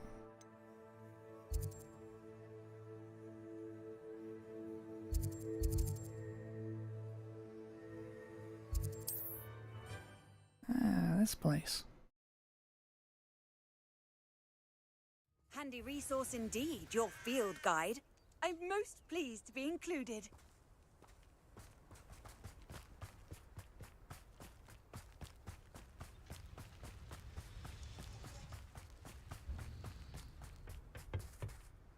A friend who speaks gobbledygook is meeting us. Before he arrives, perhaps you could tell me why we're here? Of course. Unfortunately, presenting Ranrock with the Helmet of Urtkot did not have the effect I'd hoped. Because he knew the details surrounding its plunder, he presumed I'd had help from a witch or wizard in retrieving it. How else did he expect Goblinkind to get the helmet back? Seems he has no interest in making amends with you. I'm afraid we do not have the luxury of rational expectation when it comes to Ranrock. Damn Bragbor and his blasted journals. Bragbor? An ancestor of Ranrock's, renowned metal worker. If we are to work together, I suppose I must tell you more. Not long ago, Ranrock sent me to collect a recently unearthed set of Bragbor's journals. They described repositories that Bragbor had been commissioned to build for a group of witches and wizards. What do you mean, repositories? Large, magically fortified receptacles crafted from goblin metal. Ranrock recruited others to help me locate the repositories. We were to search anywhere that was connected to 5 names mentioned in the journals: Rackham, Fitzgerald, Bakar, Morganach, and Rookwood. Rookwood Castle? That is where we began our search. Why does Ranrock care so much about these repositories? He cares about what they contain. For centuries, wizards have refused to share their magical knowledge with goblins. Your kind will not even let us carry wands. Thus, many goblins, myself included, have spent our lives mistrusting wizard kind. Ranrock was convinced that the repositories contained a magical power that wizards wanted to keep for themselves. He is determined to take it for goblin kind. But Here comes my friend Amit. Probably best to continue our conversation later. Greetings, Lord Gok. It is an honor, sir. You speak gobbledygook. Oh, Bacalio. Enough. Please do not tell me that was meant to be gobbledygook. Yes. Perhaps my pronunciation was a bit off. I imagine certain dialects differ. Pronunciation is not the issue. I barely recognize that as language. I trust you can read gobbledygook better than you can speak it? I can, Sir Lord Gok. Just Lord Gok. Thankfully, we only need someone who can decipher written plans, since I cannot join you in the mine. What written plans? And why can't you come with us? We need some idea of what Ranrock knows or is plotting. I suspect a careless loyalist may have left plans behind. And I'm unable to join you because I cannot risk anyone reporting my presence to Ranrock. All you need to do is not be seen, either by the eye above the enchanted door or a loitering loyalist. What else should we know about the enchanted door? The door will not open while the eye can see you. You and your friend must be invisible to it to gain access. From what I know of wizard magic, that shouldn't be too difficult to achieve. Amit and I can do this. I will await your return. I shall...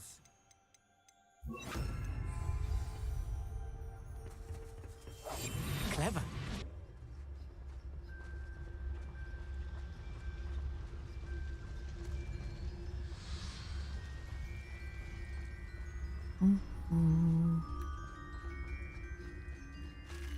Stealth mission.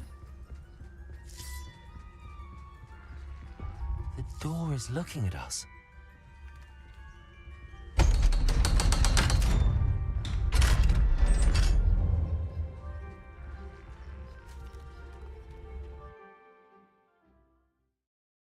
Oh, what dungeons today? So rarely prepare one for reality.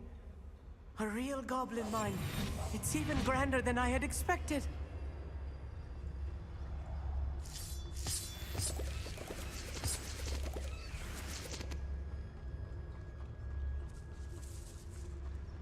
I cannot believe I met a goblin.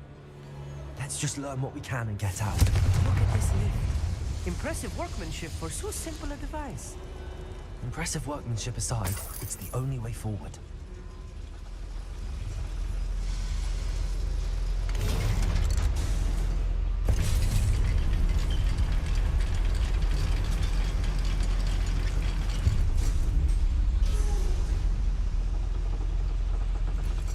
I still can't believe we're inside a real goblin mine.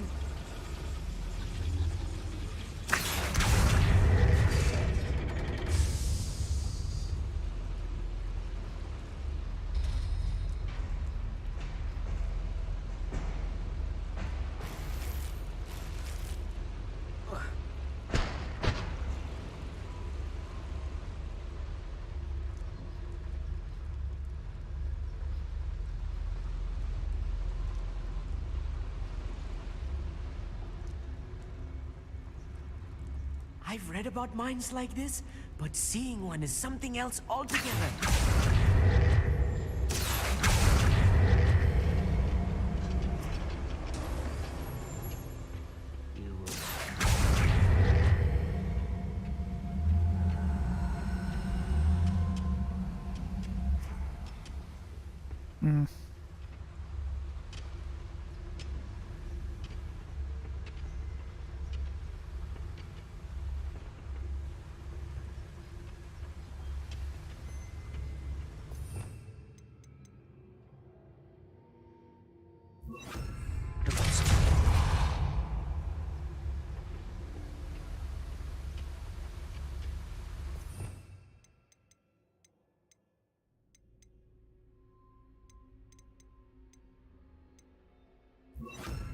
Back here.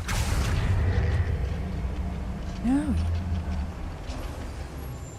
Amit, you'll need to stay close to me. I've dealt with worse enemies than these.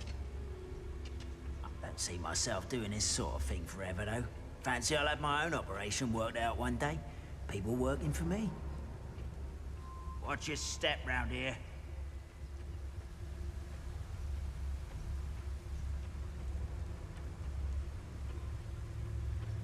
Matter of time till Ranrock sets things right.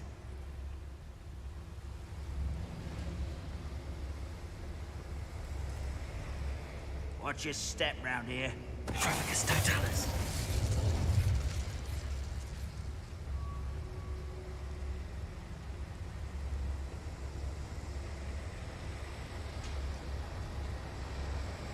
We're being watched. By the door.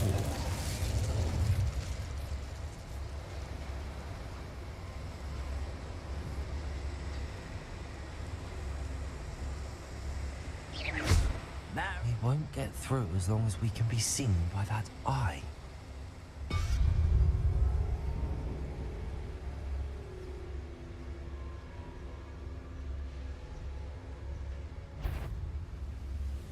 I should use disillusionment.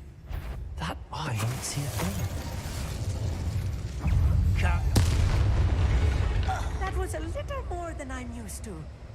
I'll get us through here safely, Amit. You have my word.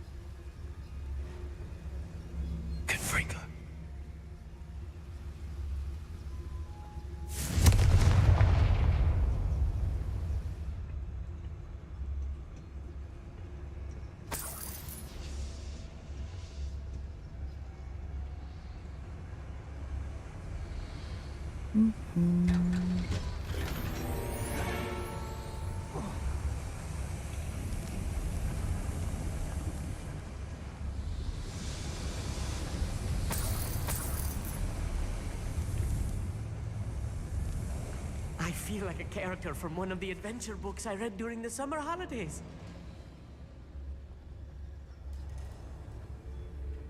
Let's take a look around, Amit. See if we can find any plans. Bound to be plans around here somewhere. You ought to come back on pudding. Let's took you for a troll the other day.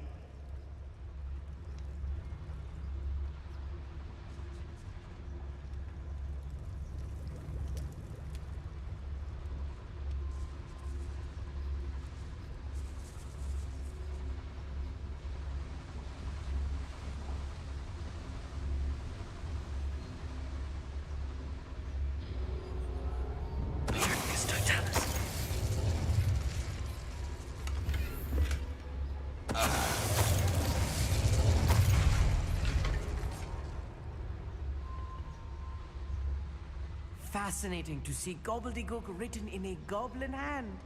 The flourishes are extraordinary. I will get to the bottom of what they've been building down here.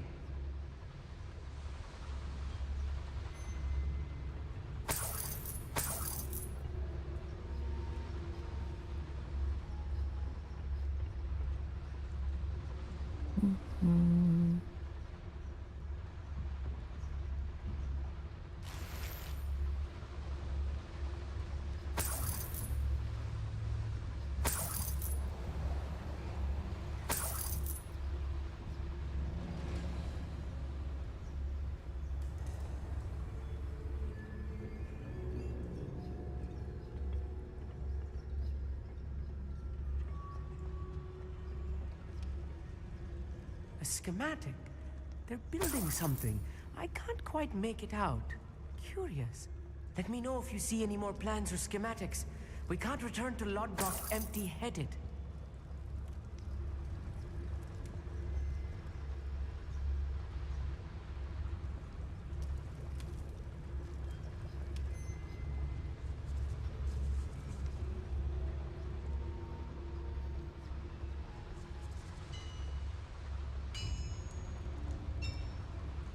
If I'm translating this correctly, and I think that I am, they're building something rather large.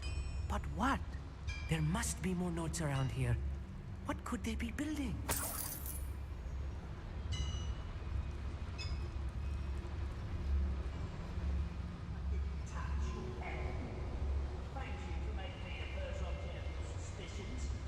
Know who my friends are now, don't I?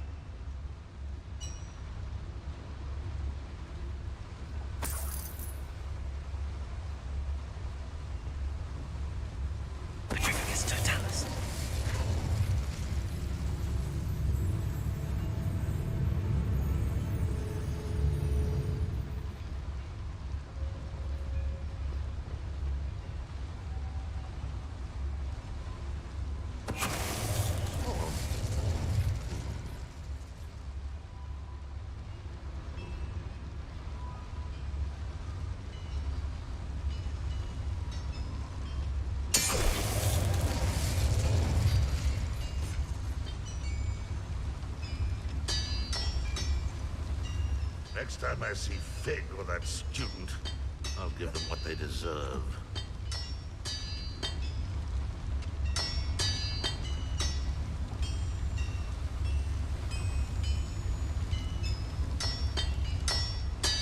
It's Totalis.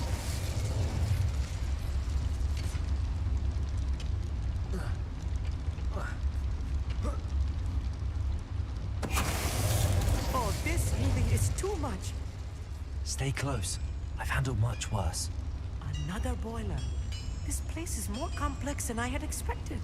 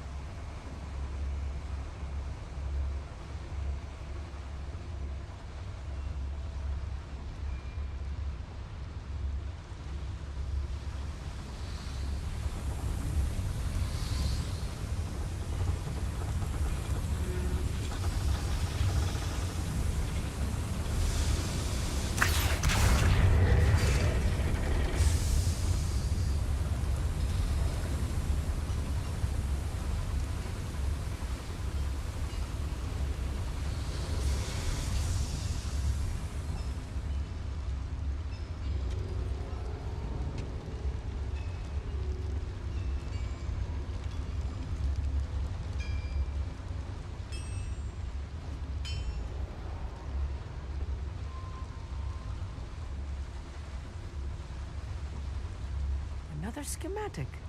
What are they going to build? This mine is too small for whatever it is.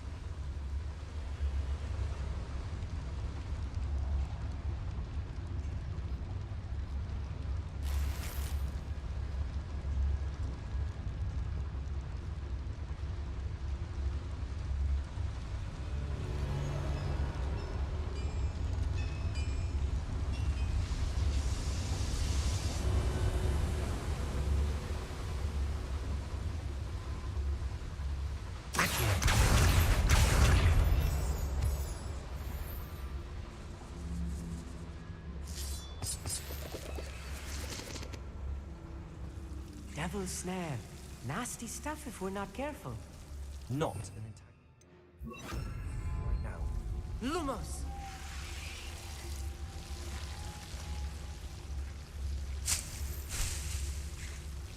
Confring.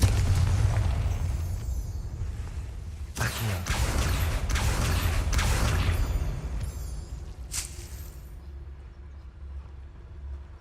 Lumos. Lumos!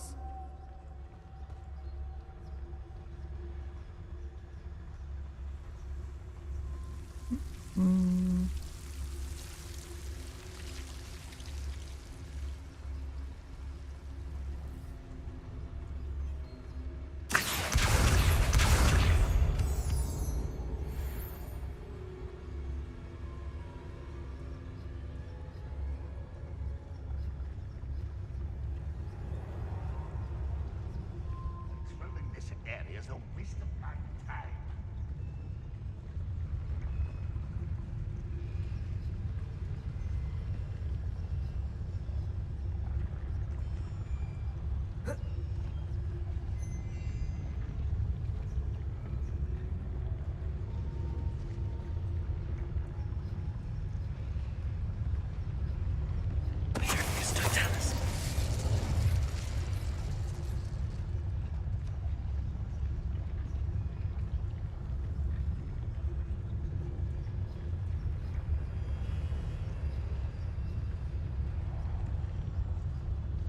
It's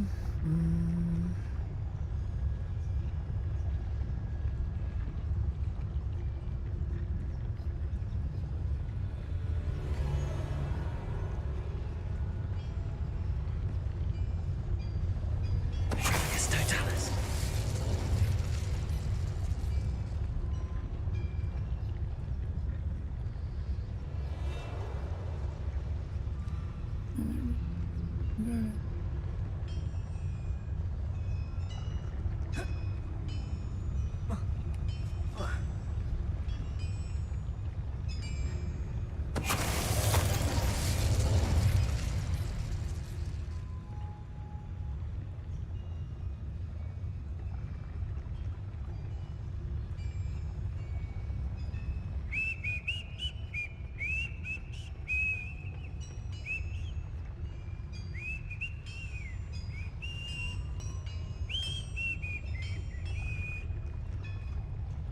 What was that? I feel as though I'm not alone.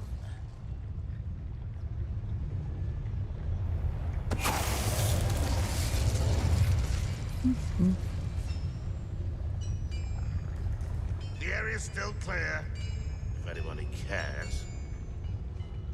What do I get up to now?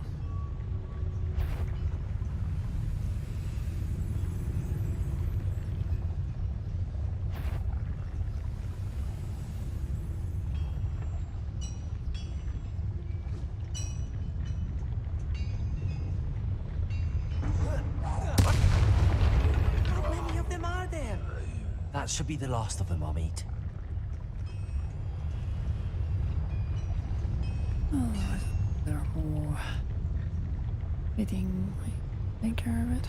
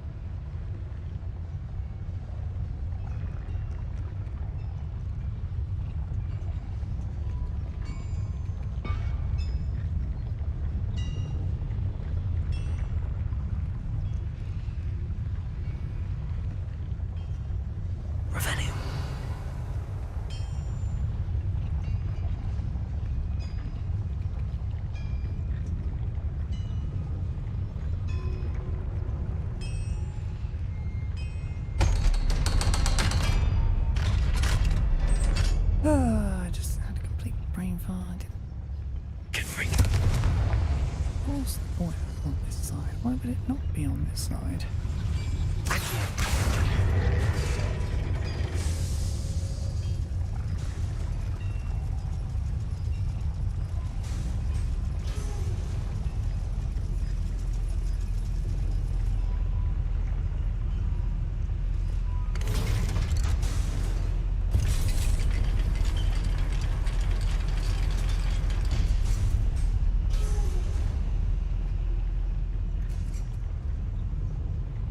I think I've found all the plans. I'd best keep looking.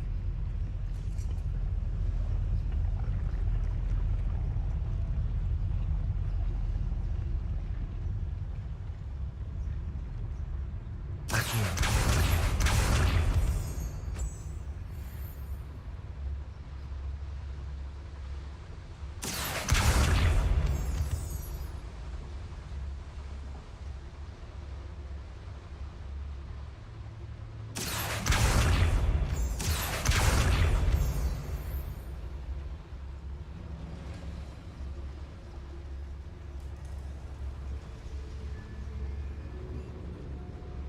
This is an exit.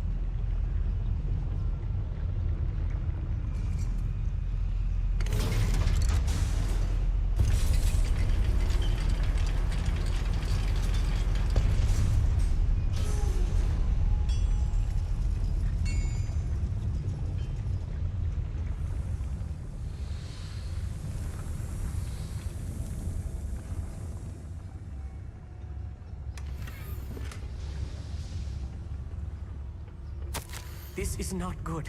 They're building enormous drills, bigger than this mine could contain. Let's get out of here and tell Lodcock what we found.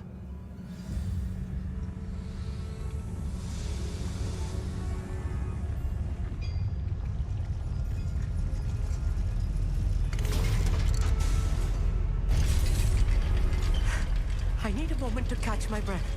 This was more than I bargained for. I'm glad you came with me, Amit. Now that we know what they're up to, we can get out of here.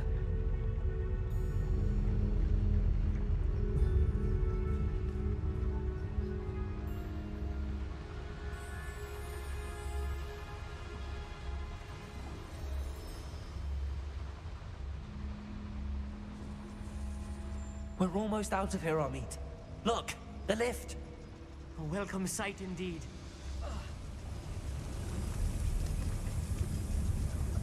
So, gonna be attacked.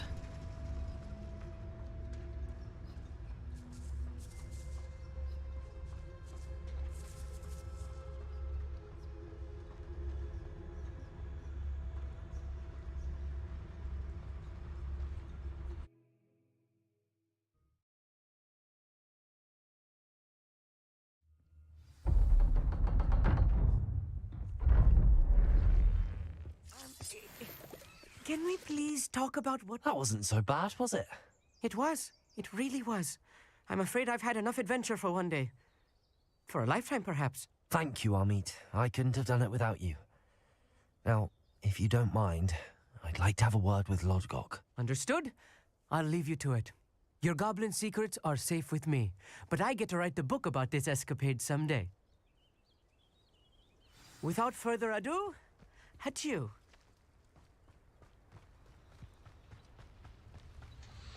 I was really expecting to be attacked. They're building enormous drills. We found their plans. Ranrock must be searching for the repositories. I fear you are correct. Other than Rookwood Castle, however, I do not know where else he plans to search. I've been wondering about something else you said before we entered the mine. Yes? If you share Ranrock's views, then why are you helping me?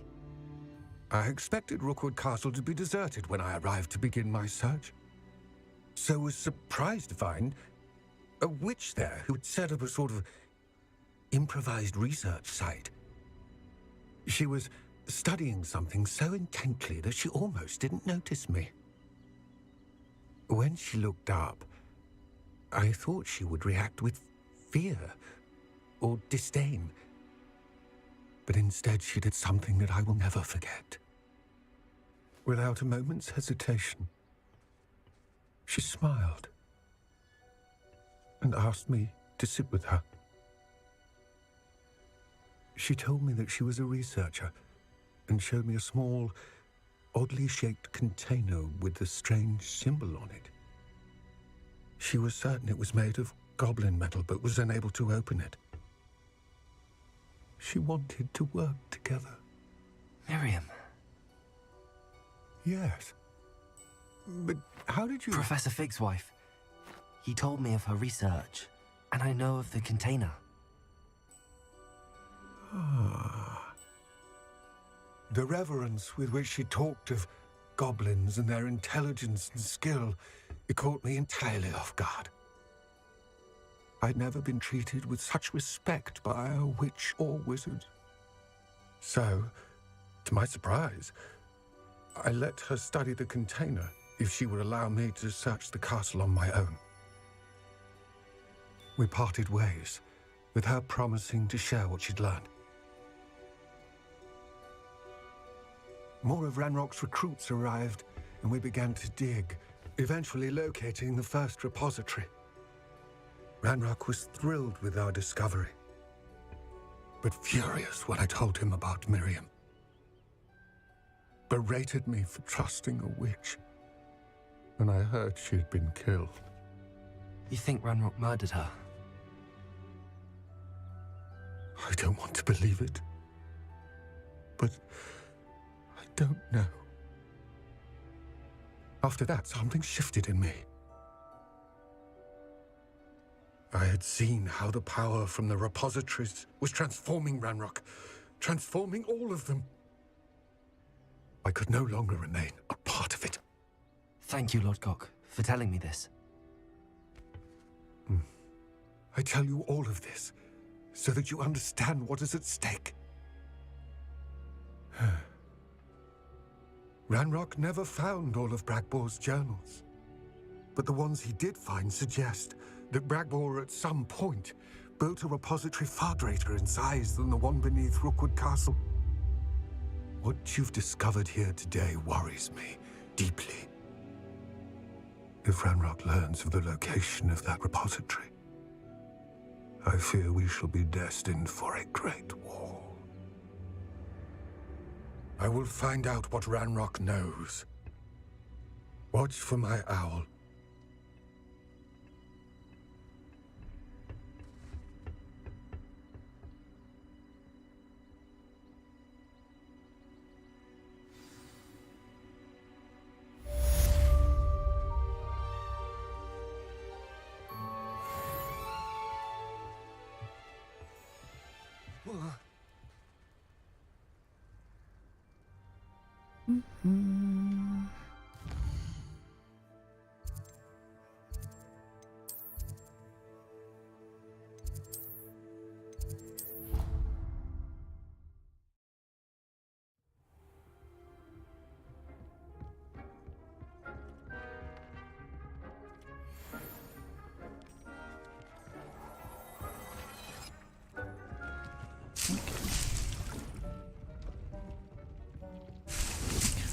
We have more than enough mellow sweet for the rest of the Merlin trials now.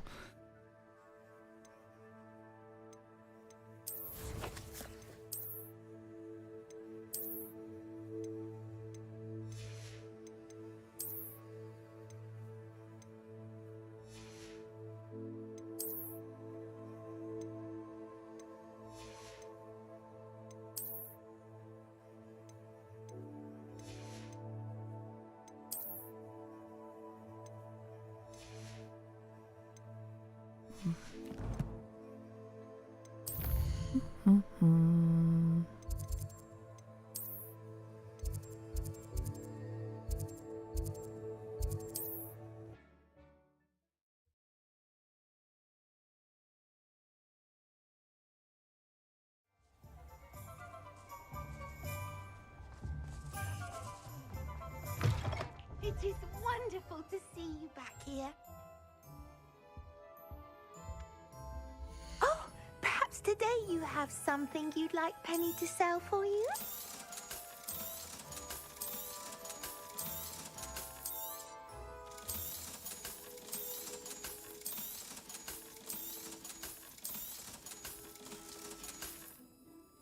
Penny wishes you safe and wondrous travels. Right. What should we left now? Is that last one up there? For now.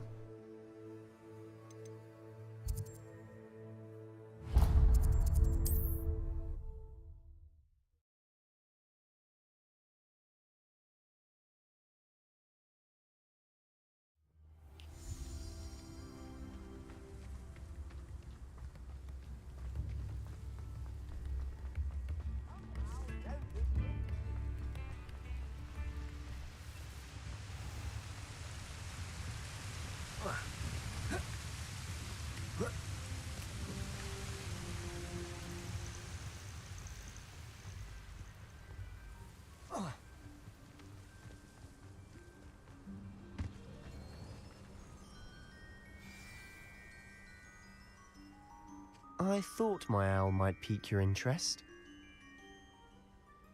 I came as soon as I could. I'd been so preoccupied by all that happened with Ominis and the catacomb, not to mention my uncle's reaction, that I'd almost forgotten what it was that struck me about that triptych. This is the view painted on the canvas that was left on it. That's incredible. You know this area well. And while I was waiting for you, I scouted around and discovered an abandoned mine nearby, surrounded by Ranrock's loyalists. Do you think there's a connection to the triptych? I've no idea, but perhaps they're searching it, the way they did Rookwood Castle and Isidora's Manor. How do we want to handle this? We need to see what they're doing, but let's not draw their attention. Very well. And I still have that rune symbol we found on the triptych.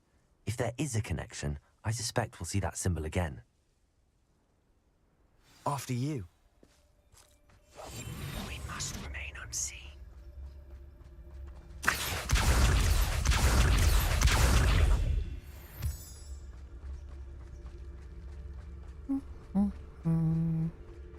There they are up ahead. I'll let you lead. We'll reclaim what is rightfully No one enters this mine. Kill anyone who tries. Ranrock's loyalists are out for blood.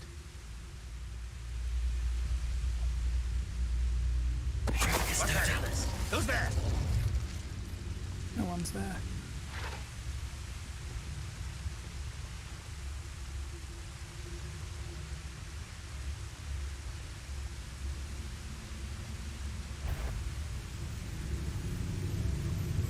I've never seen a sword like it.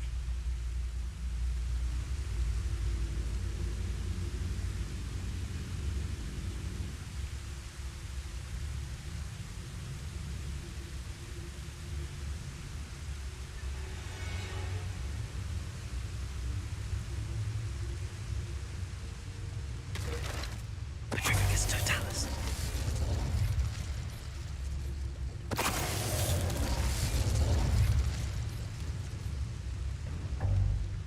Bring me a dozen humans. Bow. I'll take them all. The other way when they see you every time.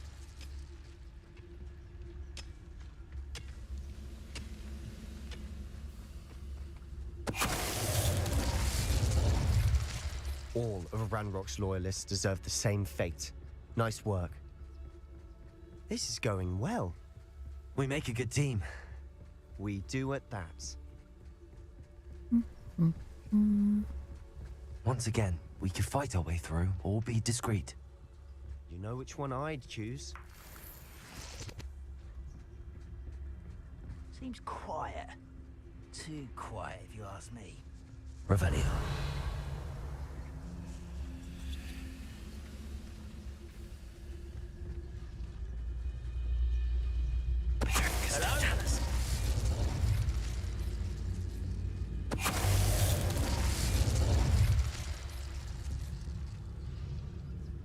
Most goblins in my family worked in the mines at one time or other.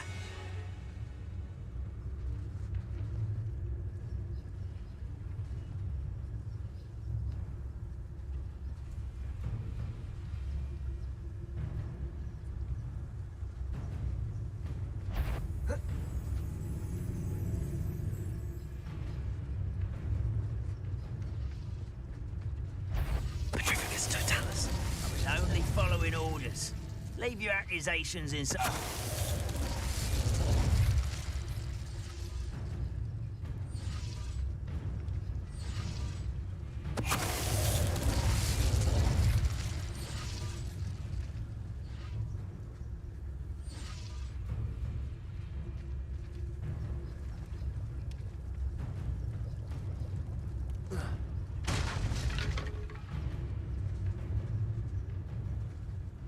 Petrificus totalis. And the fun is over. Fun is a relative term. It is. And that was relatively fun.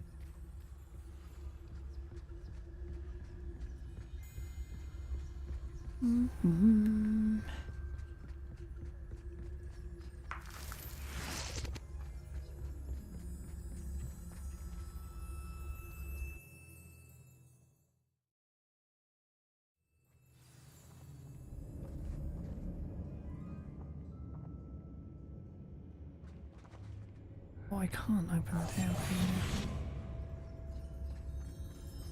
For better or for worse, we're in.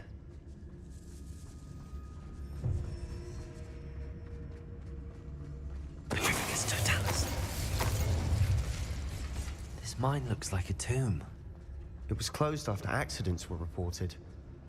Now I see why. Confringo!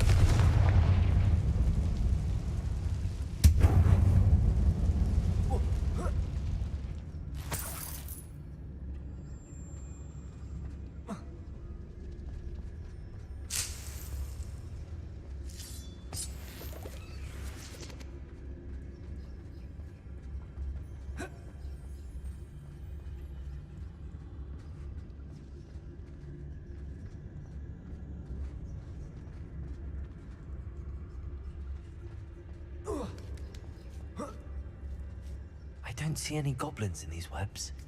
Too disgusting for even a spider to prey on.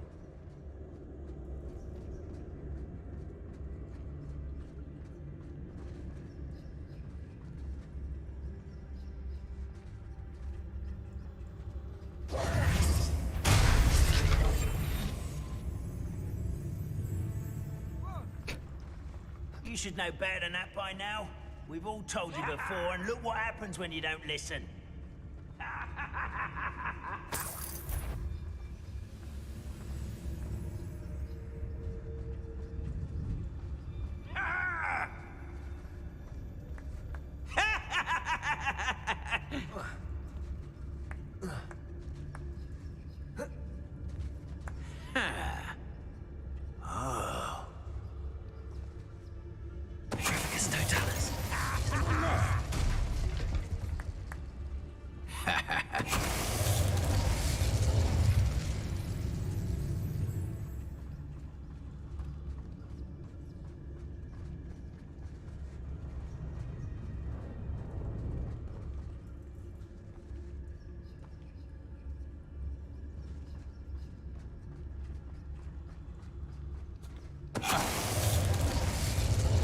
How many of Ranrock's loyalists are in here? Too many. They definitely think there's something here they want. Revelio.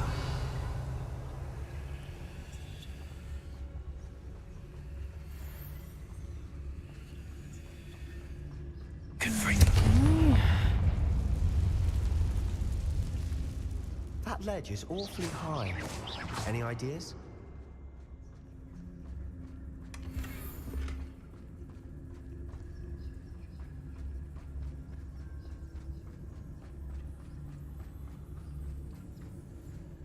That's gonna bug me for who knows how.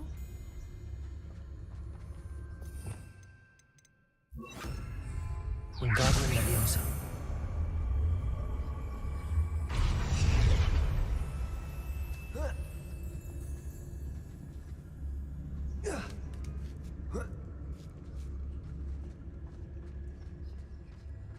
It's no wonder spiders give people goosebumps. Could be the hairy legs, or the soulless eyes, or the venomous fangs, or any number of endearing qualities, really.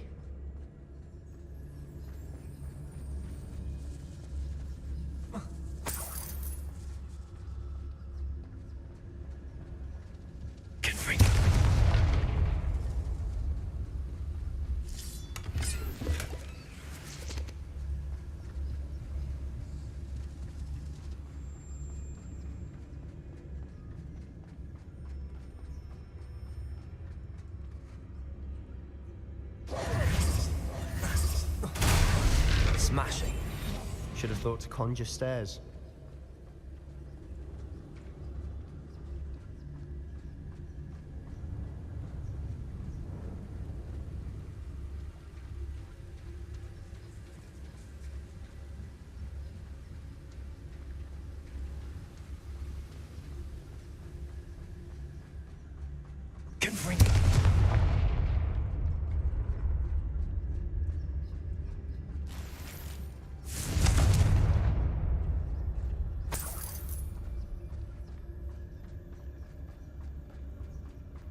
That bridge has seen better days. Yeah, right in a minute.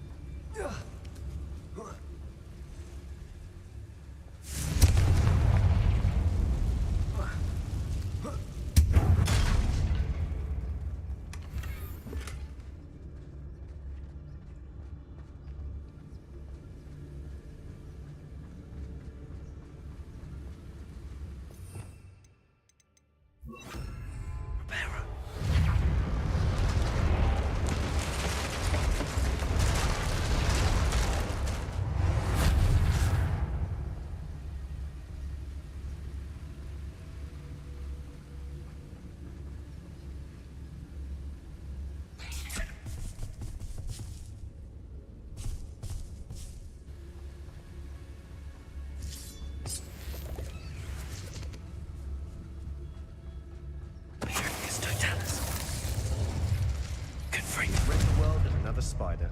I shall sleep better tonight.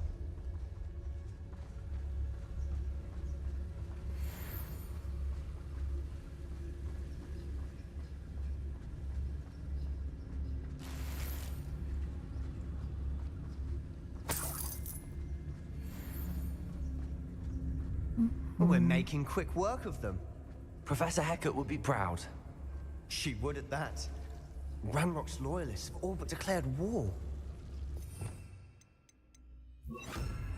Lumos. Lumos. Lumos.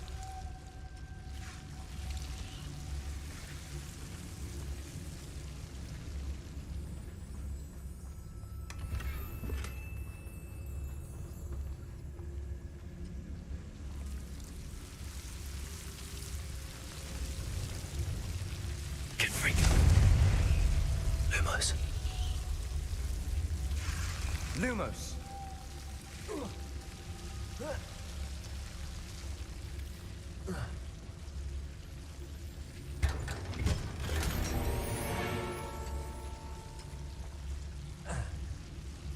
Lumos.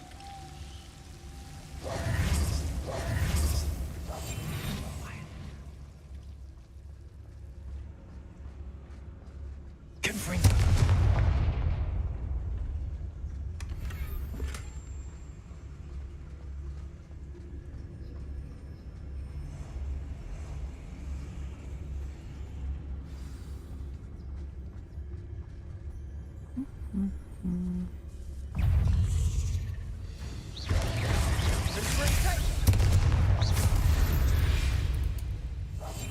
I'll be quieter than a jobberknoll.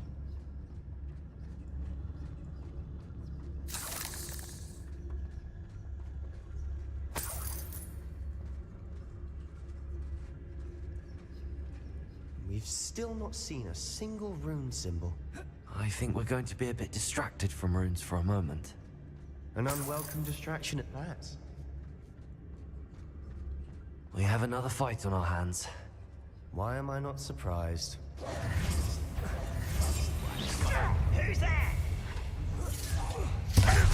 How did you do that? I won't rest.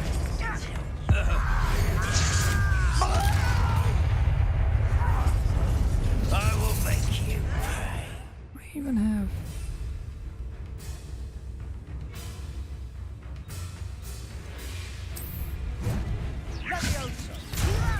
Stop! I'm afraid of heights! You... I hate wasting my time without plans.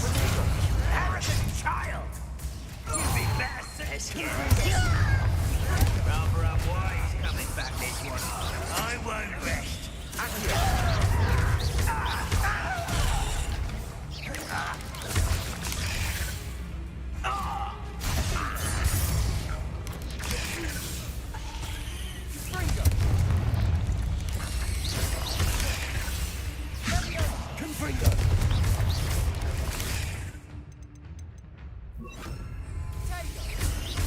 We're not finished yet.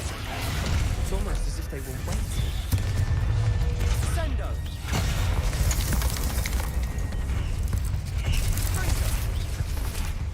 Sendo! Confringo!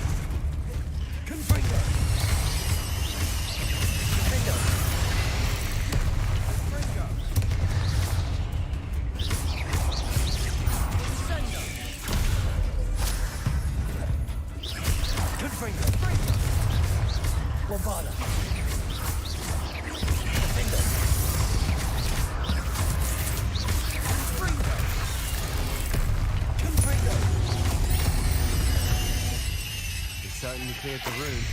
You're not a bad chap. For a Slytherin. For a Ravenclaw, you certainly have a lot to learn.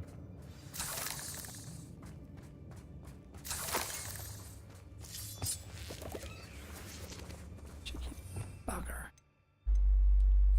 Confringo!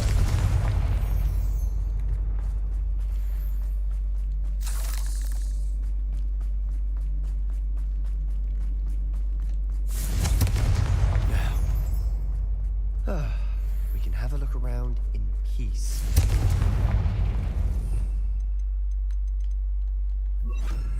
Wingardium Leviosa.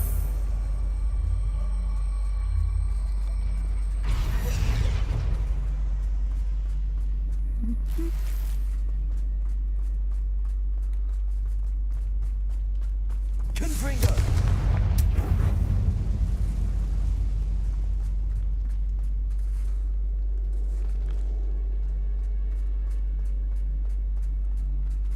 A rune symbol above the cavern door.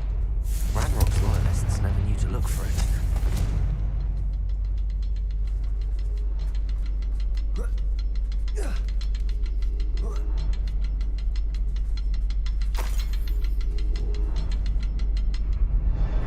Confringo!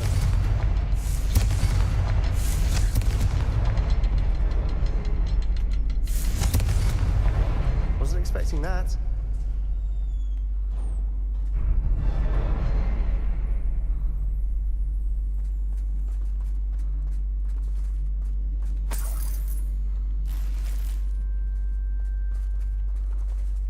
Revelio.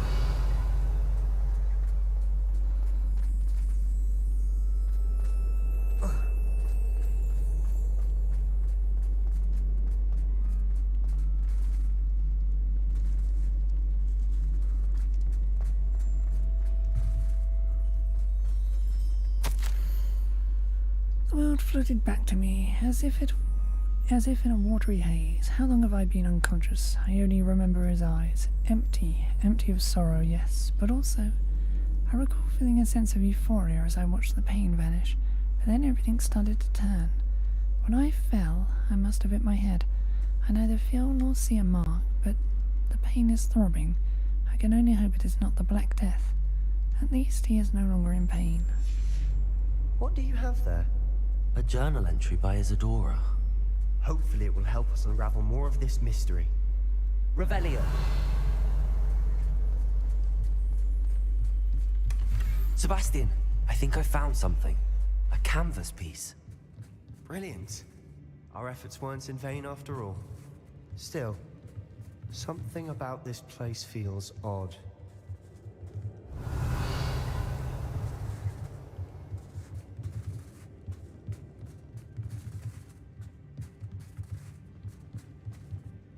If the triptych led us here to find this bit of canvas, we can probably assume that Isadora Morganach was here. She seems to have been everywhere.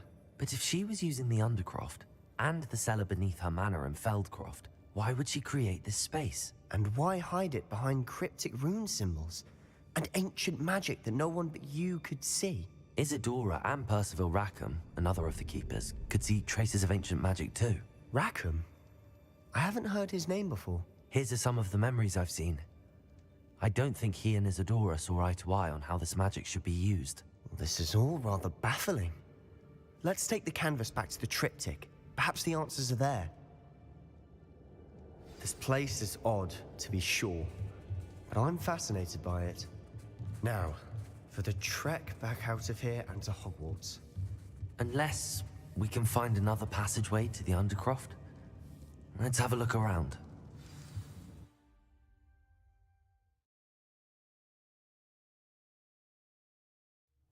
And now for the moment of truth.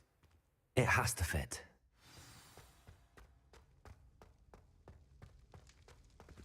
Please tell me you recognize the location in this bit of canvas. The good news is I do, in fact. And the bad news? We're in for more trouble. I know that coast. Ranrock has taken over a huge mine in the surrounding area. Marrenweem has suffered for it. It's as bad as Feldcroft's become. Should we head there now? We should wait. Why? All this time, we've been a step behind Ranrock. I may know someone who could help us get ahead. Who is that?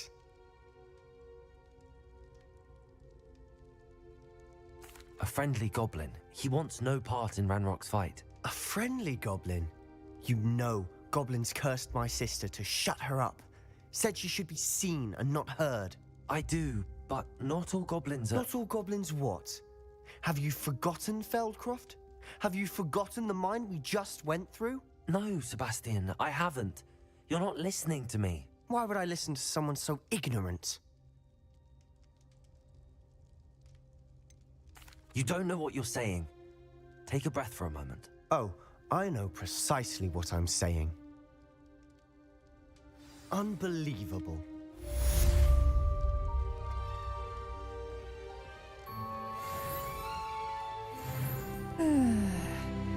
If I'd been allowed to say what I want to say, I would have pointed out that Rookwood's human and he's working with the goblins. Therefore, he should ain't off humans as well. I hope Professor I believe my next broom upgrade to be even more impressive than the last. Come by Spintwitches as soon as you can.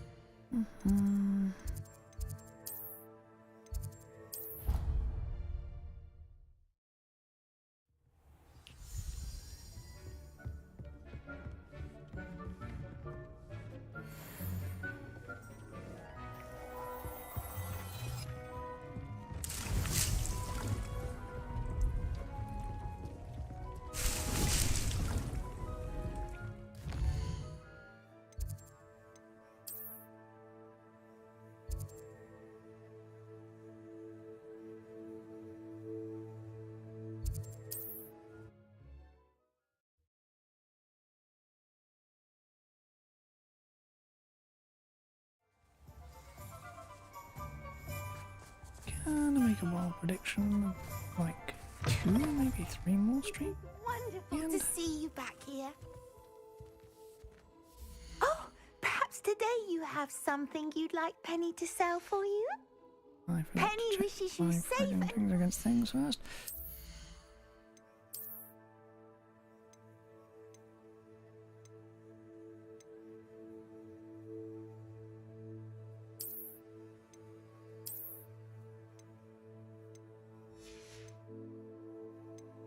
Tiny upgrade, but whatevers.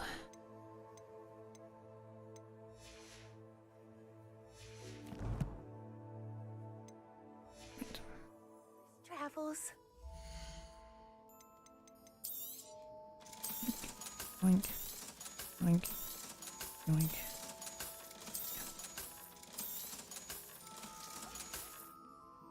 Penny wishes you safe and wondrous travels.